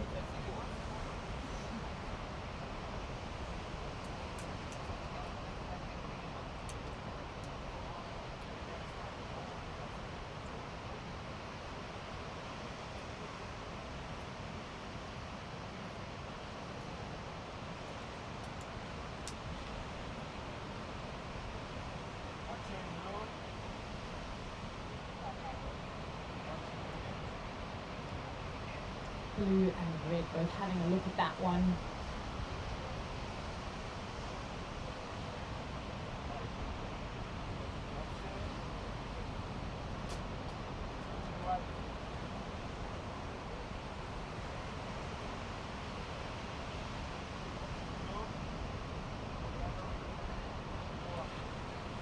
This is our surfer in blue, Taborgo, up and riding. Unfortunately goes over the rail on that one. Surfers, please be patient. I am waiting for scores. And here they are. Surfer in white, your first ride, a 6.5. Surfer in white, your first ride, a 6.5. Surfer in red, you are in second. Your first ride, a 5.67. Surfer in red, your first ride, a 5.67. This is red, up and riding.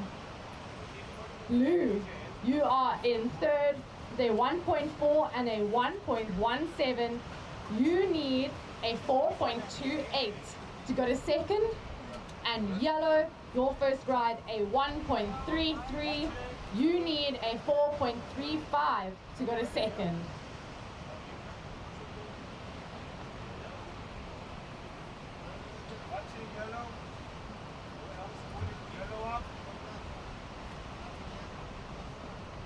This is our surfer in yellow up and riding on his backhand. Surfer in red, your second ride, a 2.83. That puts you into the first position.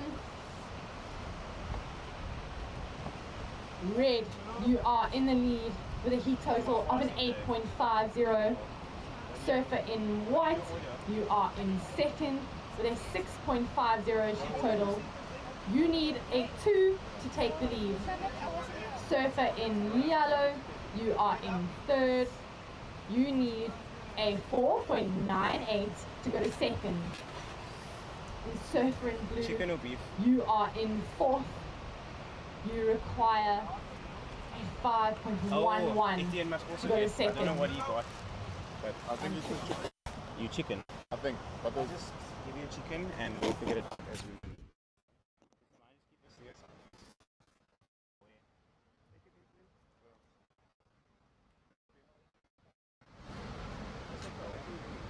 Surfer in white, there are 15 remaining. 10 minutes, 15 seconds remaining. You need a 2.1 to go to the lead. Lazaro, you need a 2.1 to take the lead. Surfer in yellow, you need a 4.98 to move to second. And our surfer in blue, you need a 5.11 to go to second. So our surfer in yellow, Letabo, up and riding.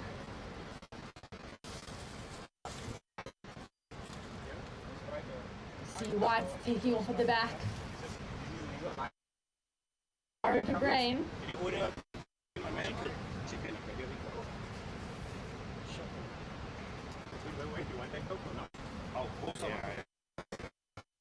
They say, oh shit. Thank you very much. Here you go. Sako?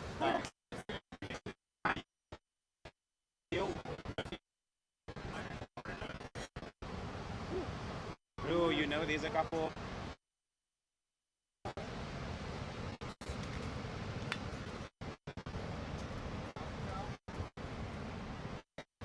Just 9 minutes remaining. Under 9 minutes remaining surface. Lazaro, your last ride is 0.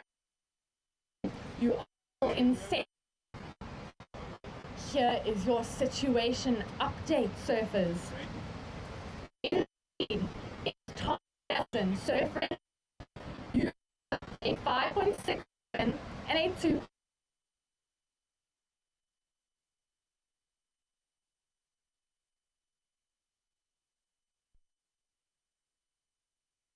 You need a 2.1 lead.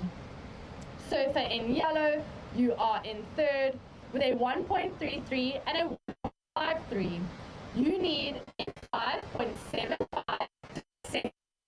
And blue, you are in fourth with a 1.4 and a 1.17. You need 8.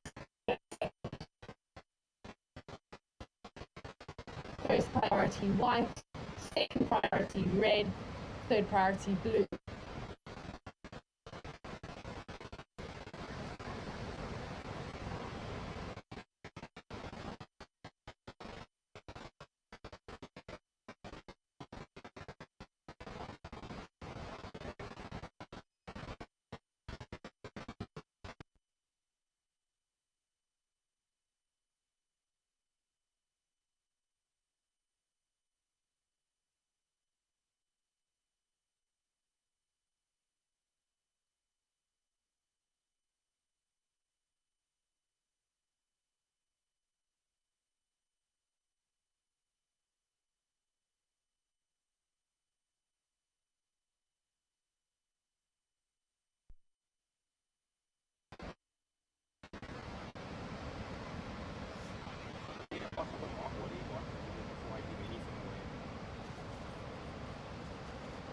Everybody's good? Innerkom. Quick question. Did you order chicken or beef? No. For you. Red, your last ride is 0.83. That does not go into your top 2. Okay, I got you then. No, good, I got you. Sorry.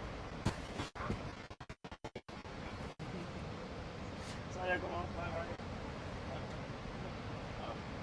What did you want? What did you need? I did get off. You'll get 6 minutes remaining. 6 minutes remaining, surfers. This is surfer in blue. Tiboko up and riding on his backhand. I don't need a drink. I have my water.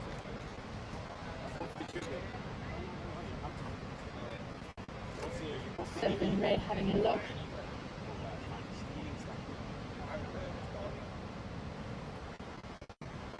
White, Nazaro de Brain up and riding.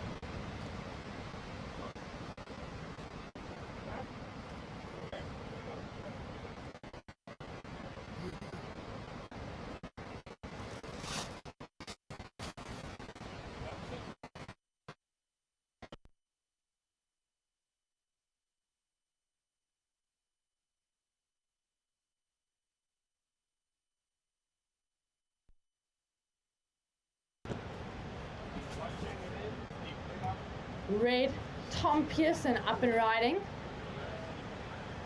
We have a few scores to come in for our surfers.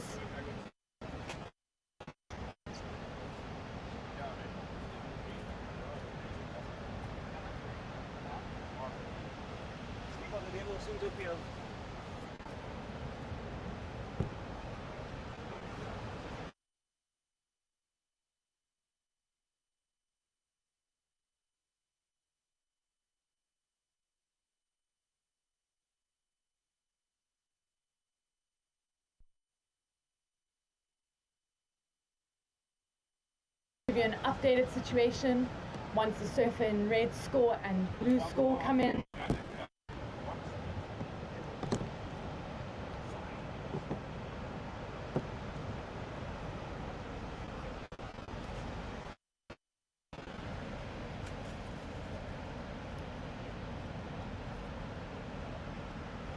Four minutes remaining, surfers. 4 minutes remaining.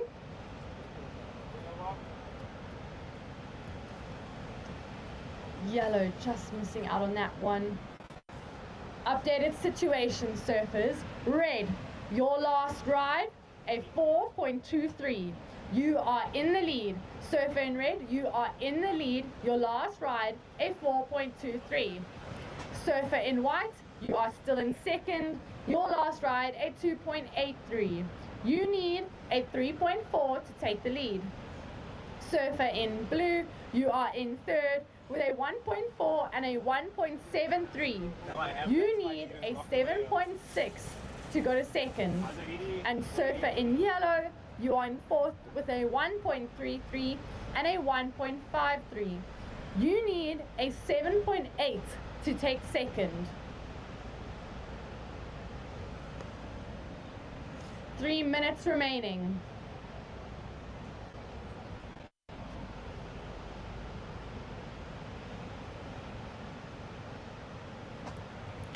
First priority blue, second priority yellow, third priority white.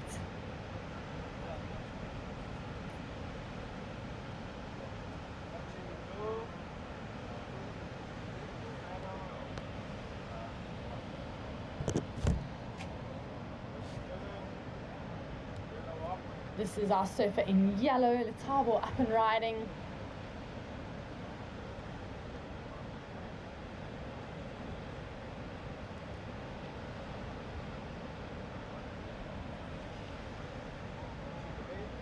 Our heat leader, Tom Pearson. Two minutes remaining, surfers. 2 minutes remaining.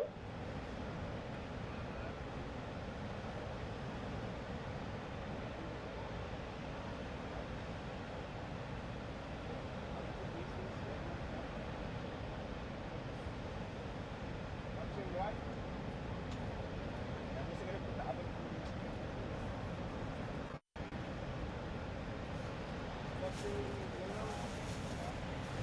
90 seconds remaining. Situation has remained unchanged. Surfer in red, you are in the lead. Surfer in white, you are in second. Surfer in yellow, you are in third, needing a 6.83. Your last wave, a 2.5. Surfer in blue, you are in fourth. You need a 7 to go to second. 1 minute remaining.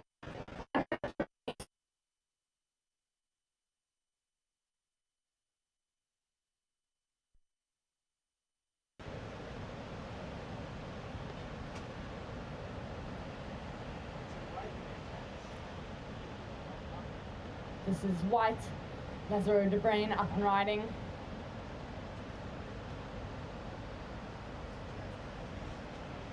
We have 30 seconds remaining.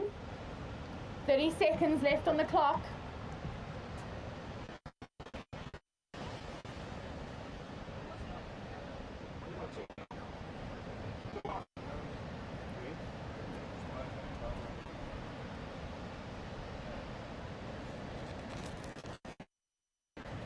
Seconds, counting you down in 5, 4, 3, 2, 1.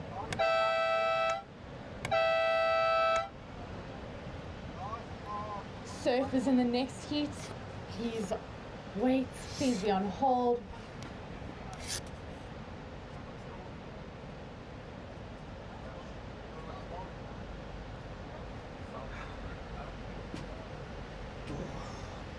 Just take a bite here.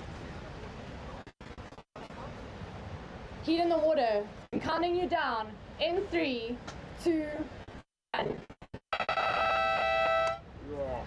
Welcome to the Under 14 Girls Semi-Final Heat 1.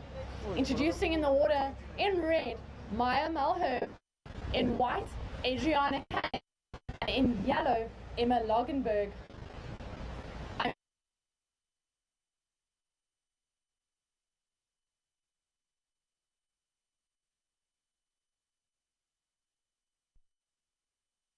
Do you like that? For the online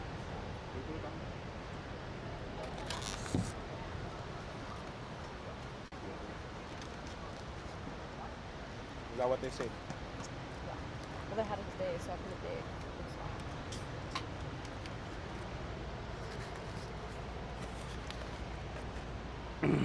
Yeah.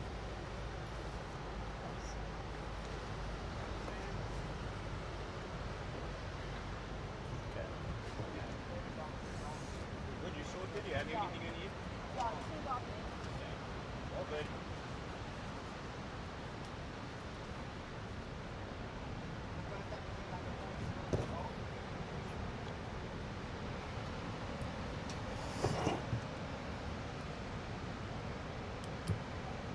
Amazing stuff.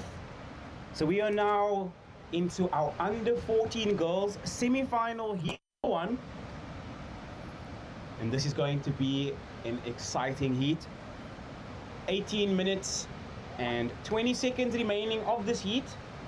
Red looking, and it seems like Maya will be drawing first blood. Generating a lot of speed as she gets to the inside here.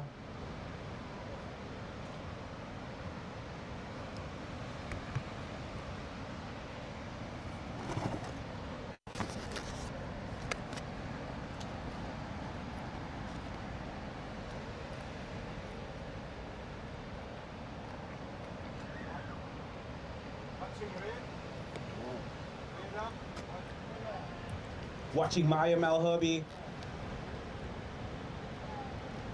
Unfortunately goes incomplete on that maneuver.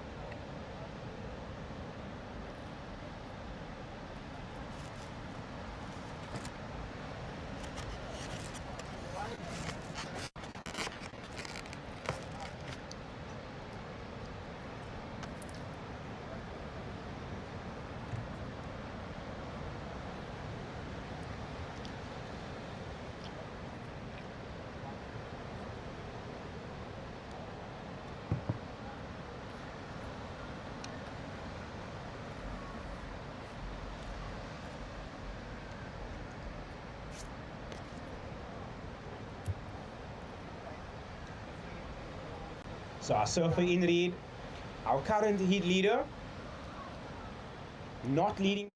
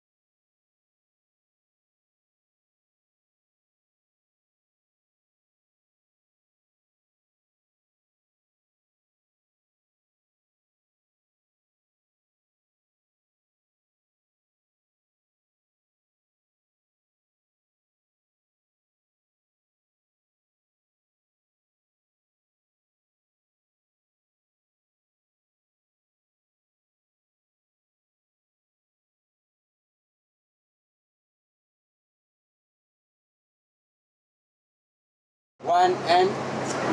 Hello and welcome back to the Europcar commentary booth. I have just been down at the beach doing some beach commentary for the event. Big thank you to Open Plan Pictures for keeping our live stream going, showcasing our junior surfing. We are now in the under 14 girls semi-final heat 1 with Maya Malherbe, our surfer in red, in the lead with a 3 and a 7.33. Adriana Canning is in second with a 1.1 and a 1.1.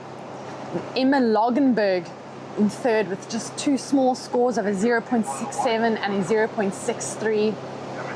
Both Adriana and Emma be looking to improve on those scores.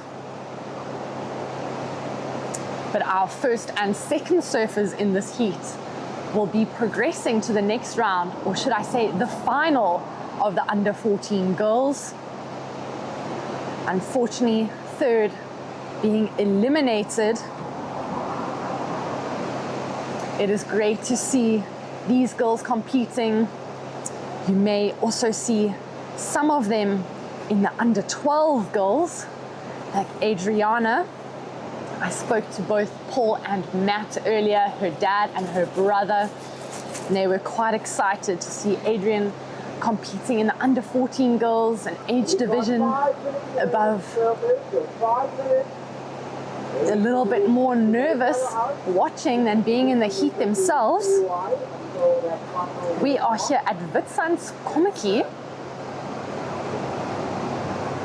We have had great contestable conditions for our surfers today. And we still have more ahead of us. 8 heats after this one remaining. You will see the under 14 girls, the under 12 boys, our under 12 girls, under 14 boys, and then our under 16 girls semi-finals, leading up to our finals day tomorrow. We are here at the O'Neill Coldwater Junior Classic, presented by Sea Harvest and supported by Lifestyle Surf Shop. You see, that is our heat leader, Maya Malherbe, up and riding. She's a very feisty, goofy footer. She's getting some nice speed, looking for a critical turn. She goes for the closeout. Unfortunately, a slight bump in front of her. We have seen some wildlife around today. The seal playing around on the shore break this morning. And something great about this place, or this break, is that you can sometimes see penguins. I don't think we can see them today, but sometimes the penguins from Boulders Beach venture out a little bit further in search for fish. And it is quite an experience to be in the water with the African penguins, which are endangered. So if you would like, you can go and support penguin rehabilitation in Boulders Beach.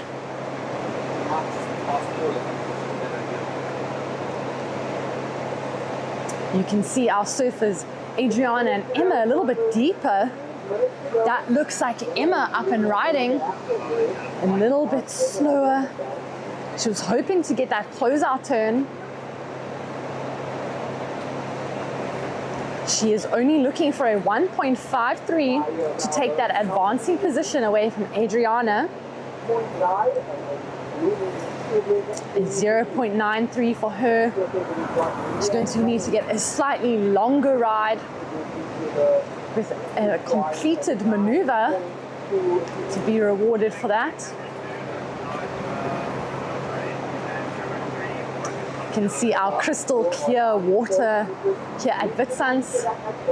A little bit chilly, although there are a few people braving a swim. And this is Maya Malherbe. You can see she's starting to push it, feeling comfortable in the water, trying to look for those more critical and committed sections.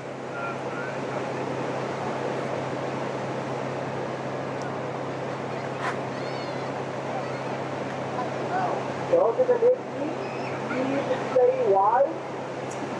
So those 3 ladies You can see the girls in the next heat paddling out. They'll be getting told to move to the side. Otherwise they confuse our priority judges with all the colors in the water. Priority judges have to be considerate. That priority can play an important role, as with priority, a surfer has unconditional right of way. They can select whichever wave they would like. We have 1 minute remaining on the clock for these ladies. Our next heat, paddling out, getting ready. Emma Logenberg, looking for an opportunity. Here is our heat leader, Maya Malherb. She has already had so much experience for such a young surfer. Her older brother, Josh, really pushing her. Live in Coffee Bay, getting lots of waves together. She is used to the competition rash vest. Sometimes can be a mindset thing when a surfer comes and puts on a colorful rash vest. It's like when maybe a golfer hits a perfect practice swing, but as soon as they step up and the little white ball is in front of them, it's just not quite the same. But this is how these surfers learn and practice to perform under pressure. And I'm sure, wow, Maya Malherb going for quite a vertical turn there, unfortunately coming unstuck. But it's great to see her pushing the limits, looking for those critical opportunities. So Adriana Canning on a left there. Maya and Adriana will be advancing to the next round, the finals of the under 14 girls. Now we are into Heat 2. We have Ella van der Meid in the red, Bryn Jarvis in the white, and Kayla Bone in the yellow. We saw Bryn earlier competing in the under 16 girls division. That would have been a nice warm-up surf for her, as her under 14 girls division is her main focus. Definitely seen conditions a little bit tricky for our surfers. There's not much energy in the waves today. So that means our surfers need to generate it themselves, look for the opportunities, and ride the waves as much as they can to get the scores that they need.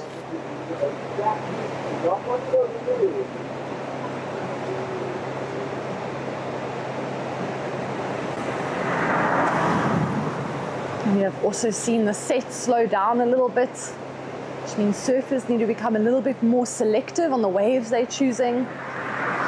As Matt Canning was telling me earlier, it's definitely a wave selection game out there. The better waves giving you the opportunities you need to get those critical maneuvers and power turns in.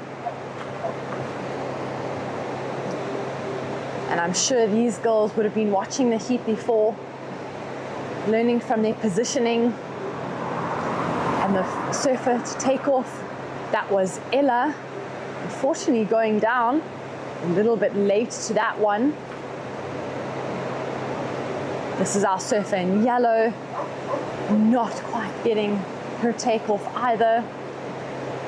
At the start of the heat, often surfers are hustling for that inside position, as there is no priority at the start of a heat until waves are ridden.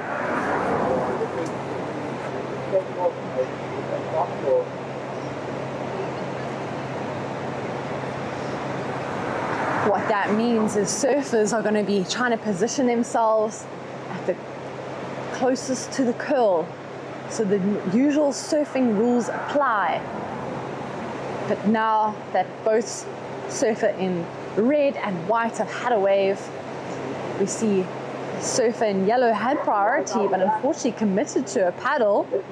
White, Bryn Jarvis taking advantage, finding a left. The goofy footers always seeming to find the lefts. We have predominantly seen right-handers today,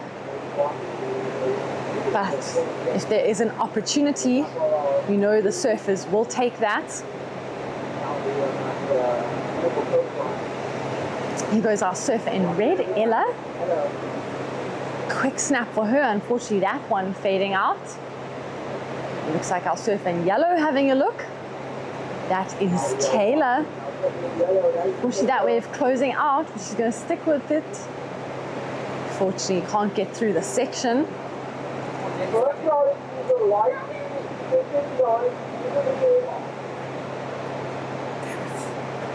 I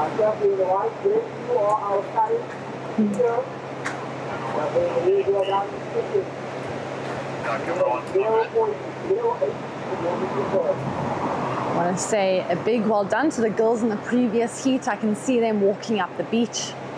Maya and Adriana. Here goes Ella up on her backhand. She gets a quick snap. Unfortunately that wave a little bit weaker than what she would have liked. You can see these girls just wanting to get some scores on the board.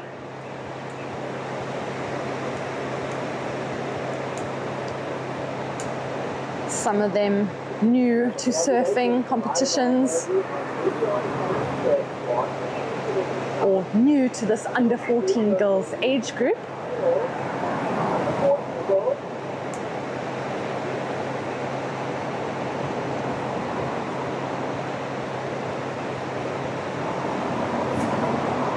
Here goes Ella again on her forehand. Quick snap, she gets the cut back. She's pumping through, hoping this wave is going to give her a little bit more. And a nice end section for Ella. She compresses out of that one. Nice surfing for her.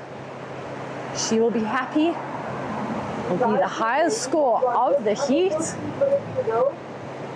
We will wait to see what the judges say about that one. They will be looking at all the criteria. They would have sent out information to our surfers, speed, power, flow, combination, and variety of maneuvers.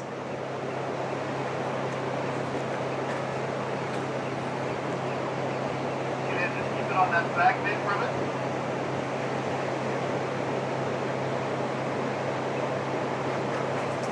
You can see on the corner of your screen, Surfing South Africa flag. Big shout out to them for hosting and putting on these junior contests to help our surfers to improve and grow. And there it is, a 6.0 for Ella. Great surfing for Ella. She will be very happy with that wave, putting her in a much stronger position. She is in the lead. The surfer in white in second, needing a 4.74 to go to first. Kayla Bone in third, only needing a 2.08. So at the moment, it looks like a fight for that second and advancing position. These girls will want to get to the final, the under 14 girls. This is our first event on the South African Surf Tour for our junior surfers, the SAST.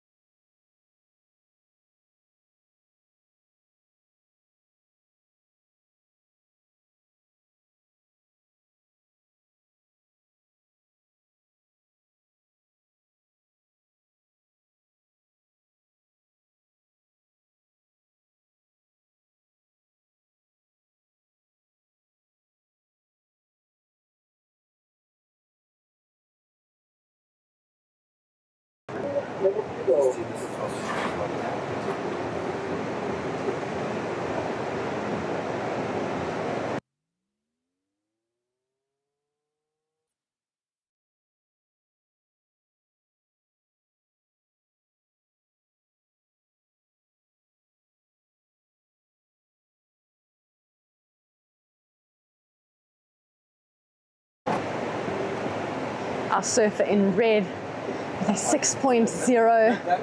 And I'm sure Maya Malherbe from the previous heat would have seen that.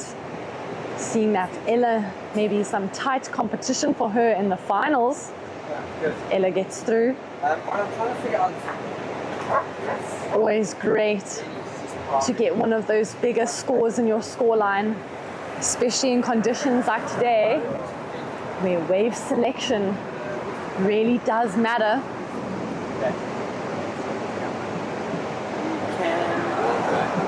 This is just running. This is going to We are at Witsuns in Kommetjie, and it's great to see all these surfers down here. Some of them may no longer be in the event, but they are out here supporting their friends. This is plugged in though, but it's not plugged into. Enjoying the waves. There's a spot further down where surfers are going for their free surfs before their heats. So let's just take this lodges tomorrow.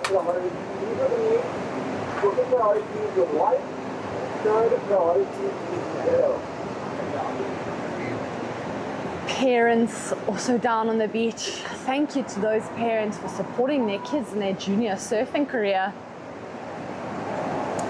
This is where memories are made, friendships are grown. Although it's friends on the beach and competitors in the water.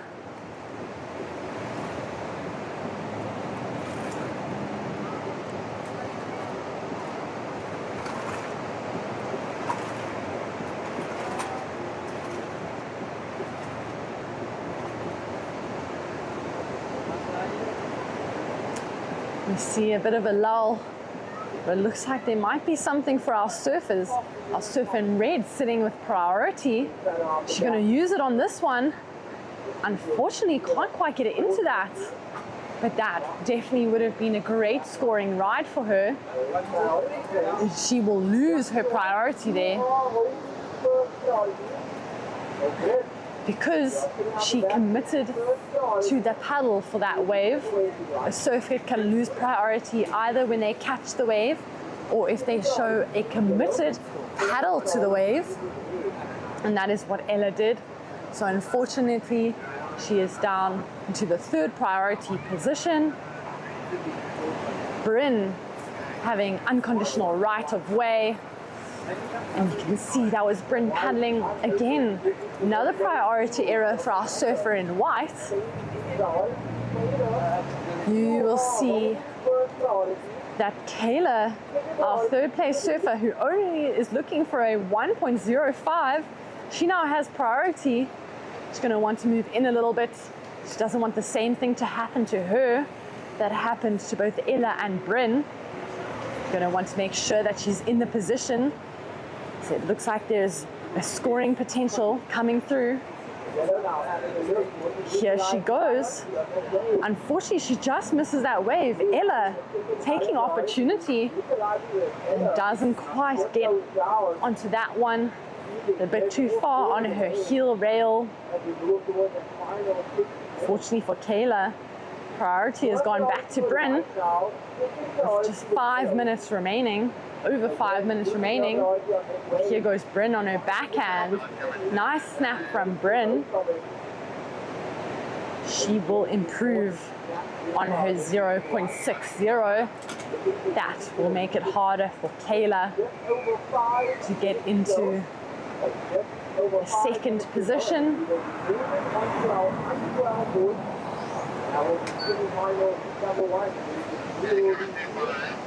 That was red. Unfortunately, incomplete on that closeout maneuver. If you are in Cape Town, don't miss out on a beautiful beach day down here at Witsunds. Come and watch some of our top junior surfers competing. Yellow Kayla scratching for waves.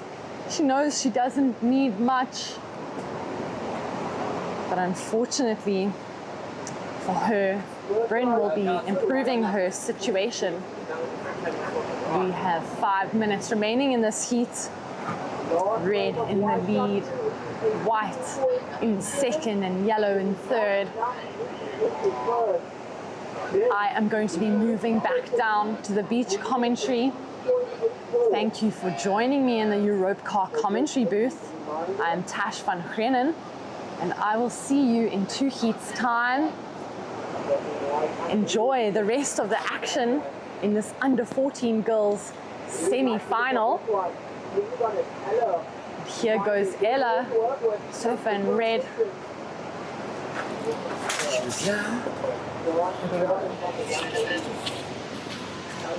I will see you in 2 heats time.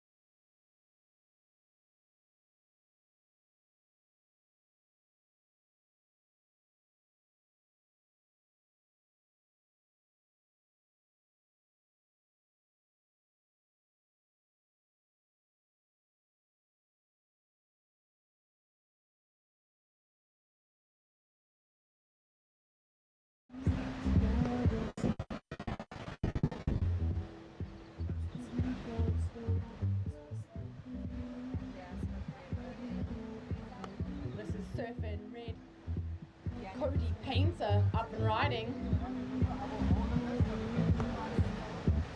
Red's first ride is 0.83. Are you coming upstairs?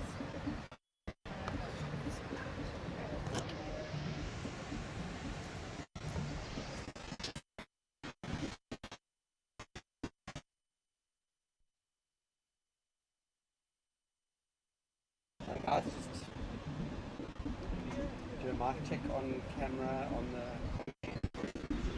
Testing. This is just a reminder for the under 12 girls semi-final. That heat is only 15 minutes.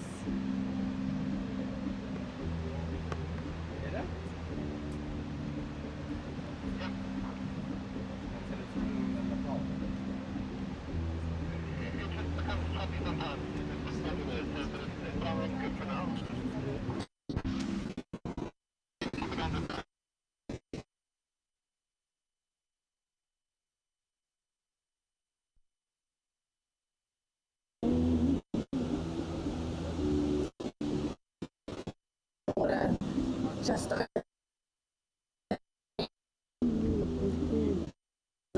and ready. Quick maneuver. All heat. Jonathan, greedy body and Dion Vessels in yellow.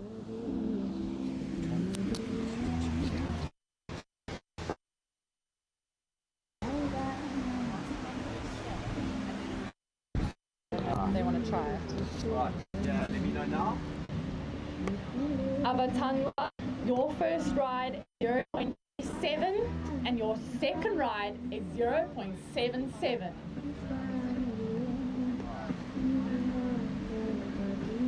White is currently in the lead. We are waiting for some scores from our surfer in red. This is White up and riding.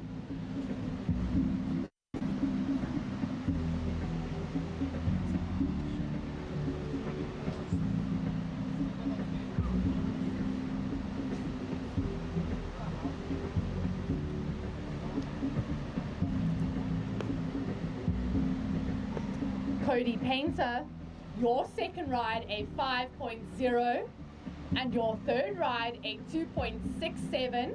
You are in the lead. Surfer in red, you are in the lead. Surfer in white, you are in second.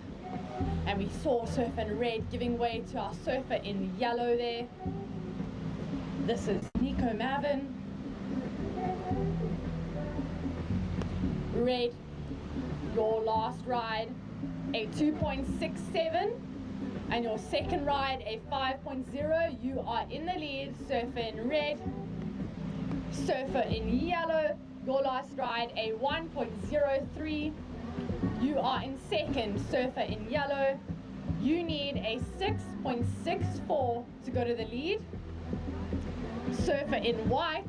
You are in third. You have a 0.37 and a 0.77. You need a 1.16 to go to second. This is our surfer in red, Cody Painter up and riding.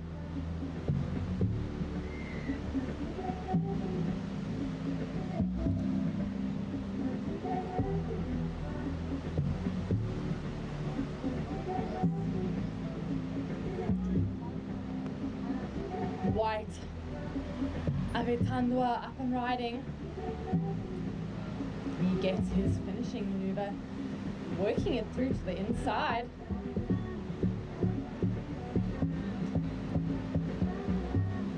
For those of you just joining us down here, we are at the O'Neill Cold Water Junior Classic, presented by Sea Harvest and supported by Lifestyle Surf Shop. We are currently in the under 12 boys semi-final heat 1.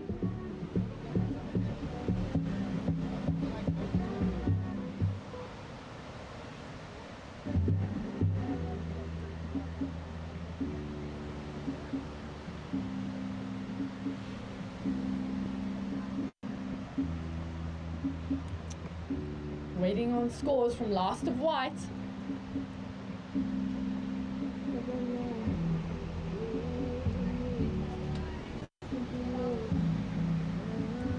Cody Painter up on his backhand. White, your last ride, a 3.33. That puts you into second.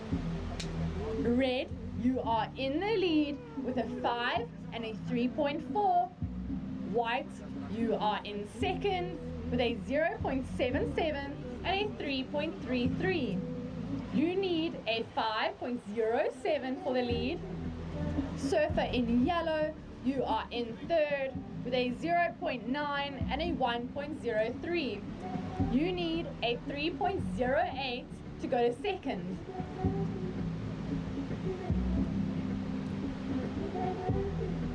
"13 minutes remaining, surfers. 13 minutes remaining."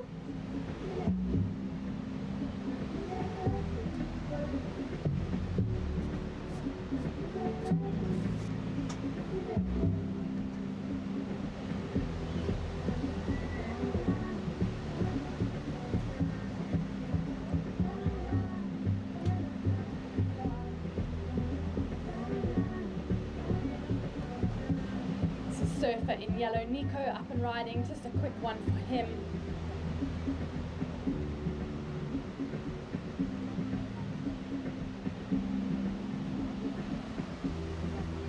We'd like to give a big shout out to the sponsors of our event: O'Neill, Sea Harvest, Lifestyle Surf Shop, Surfing South Africa, Open Plan Pictures. Share with your family and friends. We are live on YouTube.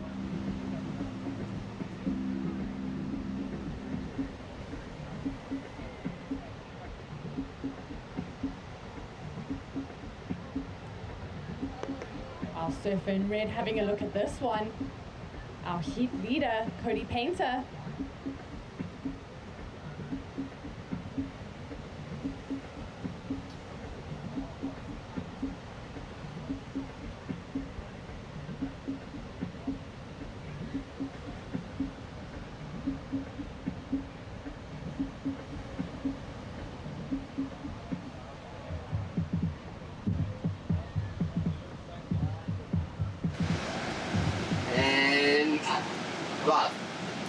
Hello, welcome everyone. I'm here at the O'Neill Coldwater Classic, presented by Sea Harvest and supported by Lifestyle Surf Shop.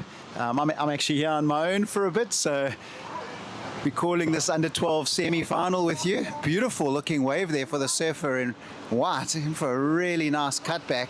Just unfortunately, just wasn't able to get onto the toe side part of the rail there and rebound off the foam, and now you can see a bit of a paddle battle, guys hustling for priority there. Let's see the current standings of this heat.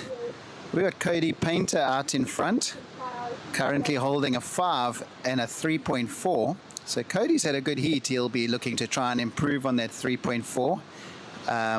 So that's Cody in red. Cody's a great young surfer. And then Avetwandwe, he's currently in second, holding a low score of 0.77 and a 3.33. See a score waiting to drop for him. And then Nico Mervin, he's only got a 1 and a 1.93. So the heat wide open at the moment. This right bank we got here at Witsunds has really been working right throughout the whole day. Got here early this morning and the tide was super high and there weren't many waves around, but the locals assured me this bank has been so good even on very, very small swell. So it's really held up nicely, and through the low tide has given the surfers some very contestable conditions. And here we have Cody Painter again, looking very alive. That board looks really good and nice and loose and fast. So yeah, he's looking to increase his lead. Just coming through to the middle part of the heat, 9 minutes remaining. This is the under 12 boys semi-final. This is where it all begins for these guys. First youngest division in out of all our divisions. So these guys will be competing on the SAST Junior Tour for the next 8 years.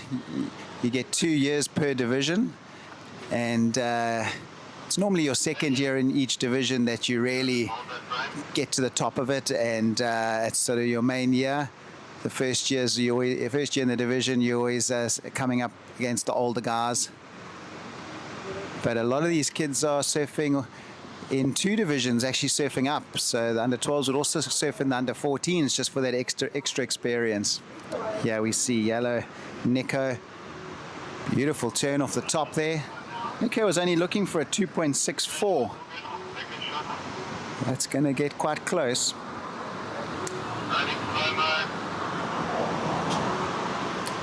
There we see a little slow-mo there, and White finding one and halfway out, gets a little top turn. Oh, it's just unfortunately the front foot just slipping off there. It's really pushing it, but unfortunately the front foot and on the back. Cody kind of looking for the tube, and a beautiful turn there. That board really looking spicy. Unfortunately just not being able to make it there, but he definitely had the speed going into it. There we see a nice slow-mo replay. Yeah, he kind of was thinking about the little head dip there. And then this is where he generated all the speed off the bottom. Beautiful body positioning and great technique, but just didn't get properly over his board as he hit the lip, and just off-centered slightly and losing it on the way down.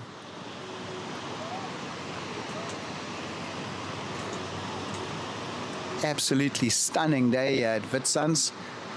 We were out at Van Riebeck Strand yesterday, and slightly more swell, a little bit more power. That was for the under 18s and under 16s. And today we at Witsunds. Really beautiful beach, mountains behind us, crystal clear water, and some small waves on this little right bowl sandbank. But I think tomorrow we're going to be back at Van Riebeck Strand, back on up the west coast, just past Melbas, and we'll be moving into all the final heats from about 10:30 tomorrow morning.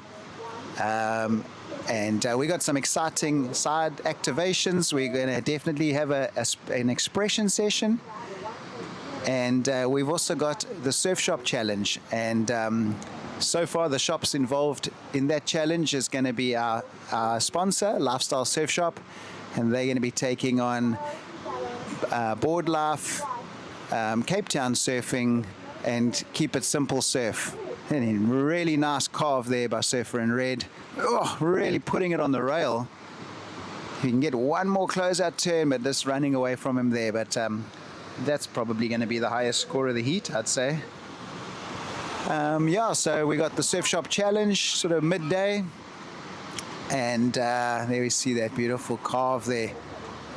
Now, Cody does really have good technique. And he really reads the wave well, and I like the way he uses his rail.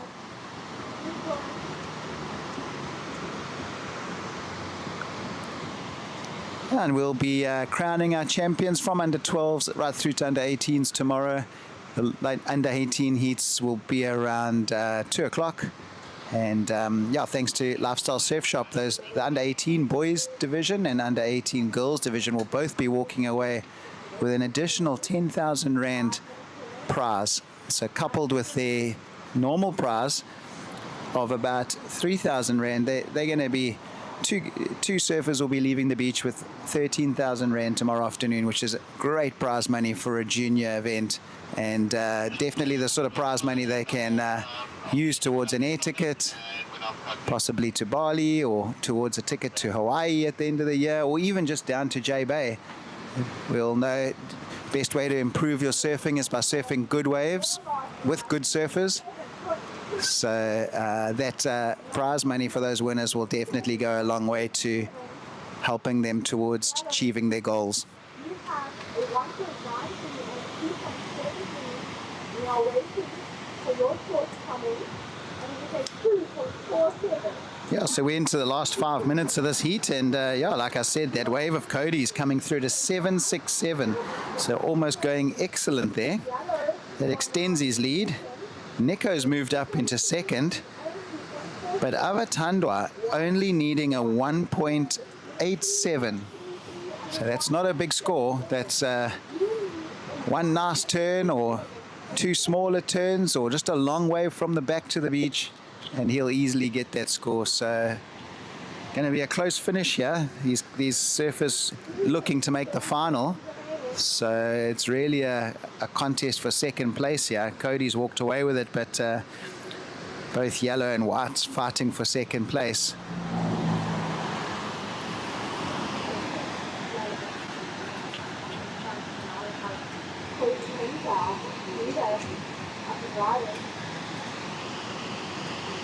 Nice finishing turn there for Cody. That yellow board really standing out well.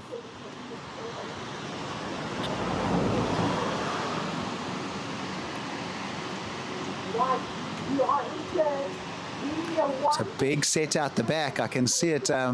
My commentary booth has got a perfect bird's eye view of the ocean. So I can see probably the biggest set of the day coming through right at the back. I can see the lines just out of the top of the screen. So white is in a good spot there. Some of these bigger ones do seem to miss the bank and go a little bit wide. So we'll see how this one looks. White is paddling into it. As I say, only needing a 1.87. It's dropping into the... Oh, he just couldn't get down into the bowl.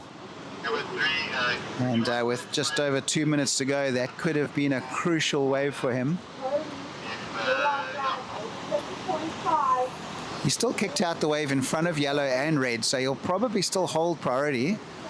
And there's some more lines way out at sea, which I think will get you in time. So we'll wait and see if he gets a second chance at this.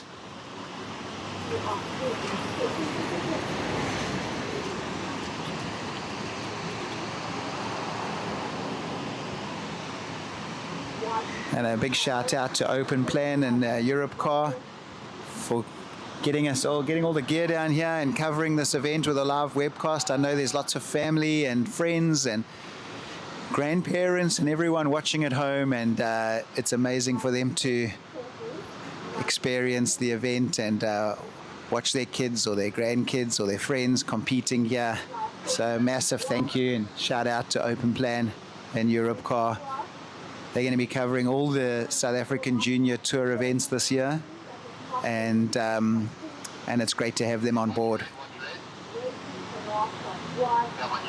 All right, here we have Red Cody Painter. He's far out in the lead. He's just having so much fun out there, using that rail and that first beautiful carve. Let's see if he can close this wave out nicely. Working it through to the inside. Wave just going into deep water, but getting a couple nice turns. And out the back we got yellow, currently holding second place. 35 seconds on the clock.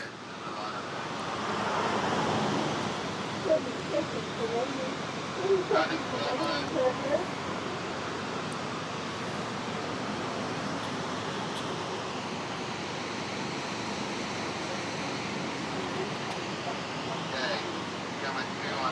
15 seconds to go, and yellow just looking for a small insider there.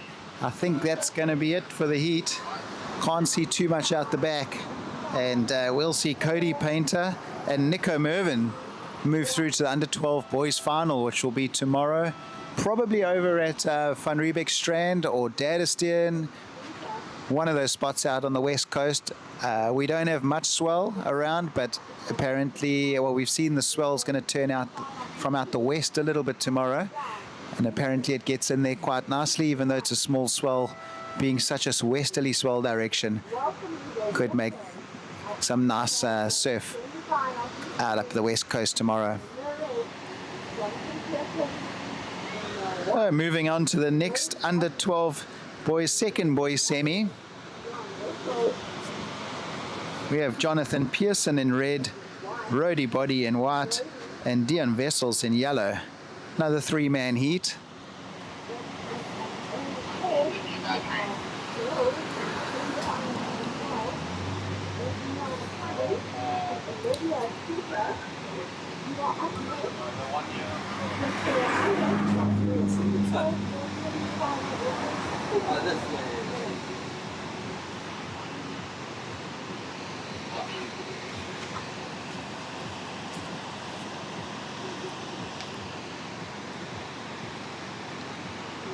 See a little bit of a mist bank out the back, out on the horizon, moving in.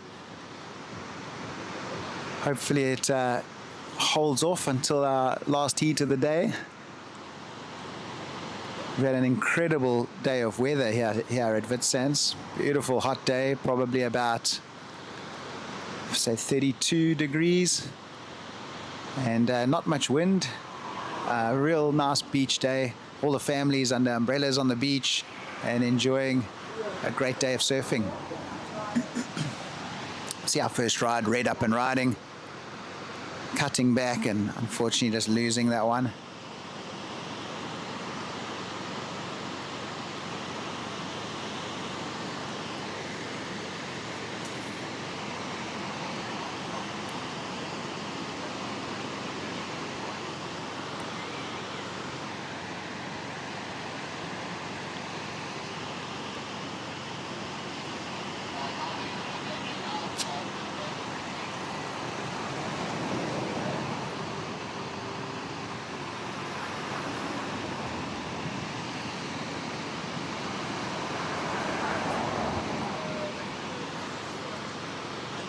The guys jockeying for position here. Everyone's starting to drop their first scores. Currently yellow, now up and riding. Beyond Vessels. Nice cutback. Wave just getting a little bit too weak towards the inside. These under 12 heats are always very exciting. The scoring is always very close.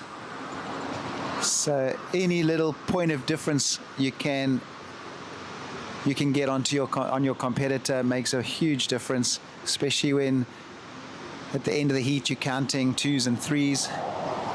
So anything you can do to make yourself look a little bit better than your competitors, whether it's a nice big first turn or surfing with a little bit more speed, a little bit more energy, big closeout turn, it all helps separate you from your competitors.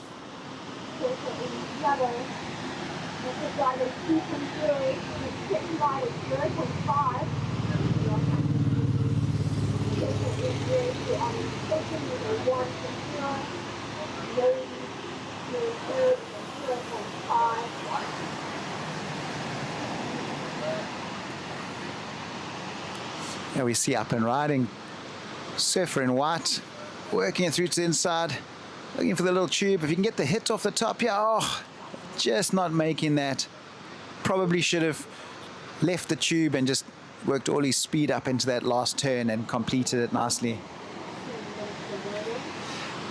Yeah, we see yellow up and riding, Dion Vessels.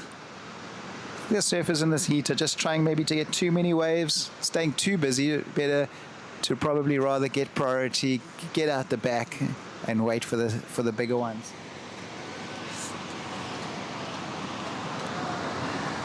I'm going to have to leave you soon. My daughter's up in the next semi-final in the under 12 division, so I can see her calling me to come and give her some coaching.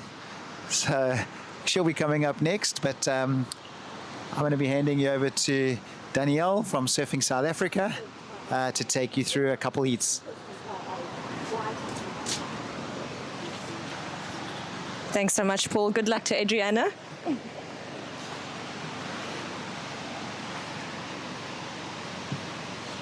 Oh, okay. No worries.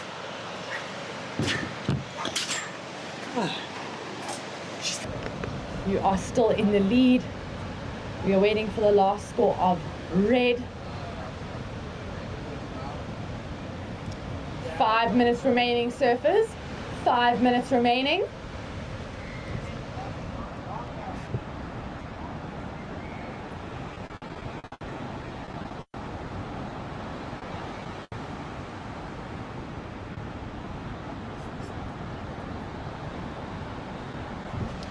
Red, your last ride, a 2.33. See white using his priority there. Red, your last ride, a 2.33. This is red up and riding. Jonathan Pearson finding that two-turn combination.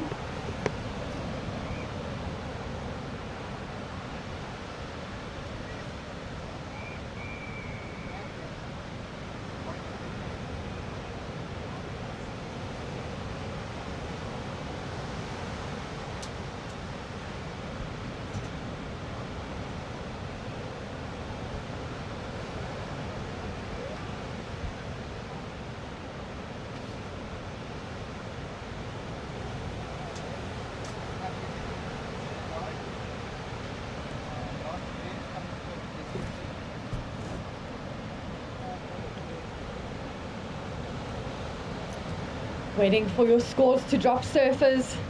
3 minutes and 30 seconds remaining.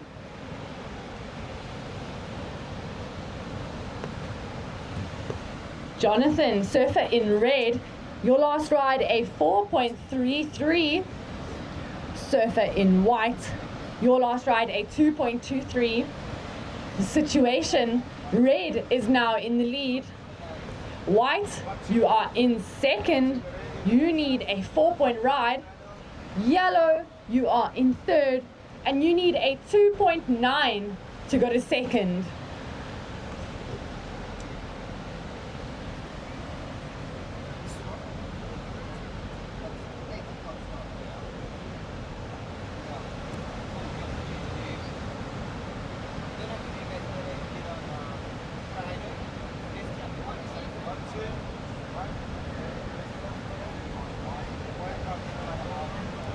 Quick one for white roadie body.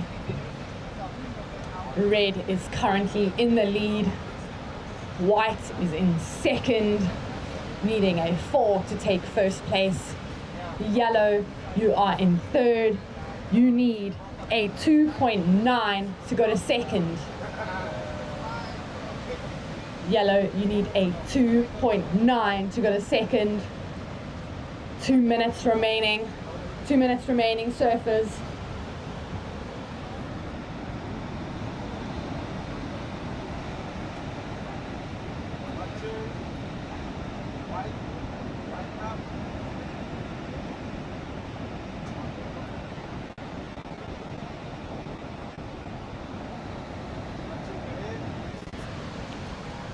Our heat leader, red, up and riding.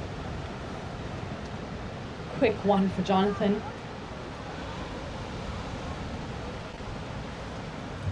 "90 seconds remaining, surfers, 90 seconds remaining.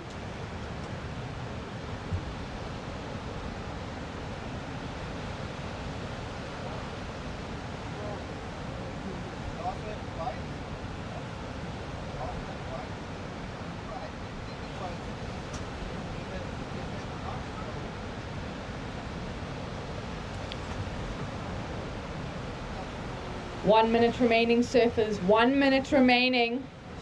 Yellow has first priority. Second priority, red.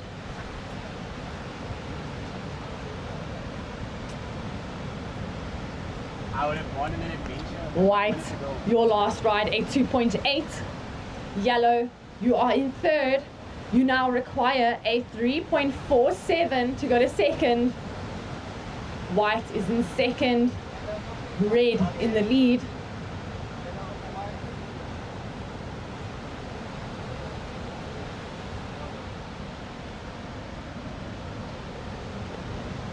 "20 seconds.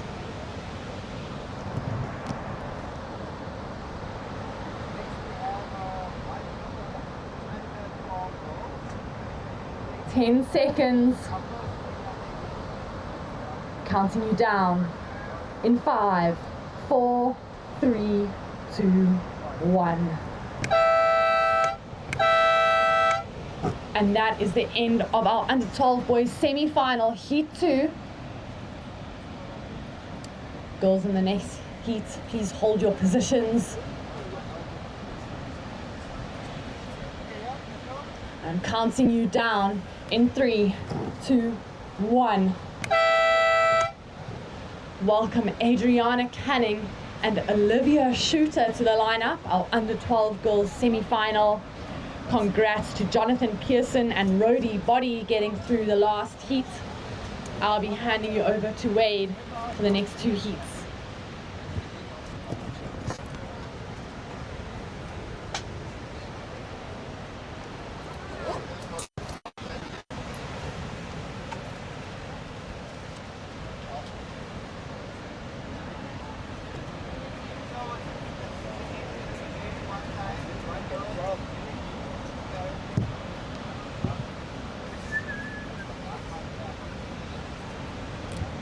So in case you guys forgot, this is a 15-minute heat. And then we will be moving on to our under 14 boys semi-final heat number 1. If you guys have just joined us today on the beach or on the live stream, welcome to a fantastic day down here at Witsunds. We are expecting 29 degrees Celsius. So make sure you have your sunscreen with you if you're out here. This is day 2 of the O'Neill Cold Water Junior Classic presented by Sea Harvest and Lifestyle Surf Shop. We've got Adriana Canning in red all the way from Durban and Olivia Shooter in white.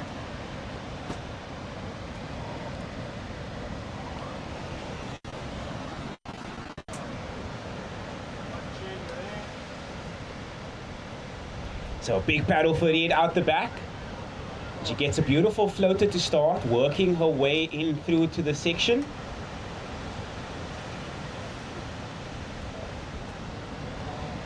So Adriana Canning going down on the final maneuver.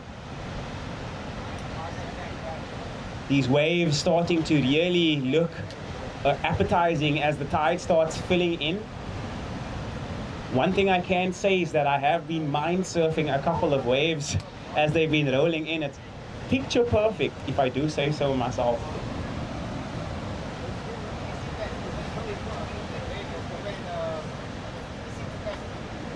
For real. For real.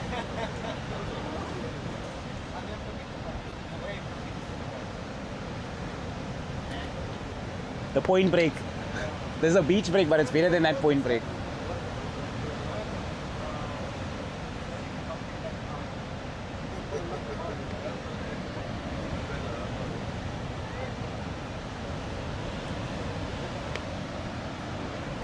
So I will be in we have Sledge.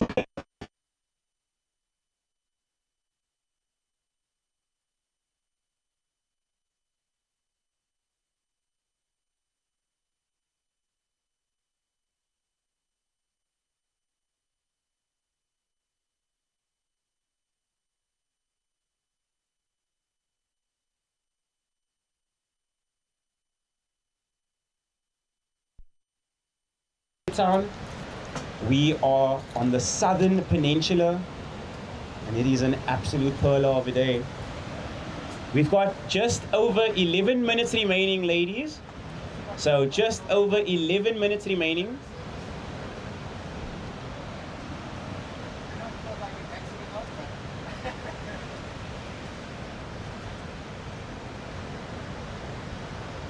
The color of the water just so inviting. You can see all the way down to the floor bed. I'm sure it is not as warm as it looks though. But Adriana Canning, our current heat leader,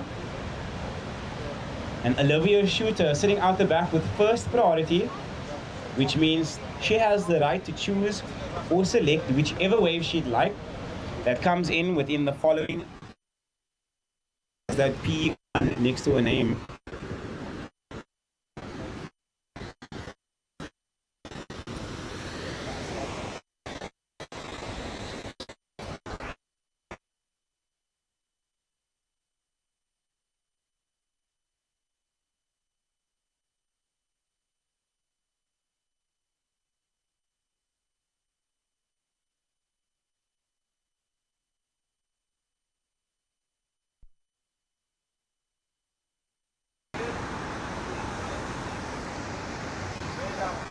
So our current heat, Adriana, getting some work done while under priority.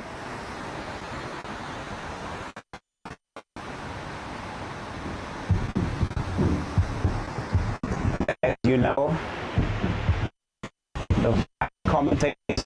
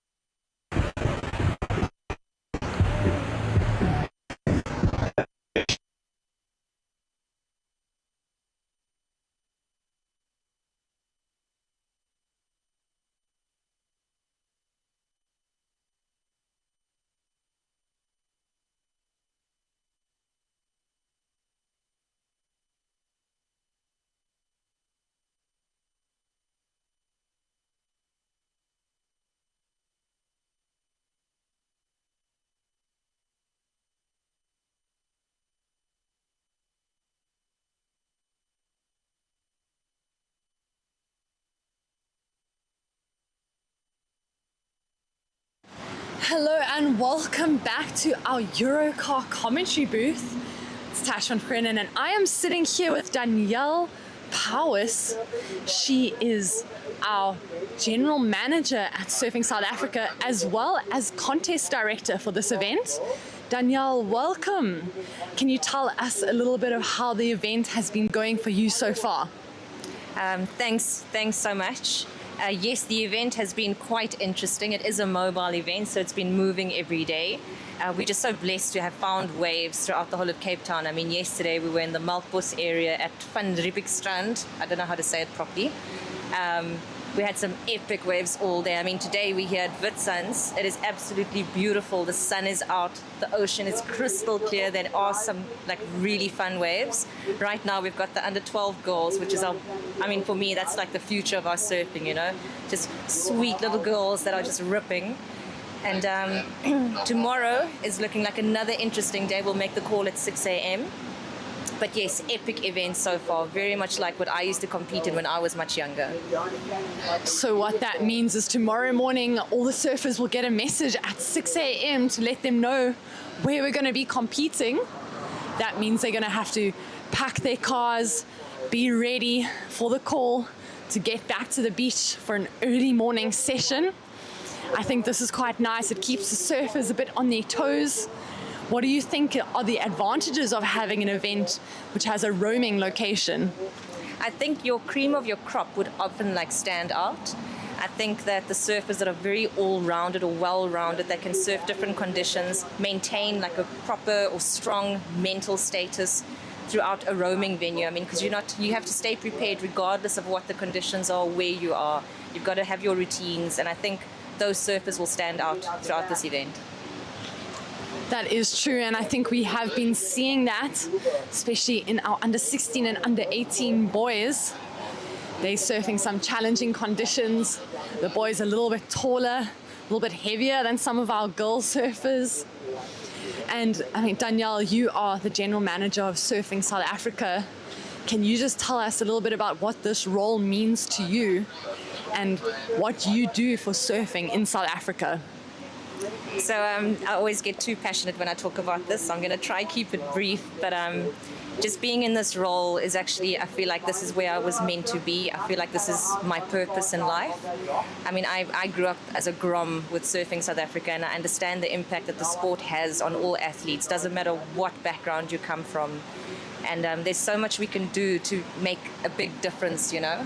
And there's so much commitment, and you know, funnily enough, we've got so many people involved in the sport, parents, coaches, you know, that have got so much wisdom and knowledge, and they're willing to share, you know. So I think this is probably the best place for me to be right now, and I'm super stoked, and I can't wait for this year to I mean, it's already started kicking off, but I just can't wait to see what it's going to look like at the end of the year.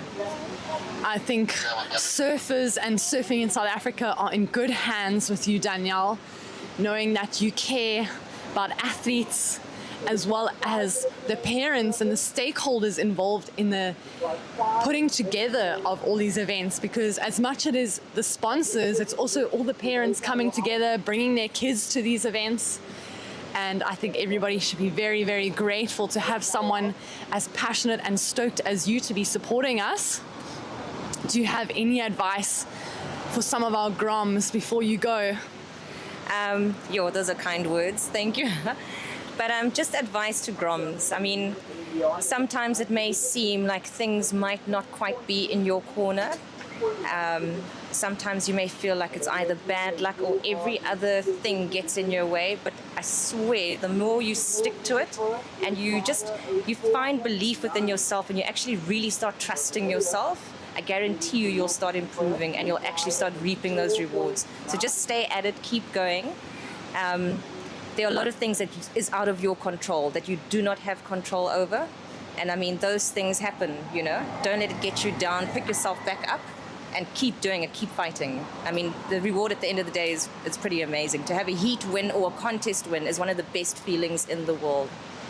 That is true. So make sure that you are enjoying every moment in the water, win or lose. We are often going to win more than we lose in these waves and these competitions. And I'd just like to say a big thank you to Danielle for being here with us, for answering some of our questions, and thank you for putting on such a great event for our junior surfers. Thanks so much. Have a wonderful day, everyone. Enjoy the live stream. It is absolutely brilliant. Thanks, Danielle. We are watching the under 12 girls semi-final. They have just under 3 minutes to go.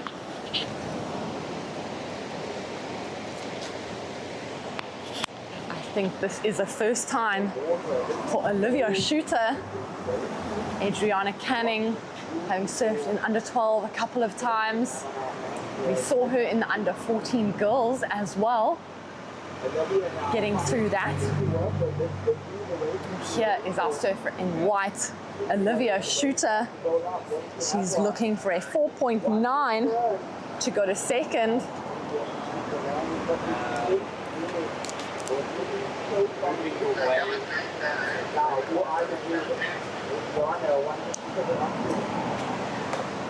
Adriana staying busy. It was great to have Danielle here, General Manager of Surfing South Africa, as well as Contest Director for this event. A very passionate woman. She just wants to help all the surfers create events, professional events, where surfers feel that they are seen and heard. And I can say that this event has been great. All our surfers getting opportunities in the water. Big thank you to our event sponsors, O'Neill, Sea Harvest, Lifestyle Surf Shop, Surfing South Africa, and of course Open Plan Pictures for this live stream. Thank you for sharing this with our family and friends around South Africa. It is great to have you joining us from afar, supporting our young junior surfers. Of course, when they're going into these heats, some of them may feel like it's life or death, but it's great to see them grow and learn, pushing their limits. This is our under 12 girls, our youngest division here at the O'Neill Coldwater Junior Classic. We love to see new surfer girls getting into the sport. So if you are someone who would like to get involved, check out Surfing South Africa, find out, send them a message, get your membership. Maybe you are wanting to sponsor an event, reach out to our general manager.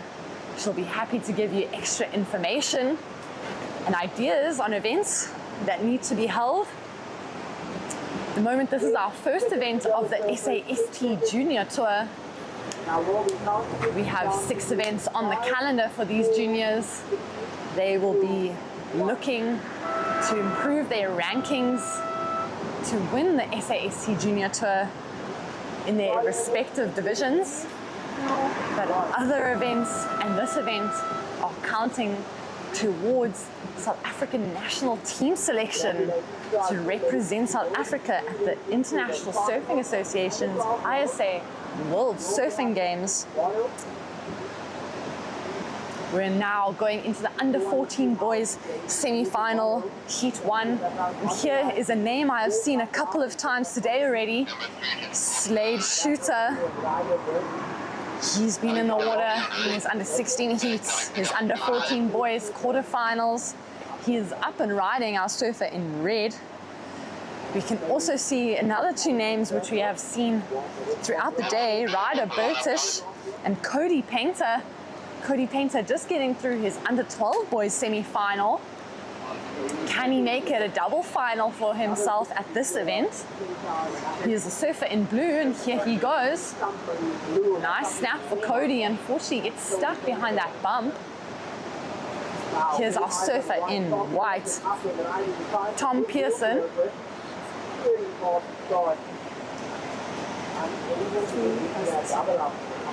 We have 3 heats remaining for the day, not including this heat.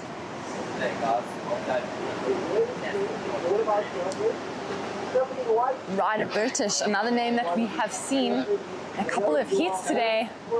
These Groms are going to be feeling it later on, maybe a little bit tired, but they never seem to lack in energy or enthusiasm in these contests.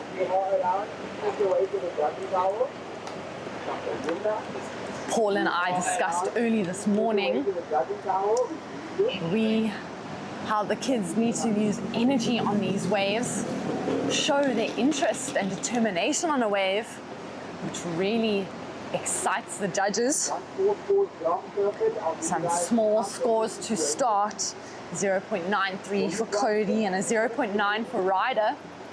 Those will be throwaway scores for them. And here they both go. Cody going to town with a nice layback fin drift. We see Ryder getting through this section.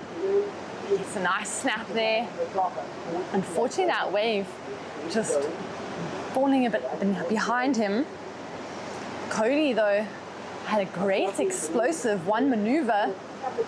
I think he is feeling confident from his under 12 boys heat. And here we have Slade Shooter up and riding. He's still waiting for his first score. He's going to back it up with a nice snap there. Great combination into that cutback. Rail to rail work is awesome.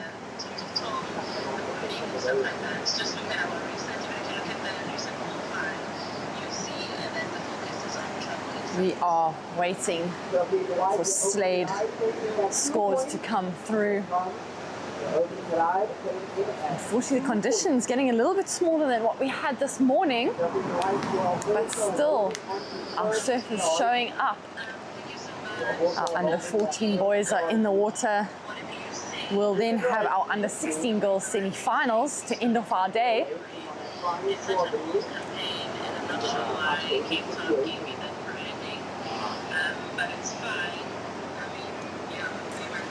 It has been a beautiful day here at Witsuns in Kommetjie. Tom, our surfer in white, getting a 2-point ride, and Slade a 4-point ride on his first ride. He will be happy, and he's waiting for his backup score to come through.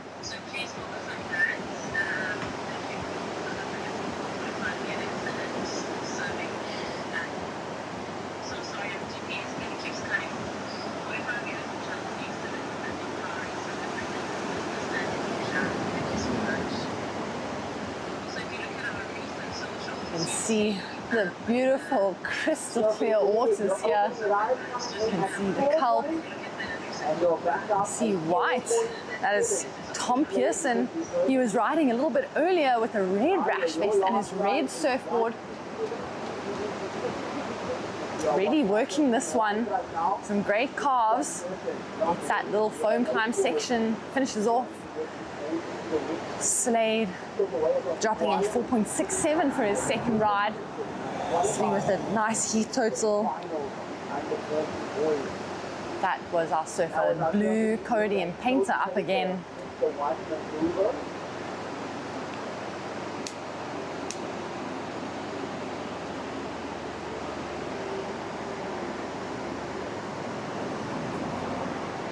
Still waiting on a score for Cody's layback turn. And another score for our surfer in white, Tom Pearson.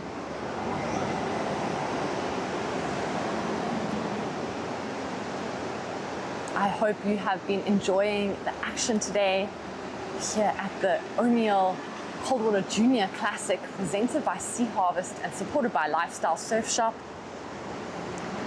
Open Plan Pictures bringing you our live stream of the event, and I'm sure we'll have some of the Groms going back and looking on their heats to see their waves. Cody getting a 3.5 for his one turn maneuver with a backup of a 2.03. He is now in second, but we are waiting for one more score from Tom. Tom really worked that wave quite nicely, showing variety of maneuvers, some cutbacks to snaps. We see yellow rider Bertish, a nice slash for him. Gets around a quick little speed check and one quick lip line. And there, Cody Painter out the back. Quick little layback. Gets that cut back. He is working this wave. You can see the energy Cody is putting into it. Nice end maneuver. Great combination from Cody as well as Ryder.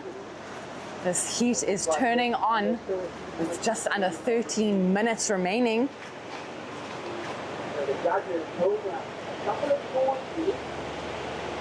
Judges deliberating all those waves. You can't hear or see them, but I can tell you right now that the judges will be discussing the difference in the waves, making note of the critical maneuvers such as Cody's layback turn, Ryder's lip line float finish. Tom Pearson getting a 2.9 for his last ride.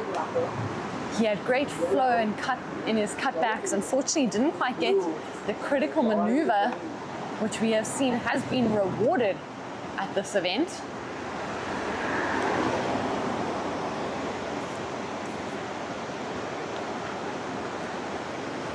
Are you with water?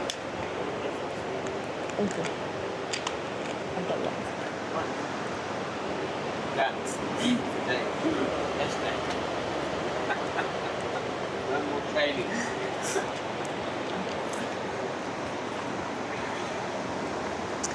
Waiting for that last score of Ryder Bertish. He gets a 4.57, highly rewarded for the combination of maneuvers as well as the speed, power and flow he maintained throughout that wave. Then we saw him finish with that lip line float. Cody now going with another 3.5, holding down his second position.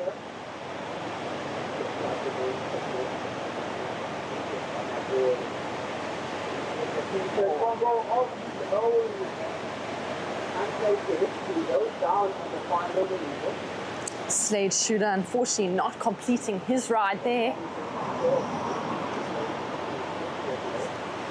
Yellow and white, as you can see in that situation, white had the higher priority, the first priority position. That means yellow had to give way to him. Wow, Tom Pearson really bending backwards on that one.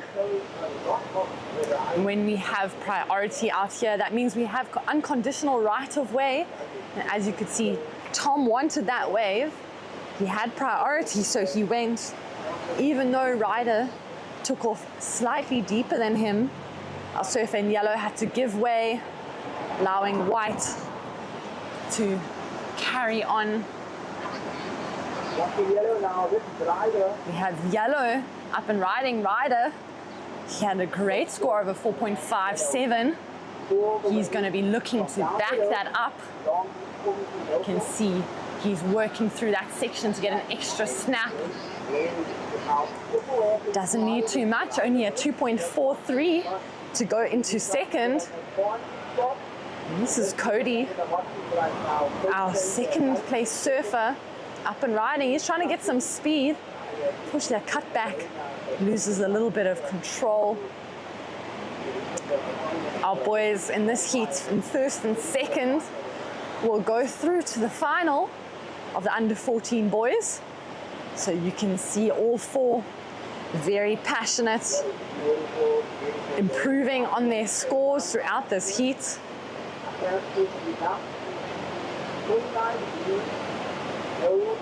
They have 9 minutes remaining.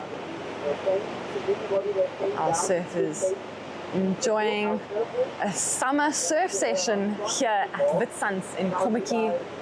Got beautiful crystal clear water. The beach is hot. And parents and friends down here supporting all of them. I am up here in the Europe car commentary booth. We are just on the edge of the road, as I'm sure you can hear some vehicles driving past. And we see Ryder Burtish dropping a 3.13, moving him up into second. Cody now down to third, and Tom in fourth.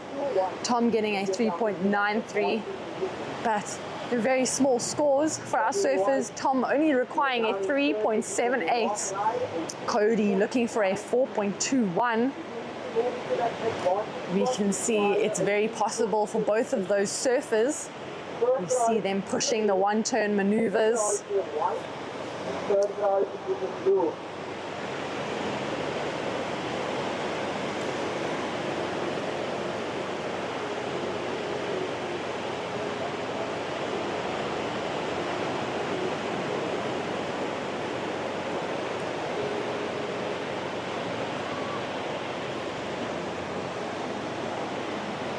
Surfers taking a little bit of a break as there's a lull in the water.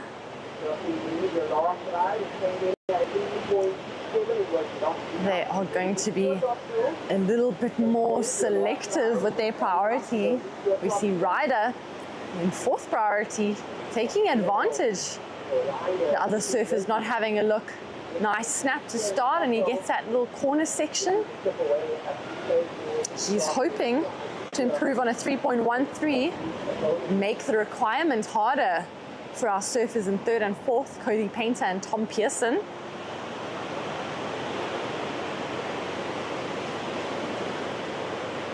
So great to see all the surfers down here. They're friends on the beach, but competitors in the water, and you can see that with these boys really putting all their effort into getting the right waves, into surfing them hard. So as much as it's their best friend in the water, they still want to win.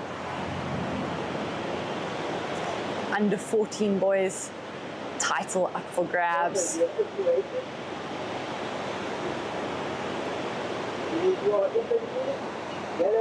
You can see Red has first priority. He's choosing to go on this wave. It's a nice shape on this wave. Can he get a big in maneuver? Wow, Slade Shooter really putting all into that turn. He'll be hoping. He was looking for a better section. He really did show some commitment and degree of difficulty there. Unfortunately, overcooking it a little bit and falling over his toe rail.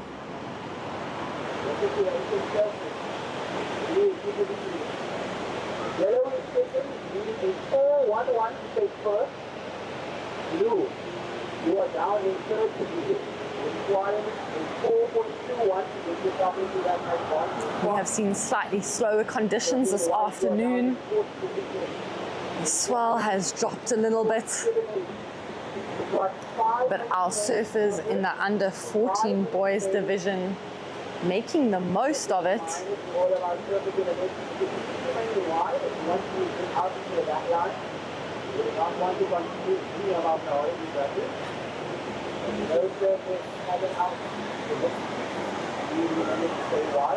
Our surfer in the white, sitting with priority. He knows he only needs a 3.78. He's already got two 3.9s. A 3.9 and a 2.9. So he knows he can get that score. He'll be waiting, as we discussed earlier, wave selection is very important out here today. The better waves giving you those opportunities. And here goes Tom using his priority on this one. Quick snap for him. He's getting around, hitting the end section. Can he get around the foam and get a bonus section? Fortunately, he goes down. Slade pushing out the tail. Some progressive maneuvers from Slade. Can't help but wonder what scores he might be getting if he made those. You can see some of the juniors having fun on the rock. Earlier, we saw that rock clear with no water around it. Now, as the tide comes in, slowly getting covered by water, some of the juniors having some fun, jumping into the water. And here is our surfer in blue, Cody Painter.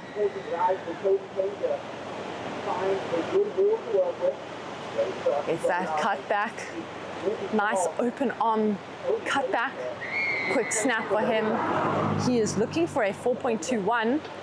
He would have been hoping for a slightly steeper section to show a more vertical turn.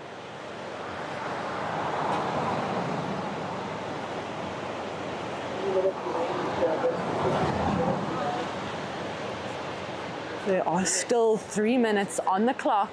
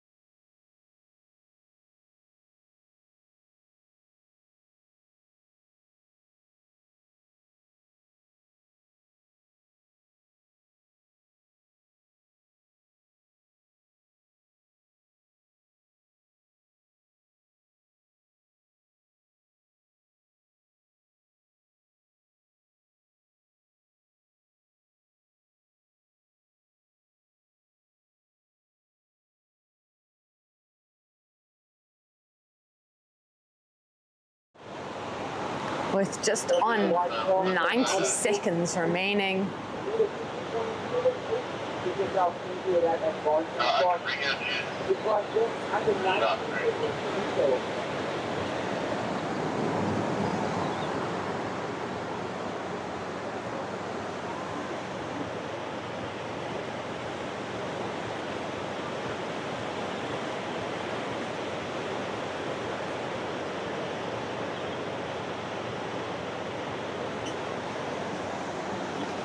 Unfortunately, will the ocean provide?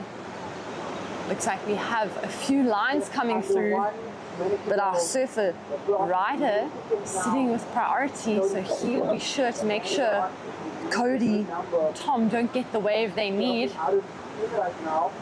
And you can see there's a great looking wave coming through for Ryder. He's going to go make sure that Tom doesn't get another opportunity. With 30 seconds on the clock, quick snap for him. Another one. Here he gets around it.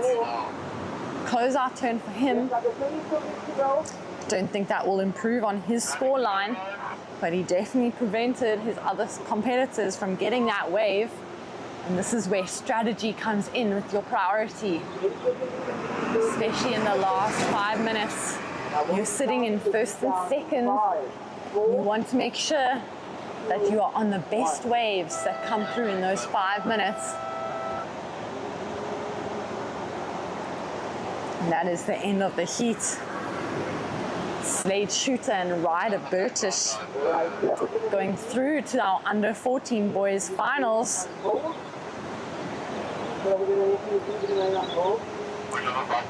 Next heat is our heat 2, the under 14 boys semi-finals.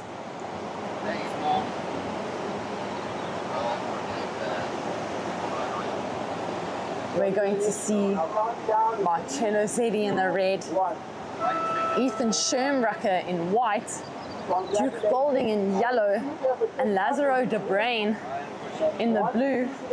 We have seen Lazaro also surfing it now under 16 boys.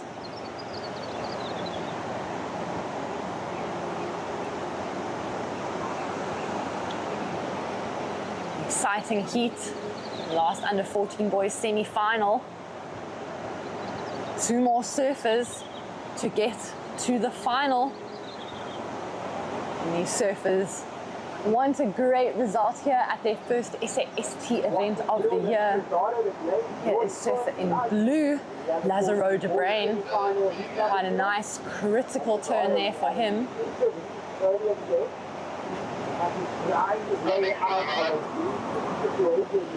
I think the surfers who have spent the most time out here today definitely have an advantage now as we come to the last few heats of the day. Time in the water, understanding the lineup, seeing the opportunities, all makes a difference. Here goes red, Marcello Zeddy.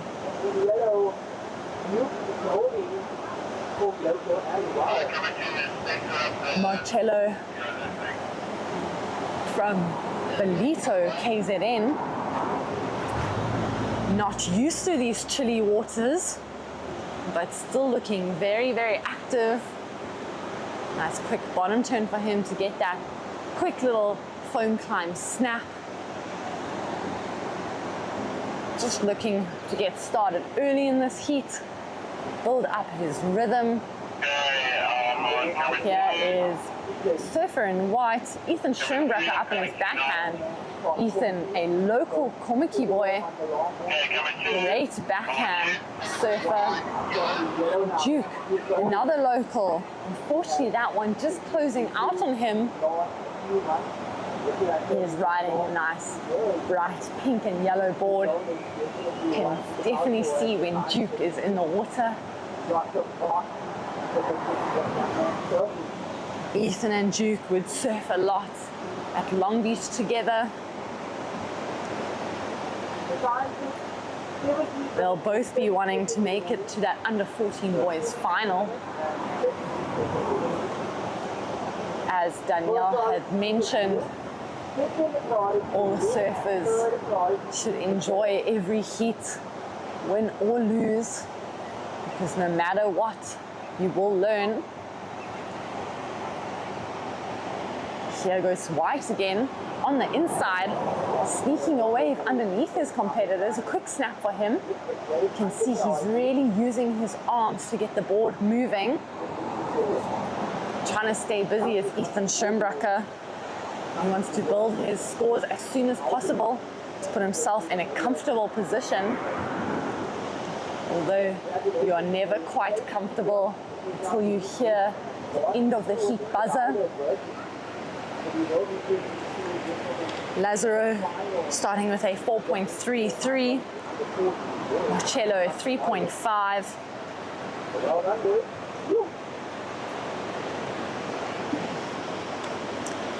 Ethan a 3.0. Very small differences in the scores between these surfers.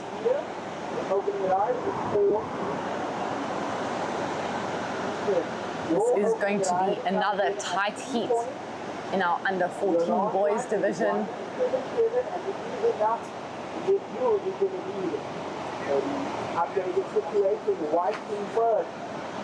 Blue is taking 0 4 in round 51st.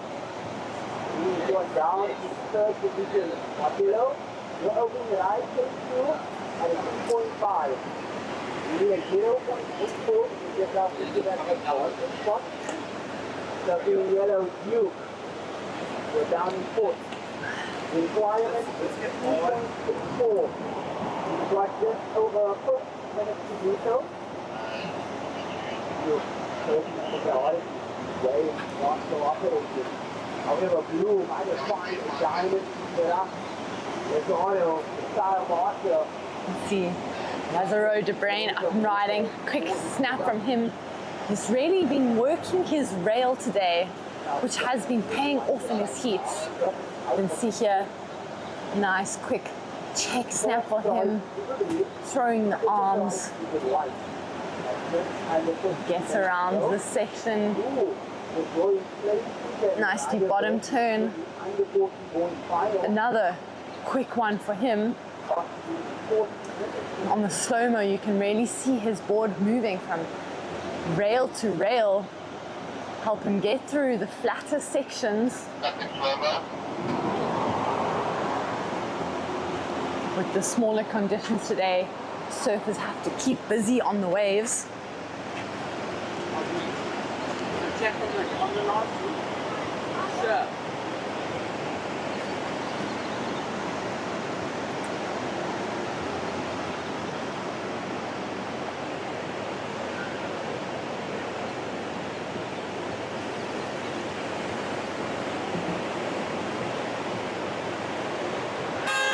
Up next, we will have the under 16 girls semi-finals. Lazaro getting a 5.17 for his last wave. Here we see surfer in the white, Ethan Schoenbrock on his backhand. That was a nice quick backhand snap from him. Would have wanted a little bit more to improve his situation. Here goes Marcello Zeddy. Nice carve back to the pocket for him. He's waiting patiently. A little bit of frustration from Marcello. See, that wave wasn't going to give him the opportunity to get an end maneuver. You can see that the surfer's in yellow being patient with his priority. Sitting out the back, Duke Golding knows the right wave. He can get the higher scores. You are out here with a 4.5 and a 5.16. You are down in position. Here goes our surfer in blue, our heat leader. Lazaro, nice quick snap from him. Cut back to the section. And he gets that end completion. He is feeling it. Definitely feeling the rhythm of these waves. Lazaro spending time as well in the under 16 boys. Here we see Duke using his priority. Nice cutback for him. He's waiting, hoping this wave will give him a little bit more. Quick snap, but unfortunately falling off the back of that one. A vertical backhand turn for Ethan Schoenbrocker. Unfortunately, he doesn't ride out of that one. Our judges only rewarding if you ride out of those critical maneuvers. And a ride out is considered when your board is seen in front of the foam. As you can see, Ethan Schoenbrocker was at the back of that wave.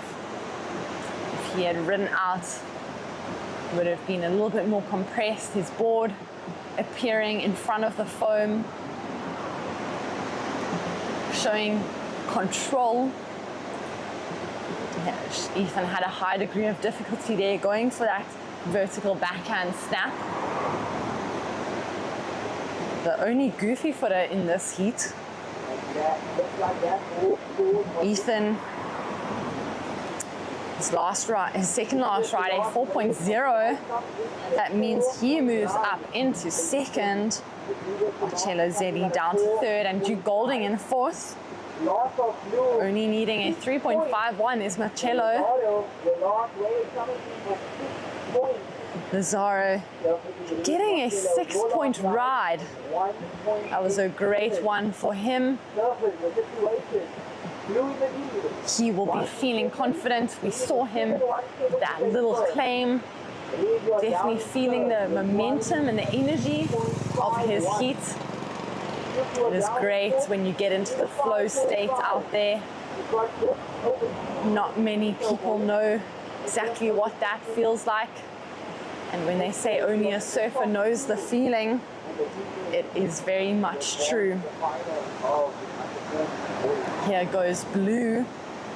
Lazaro just playing around. He's sitting with an 11.17 heat total, feeling quite confident. We've seen that a 10-point heat total will definitely get you through your heats, especially in first place. You can see the surfer in second place needing a 7.71 to catch him. That is quite a high score for today. Would need to be one of the better rides in our under 14 boys.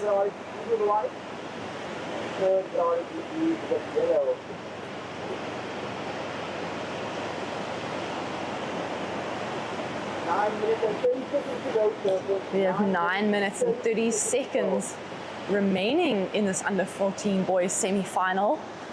As we can see, anything can happen, especially with these boys hungry to get to that final.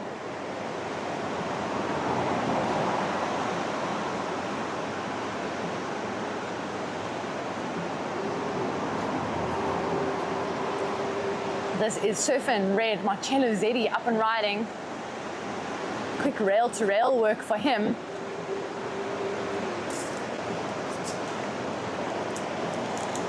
That was a great one for Marcello. Unfortunately, not providing him with what he would have liked in that section. You can see he used his priority, and I could see a little bit of frustration. A little bit of frustration from our surfer in red. He knows he can do it. All these boys can. It's just a matter of who is on the better rides today.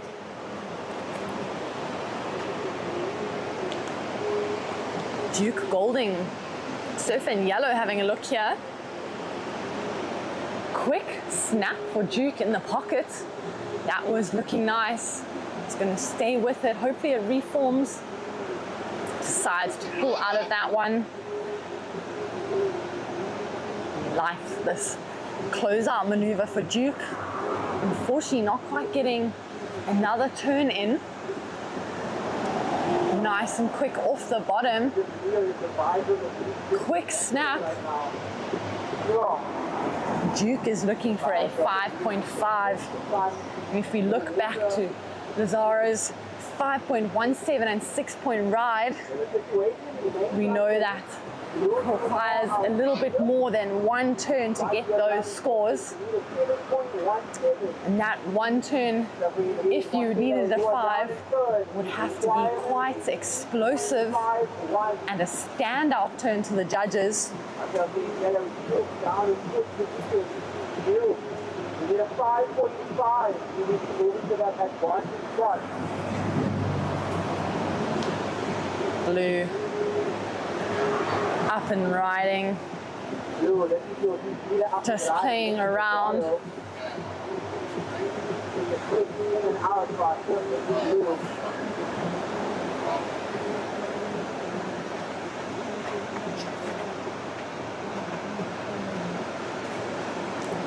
We're waiting on that score for Duke Golding from the judges.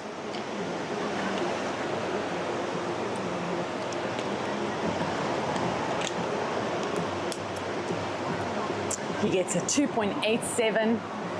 Definitely would have gone into that 5 range had he gotten a second maneuver. We see a set coming through, surfer in red, quite deep. Unfortunately, doesn't like that.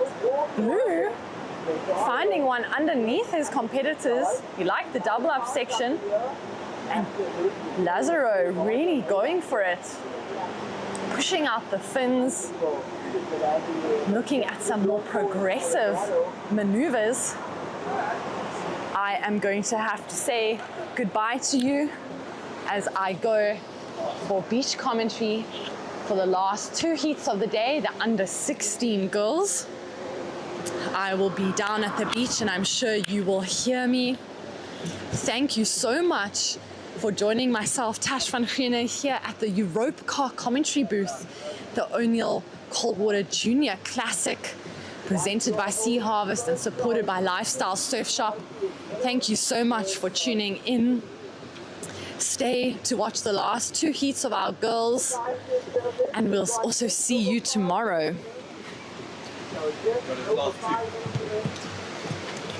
All right.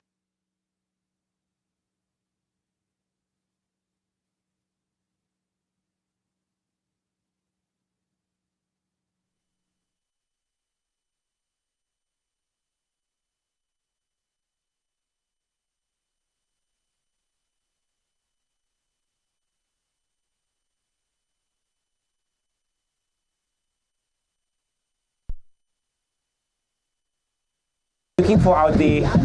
I'm just not sure if the wave is going to offer it to him.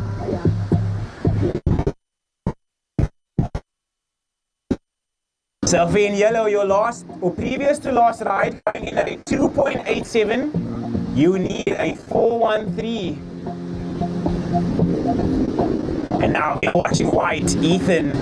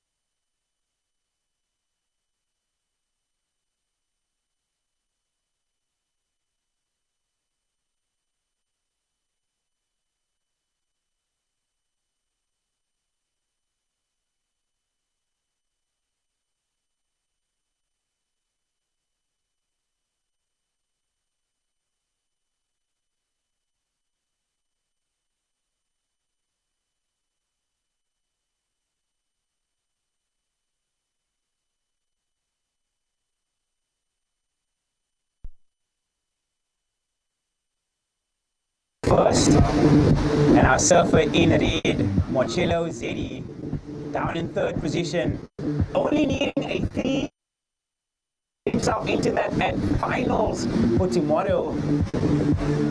Duke Golding down in 4th, needing a 4.13 to get himself into that advancing spot. We've got just under 3 minutes remaining.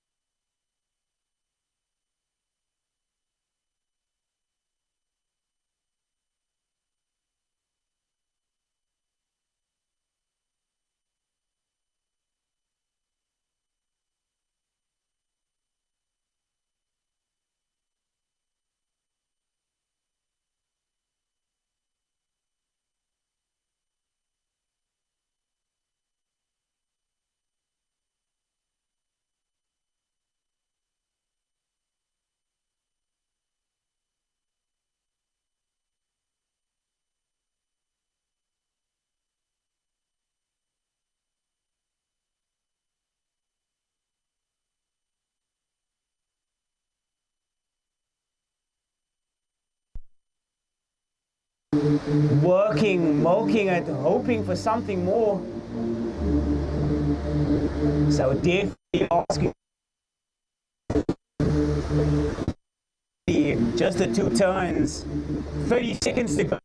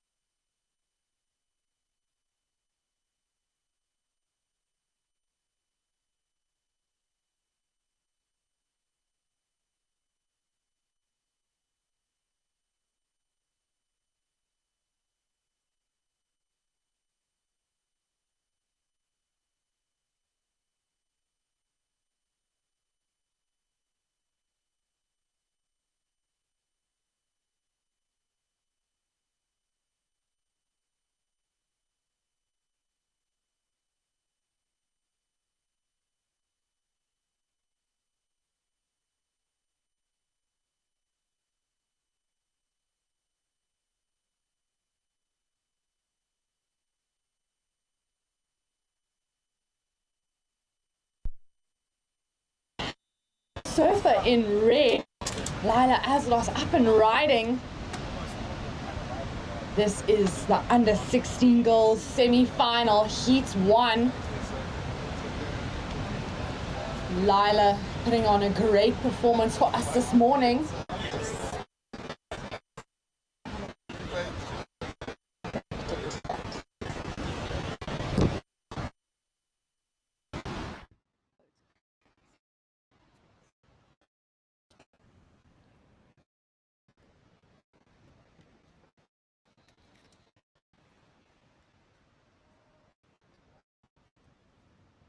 In white, we have Jasmine Fenter, and in the yellow, Maya Malherb.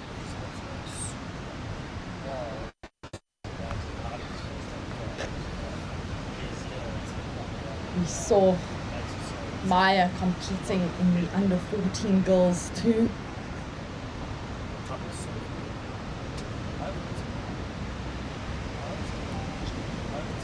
We are down here at Witsands Kommetjie.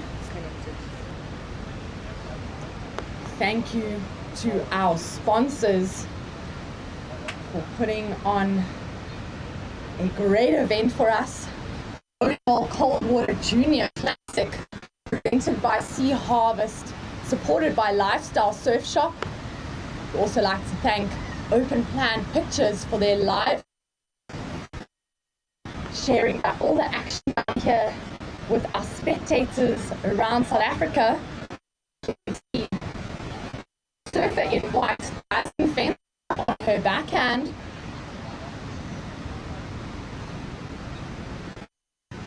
Jazz working the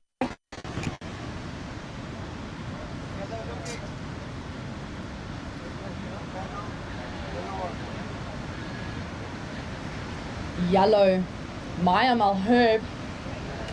She put on a performance earlier in the under 14 girls.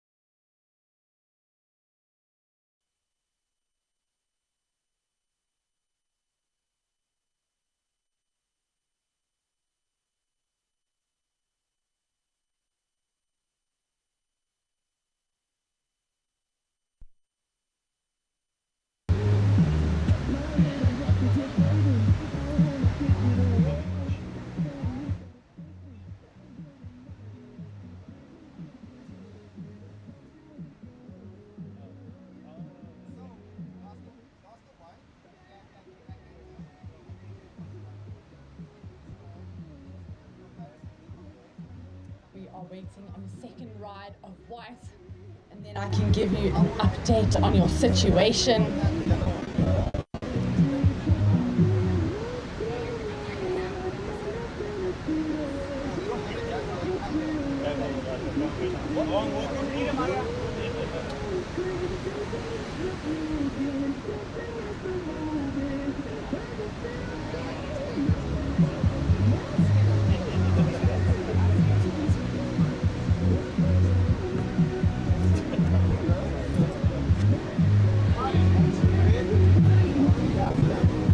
Red, Lila Aslar's up and riding. Just can't quite get back into that one. In white, your second ride, 4.33.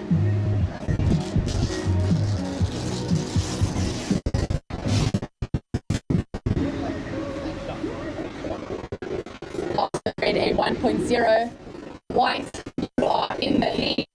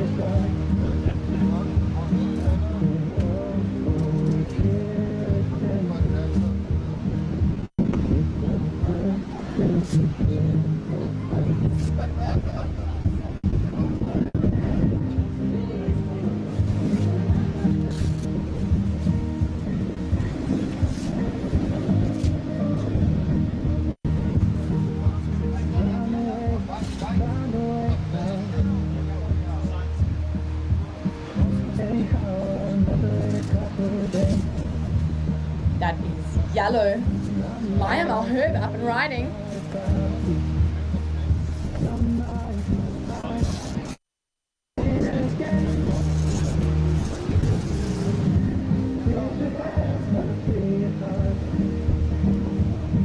We have 11 minutes remaining on the clock. Jasmine Fenter, surfer in white, currently in with a 3.5 and a 4.33. Red, Lila, you are in second. A 5.5 and a 1. Maya, we are waiting for your second ride.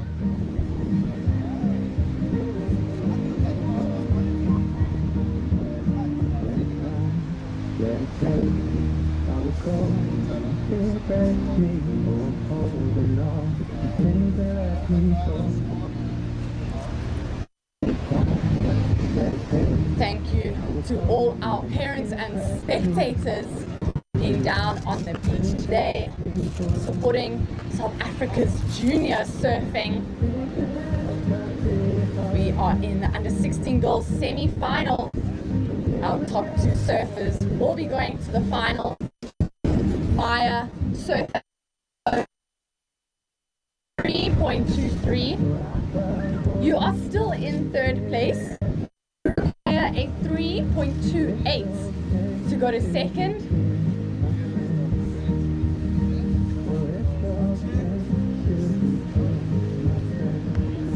This is yellow. Maya up and riding. Oh, she's just going over the tow rail there.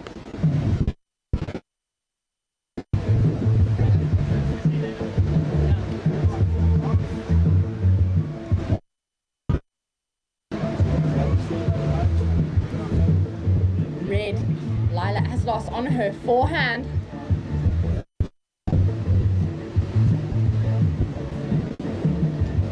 Just a quick one for her. 9 minutes remaining surf. First priority is with our surfer in white, Jasmine Fenter.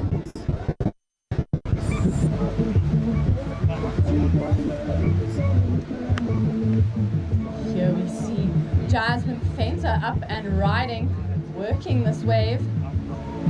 Unfortunately, she comes unstuck. We have seen some challenging out here. Surfers really having to put energy into their surfing. Lila, your last ride at 2.4 puts you into the lead. Red is now in the lead and at 2.4.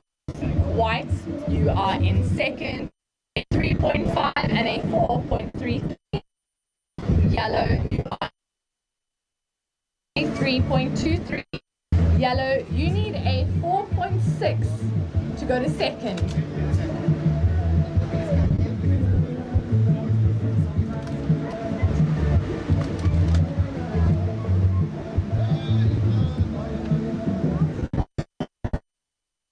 Is with red. Here we see Jasmine Fenter, our surfer in white.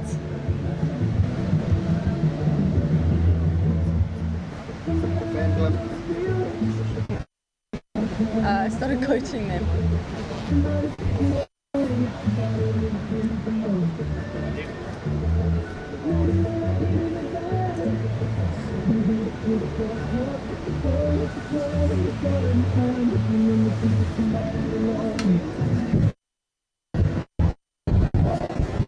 Surfers in the water. Just over 10 minutes remaining. Yellow, you are in third place. You are looking for a 4.6. White is in second. Jasmine, you need a 3.58 to take the lead. Red, Lila, you are sitting in first.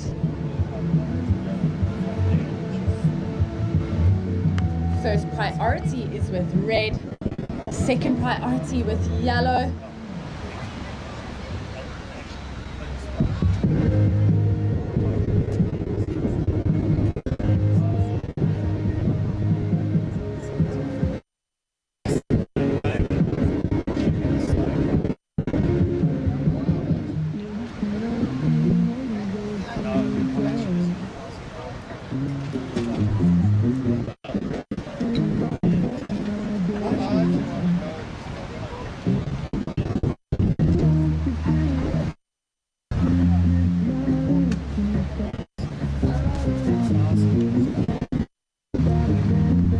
6 minutes remaining, surfers. 6 minutes remaining.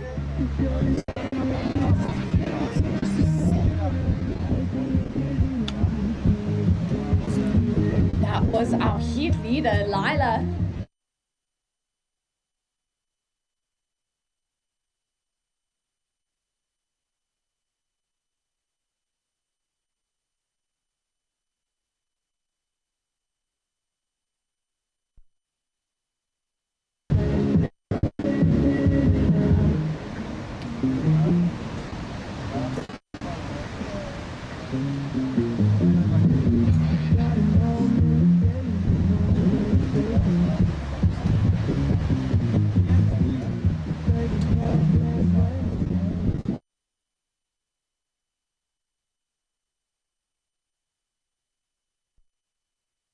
Remaining surfers.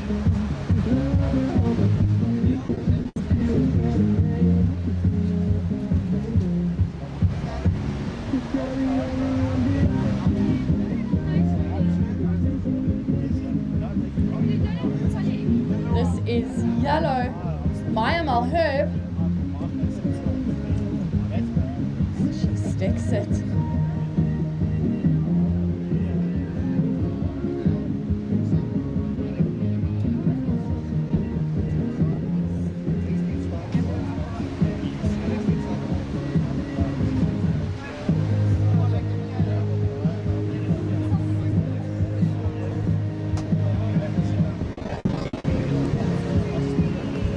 We are waiting on a score from yellow.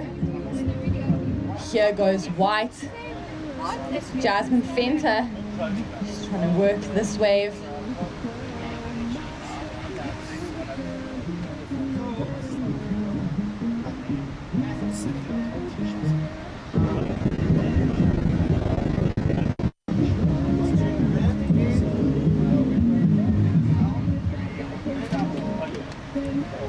Red, our heat leader, Lila.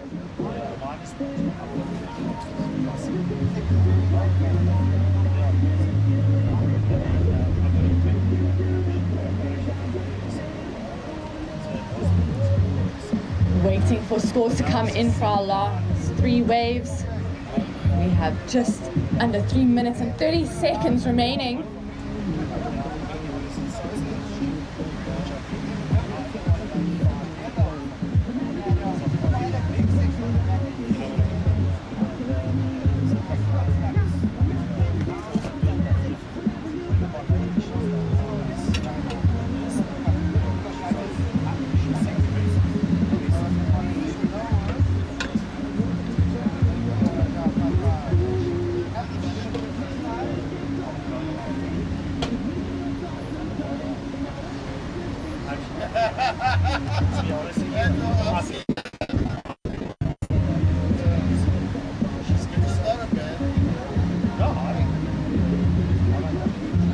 Minutes and 30 seconds remaining, surfers.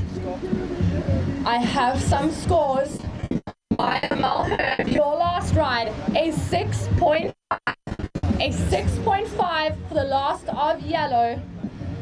Last red, 3.47. Your updated situation, yellow, you are now in the lead. A 3.23 and a 6.5.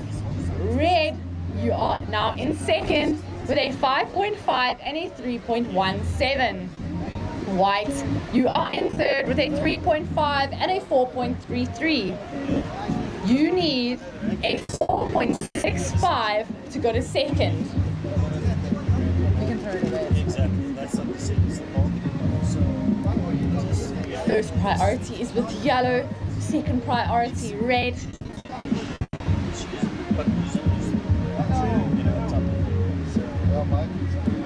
This is our heat leader, Maya, up and riding on her backhand.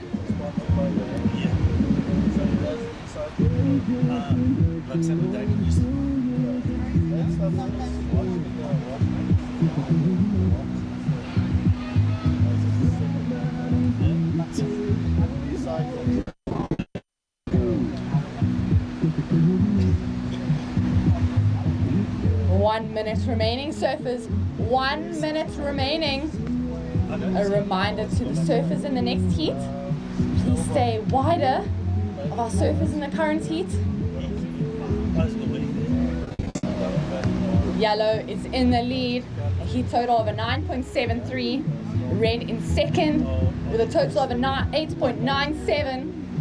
White is in third, so heat total of a 7.83. White, you need 4.65 to move to second.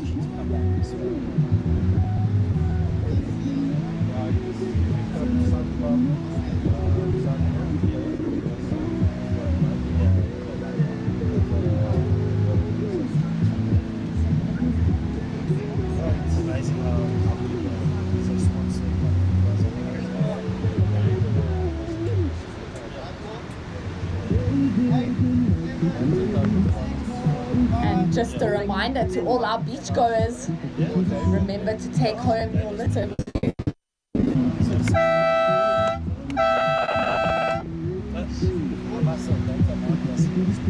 And that is the end of our semi-final Heat 1.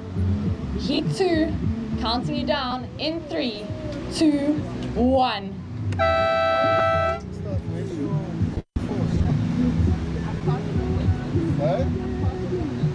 No, you're not. You're the boss. Congratulations to Maya Malherb taking out the win. Lila Aslos in second. Unfortunately, Jasmine Fenter falling out of competition. Here goes red. Cami here.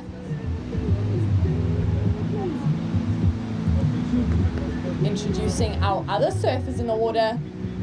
White, Emma Schoenbracker, and in yellow, Leah Laprant.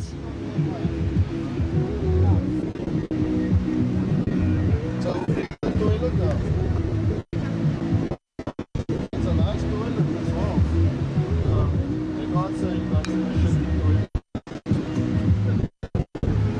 And do you need one? This is our last heat of the day. First of white, 27, waiting for scores of red.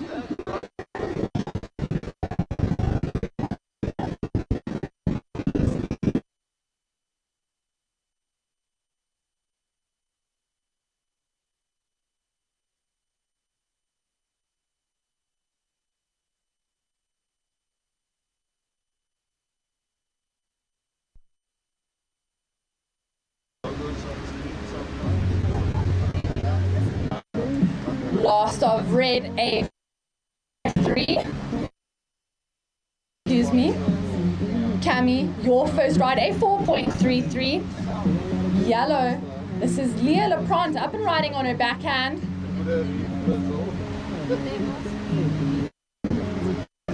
18-minute surfers. Yeah, proper communication. Where did you get this nice casino? Really looks professional.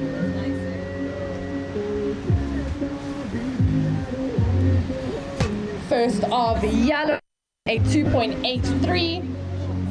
First of yellow, a 2.83.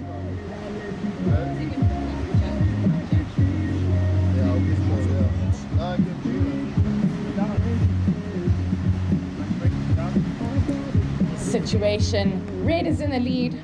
Your first scoring at a 4.33. Yellow in second with a 2.83. And white in third with a 0.27. White, you need a 2.57 to go to second.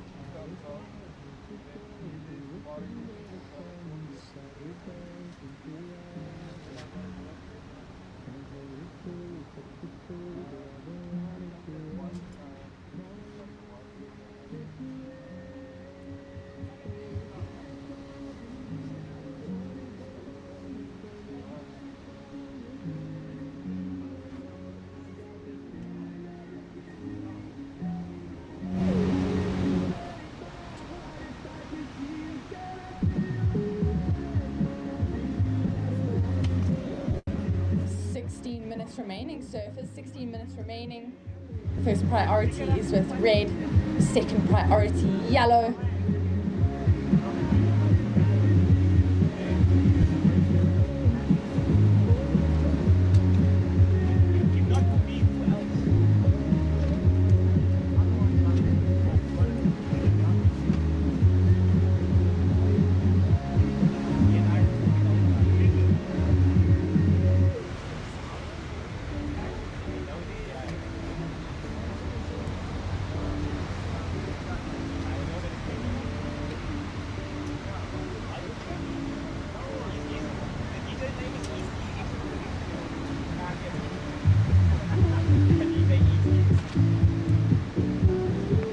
Thank you so much to the sponsors of this event, O'Neill, Sea Harvest, Lifestyle Surf Shop, Surfing South Africa, and Open Plan Pictures for their live streaming of our contest. Thank you all for supporting junior surfing here in South Africa.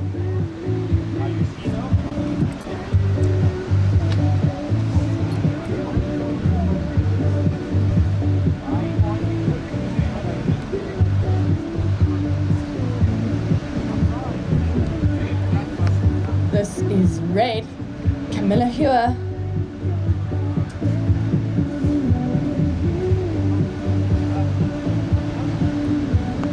This will be her second scoring ride.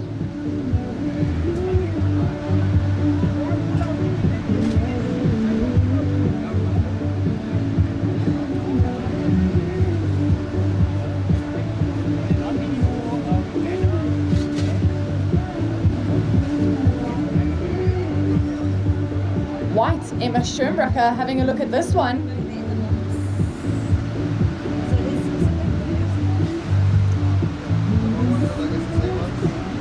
This is the last heat of the day. It's been a great day down here at Witsunds. Some great surfing from our junior surfers.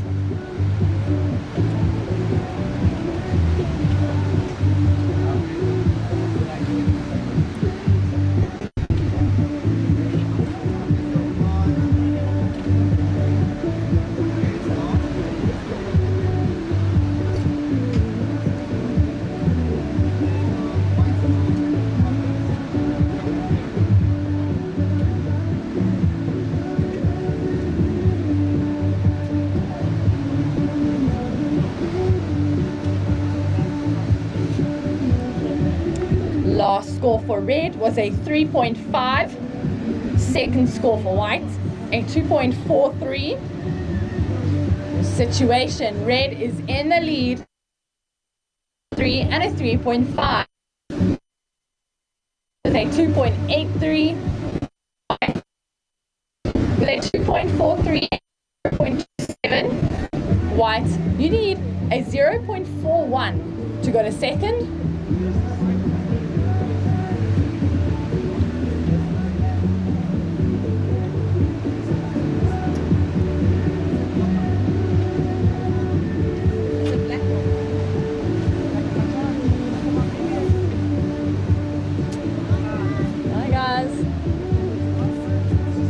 Bye.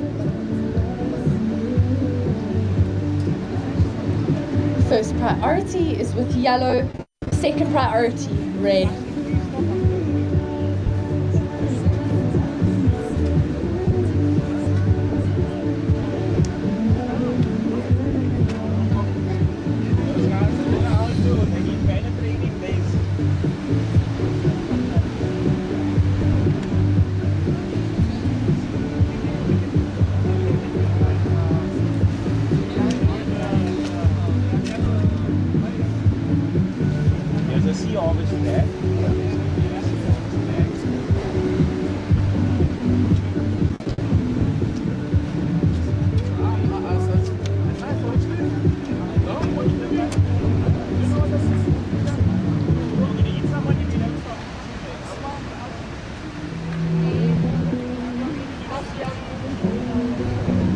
This is our heat leader, Camilla here, up and riding.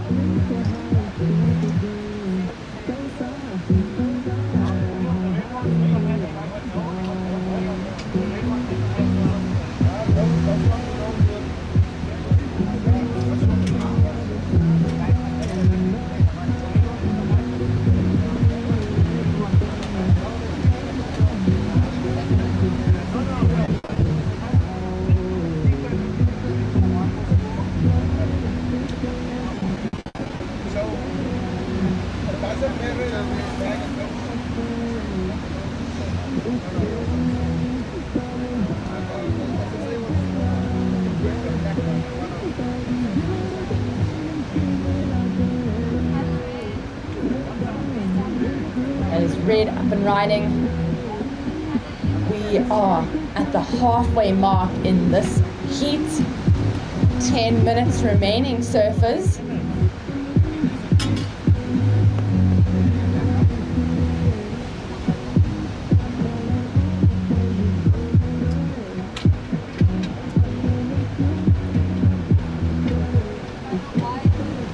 White, Emma Schönbracher up and riding.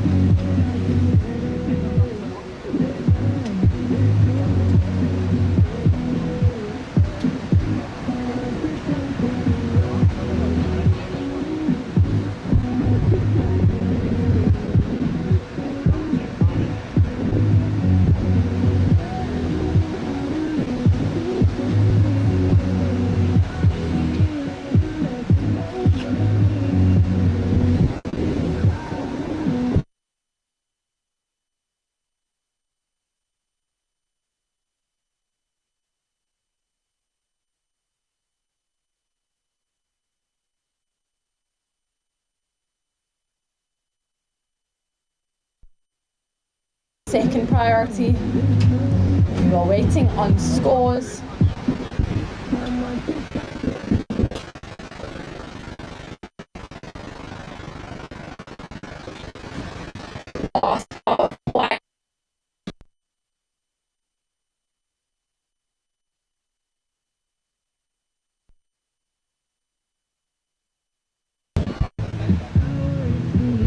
Here goes our surfer in yellow.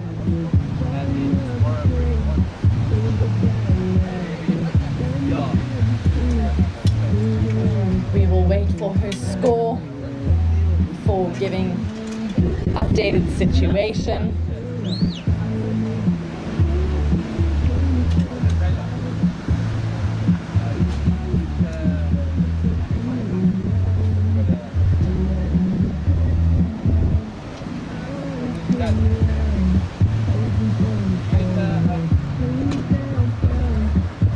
Surfer in yellow, your last ride, a 1.67. You are still in third. Your situation, surfers. Red is in the lead with a 4.33 and a 3.5. White is in second with a 2.43 and a 3.87. This is White's Emma Schönbracher up and riding.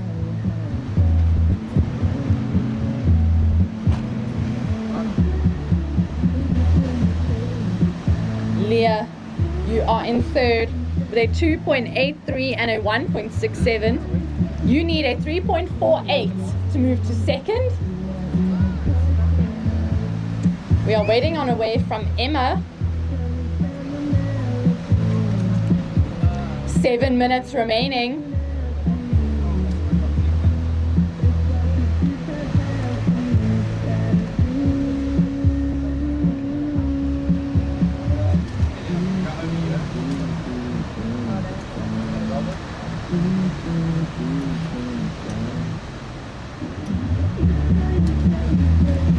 Emma, your last ride, 3.3.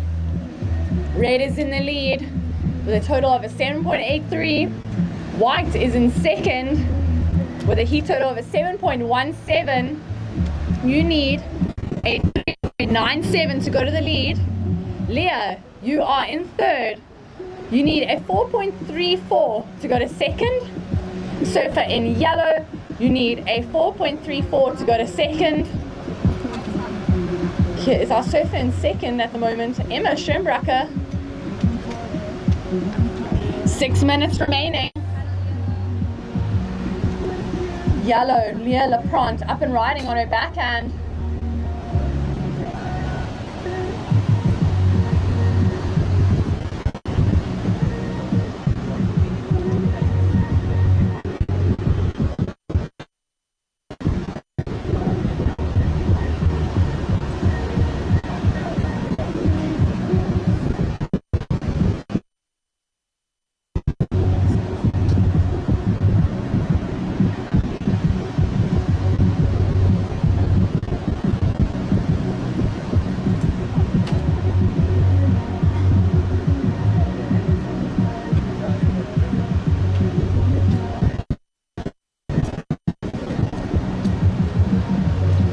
Yellow, your last score 1.5. That does not go into your top 2. 5 minutes remaining. Red is in the lead with a 3 and a 3.5. White is in second with a 3.87 and a 3.3. Yellow in third and a 1.67. Yellow needs a 4.34 to go to second. First priority red, second priority white.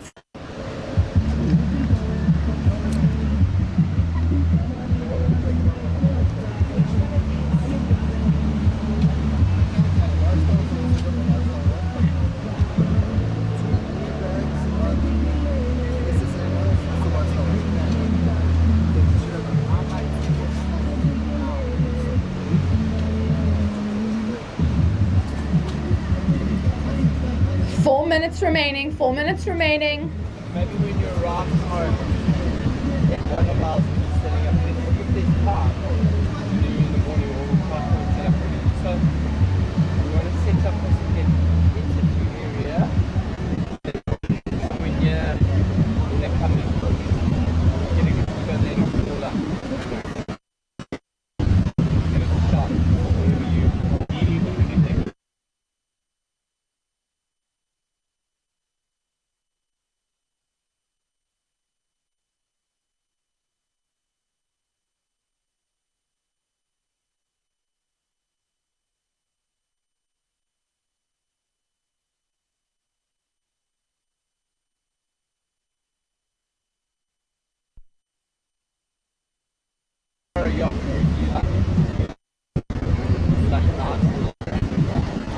Three minutes remaining, surfers.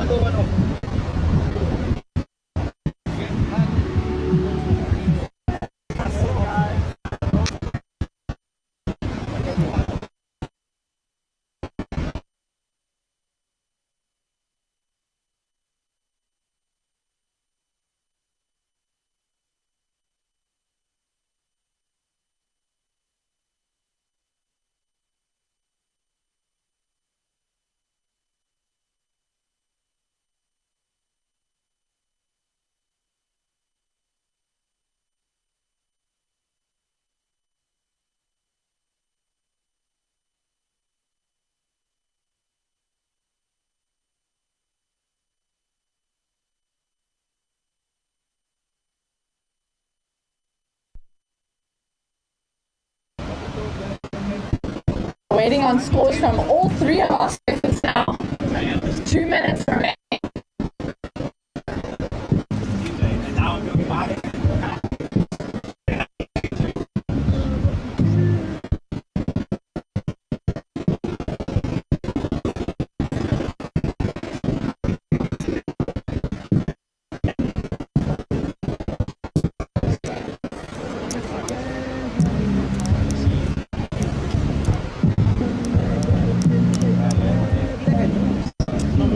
Seconds remaining. We are still waiting on scores to come through for red, white and yellow. Yellow, your last ride, a 2.23. That was not enough to put you into second. White, a 3.83. Yellow, you are now looking for a 4.87 to go to second. White, you are in second. Your last ride, a 3.83. Red, last ride, a 4.27.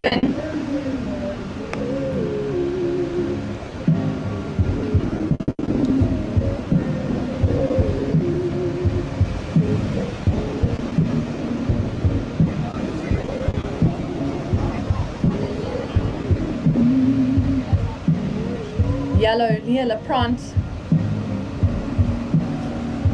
with 30 seconds remaining on the clock. Here goes red, our heat leader. Quick in and out for her.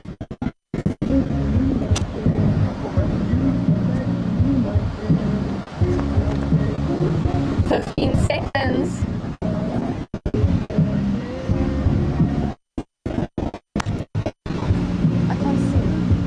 Counting you down in 5, 4, 3, 2, 1.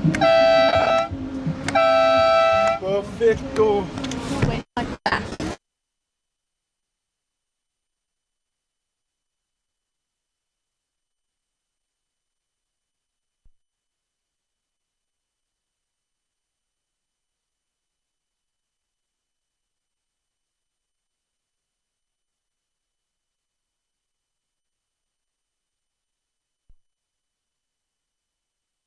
For day 2 of the O'Neill Coldwater Junior Classic, presented by Sea Harvest and supported by Lifestyle Surf Shop. We will see you tomorrow. The call will be made at 6 a.m. So be sure to check and make sure where we will be surfing tomorrow. We will be starting at 8 a.m. sharp. Make sure if you are in those first heats, get down to wherever we are competing as early as you can.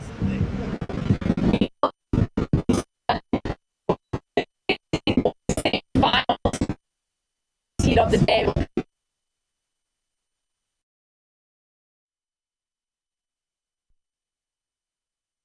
Seeing all of you tomorrow. Thank you.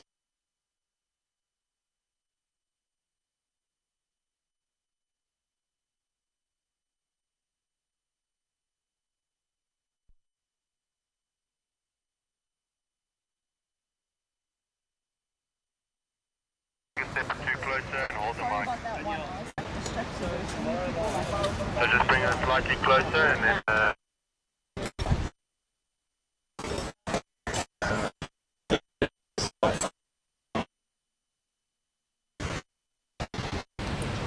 Thanks.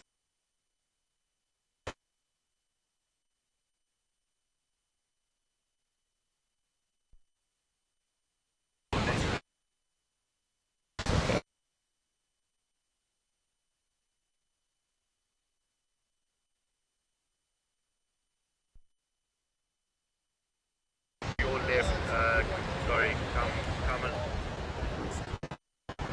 So I left. yeah.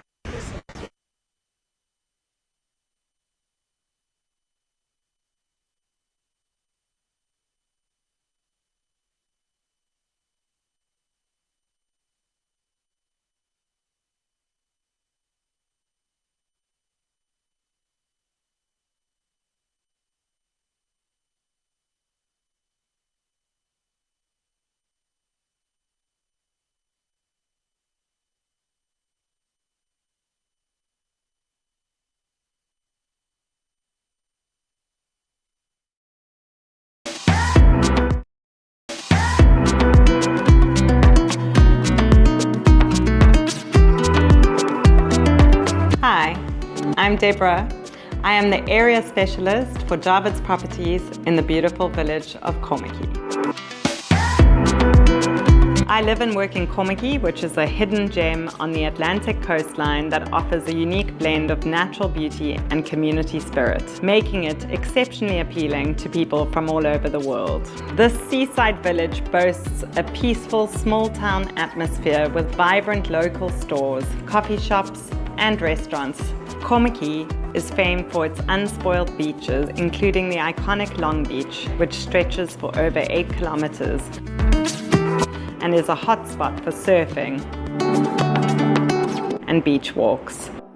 The dramatic mountain backdrop, pristine dunes, and indigenous fynbos create an awe-inspiring environment that promotes wellness, serenity, and an outdoor lifestyle. Now I've got to go, but I hope you've enjoyed my glimpse of village life.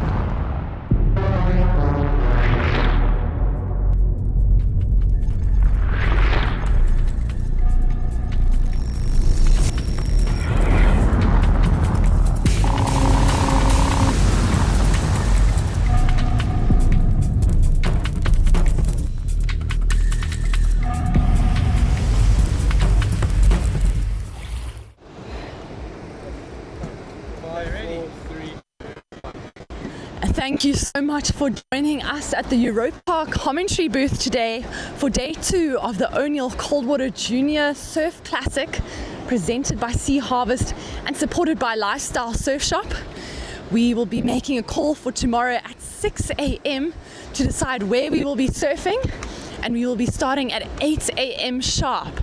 So tune in to our live stream for finals day. It is going to be an exciting one with action-packed heats. We look forward to seeing you. Thank you again to all the sponsors of this event: O'Neill, Sea Harvest, Lifestyle Surf Shop, Surfing South Africa, and Open Plan Pictures for sharing this broadcast with all of you. We hope you enjoy the rest of your afternoon, and we'll see you for finals day tomorrow.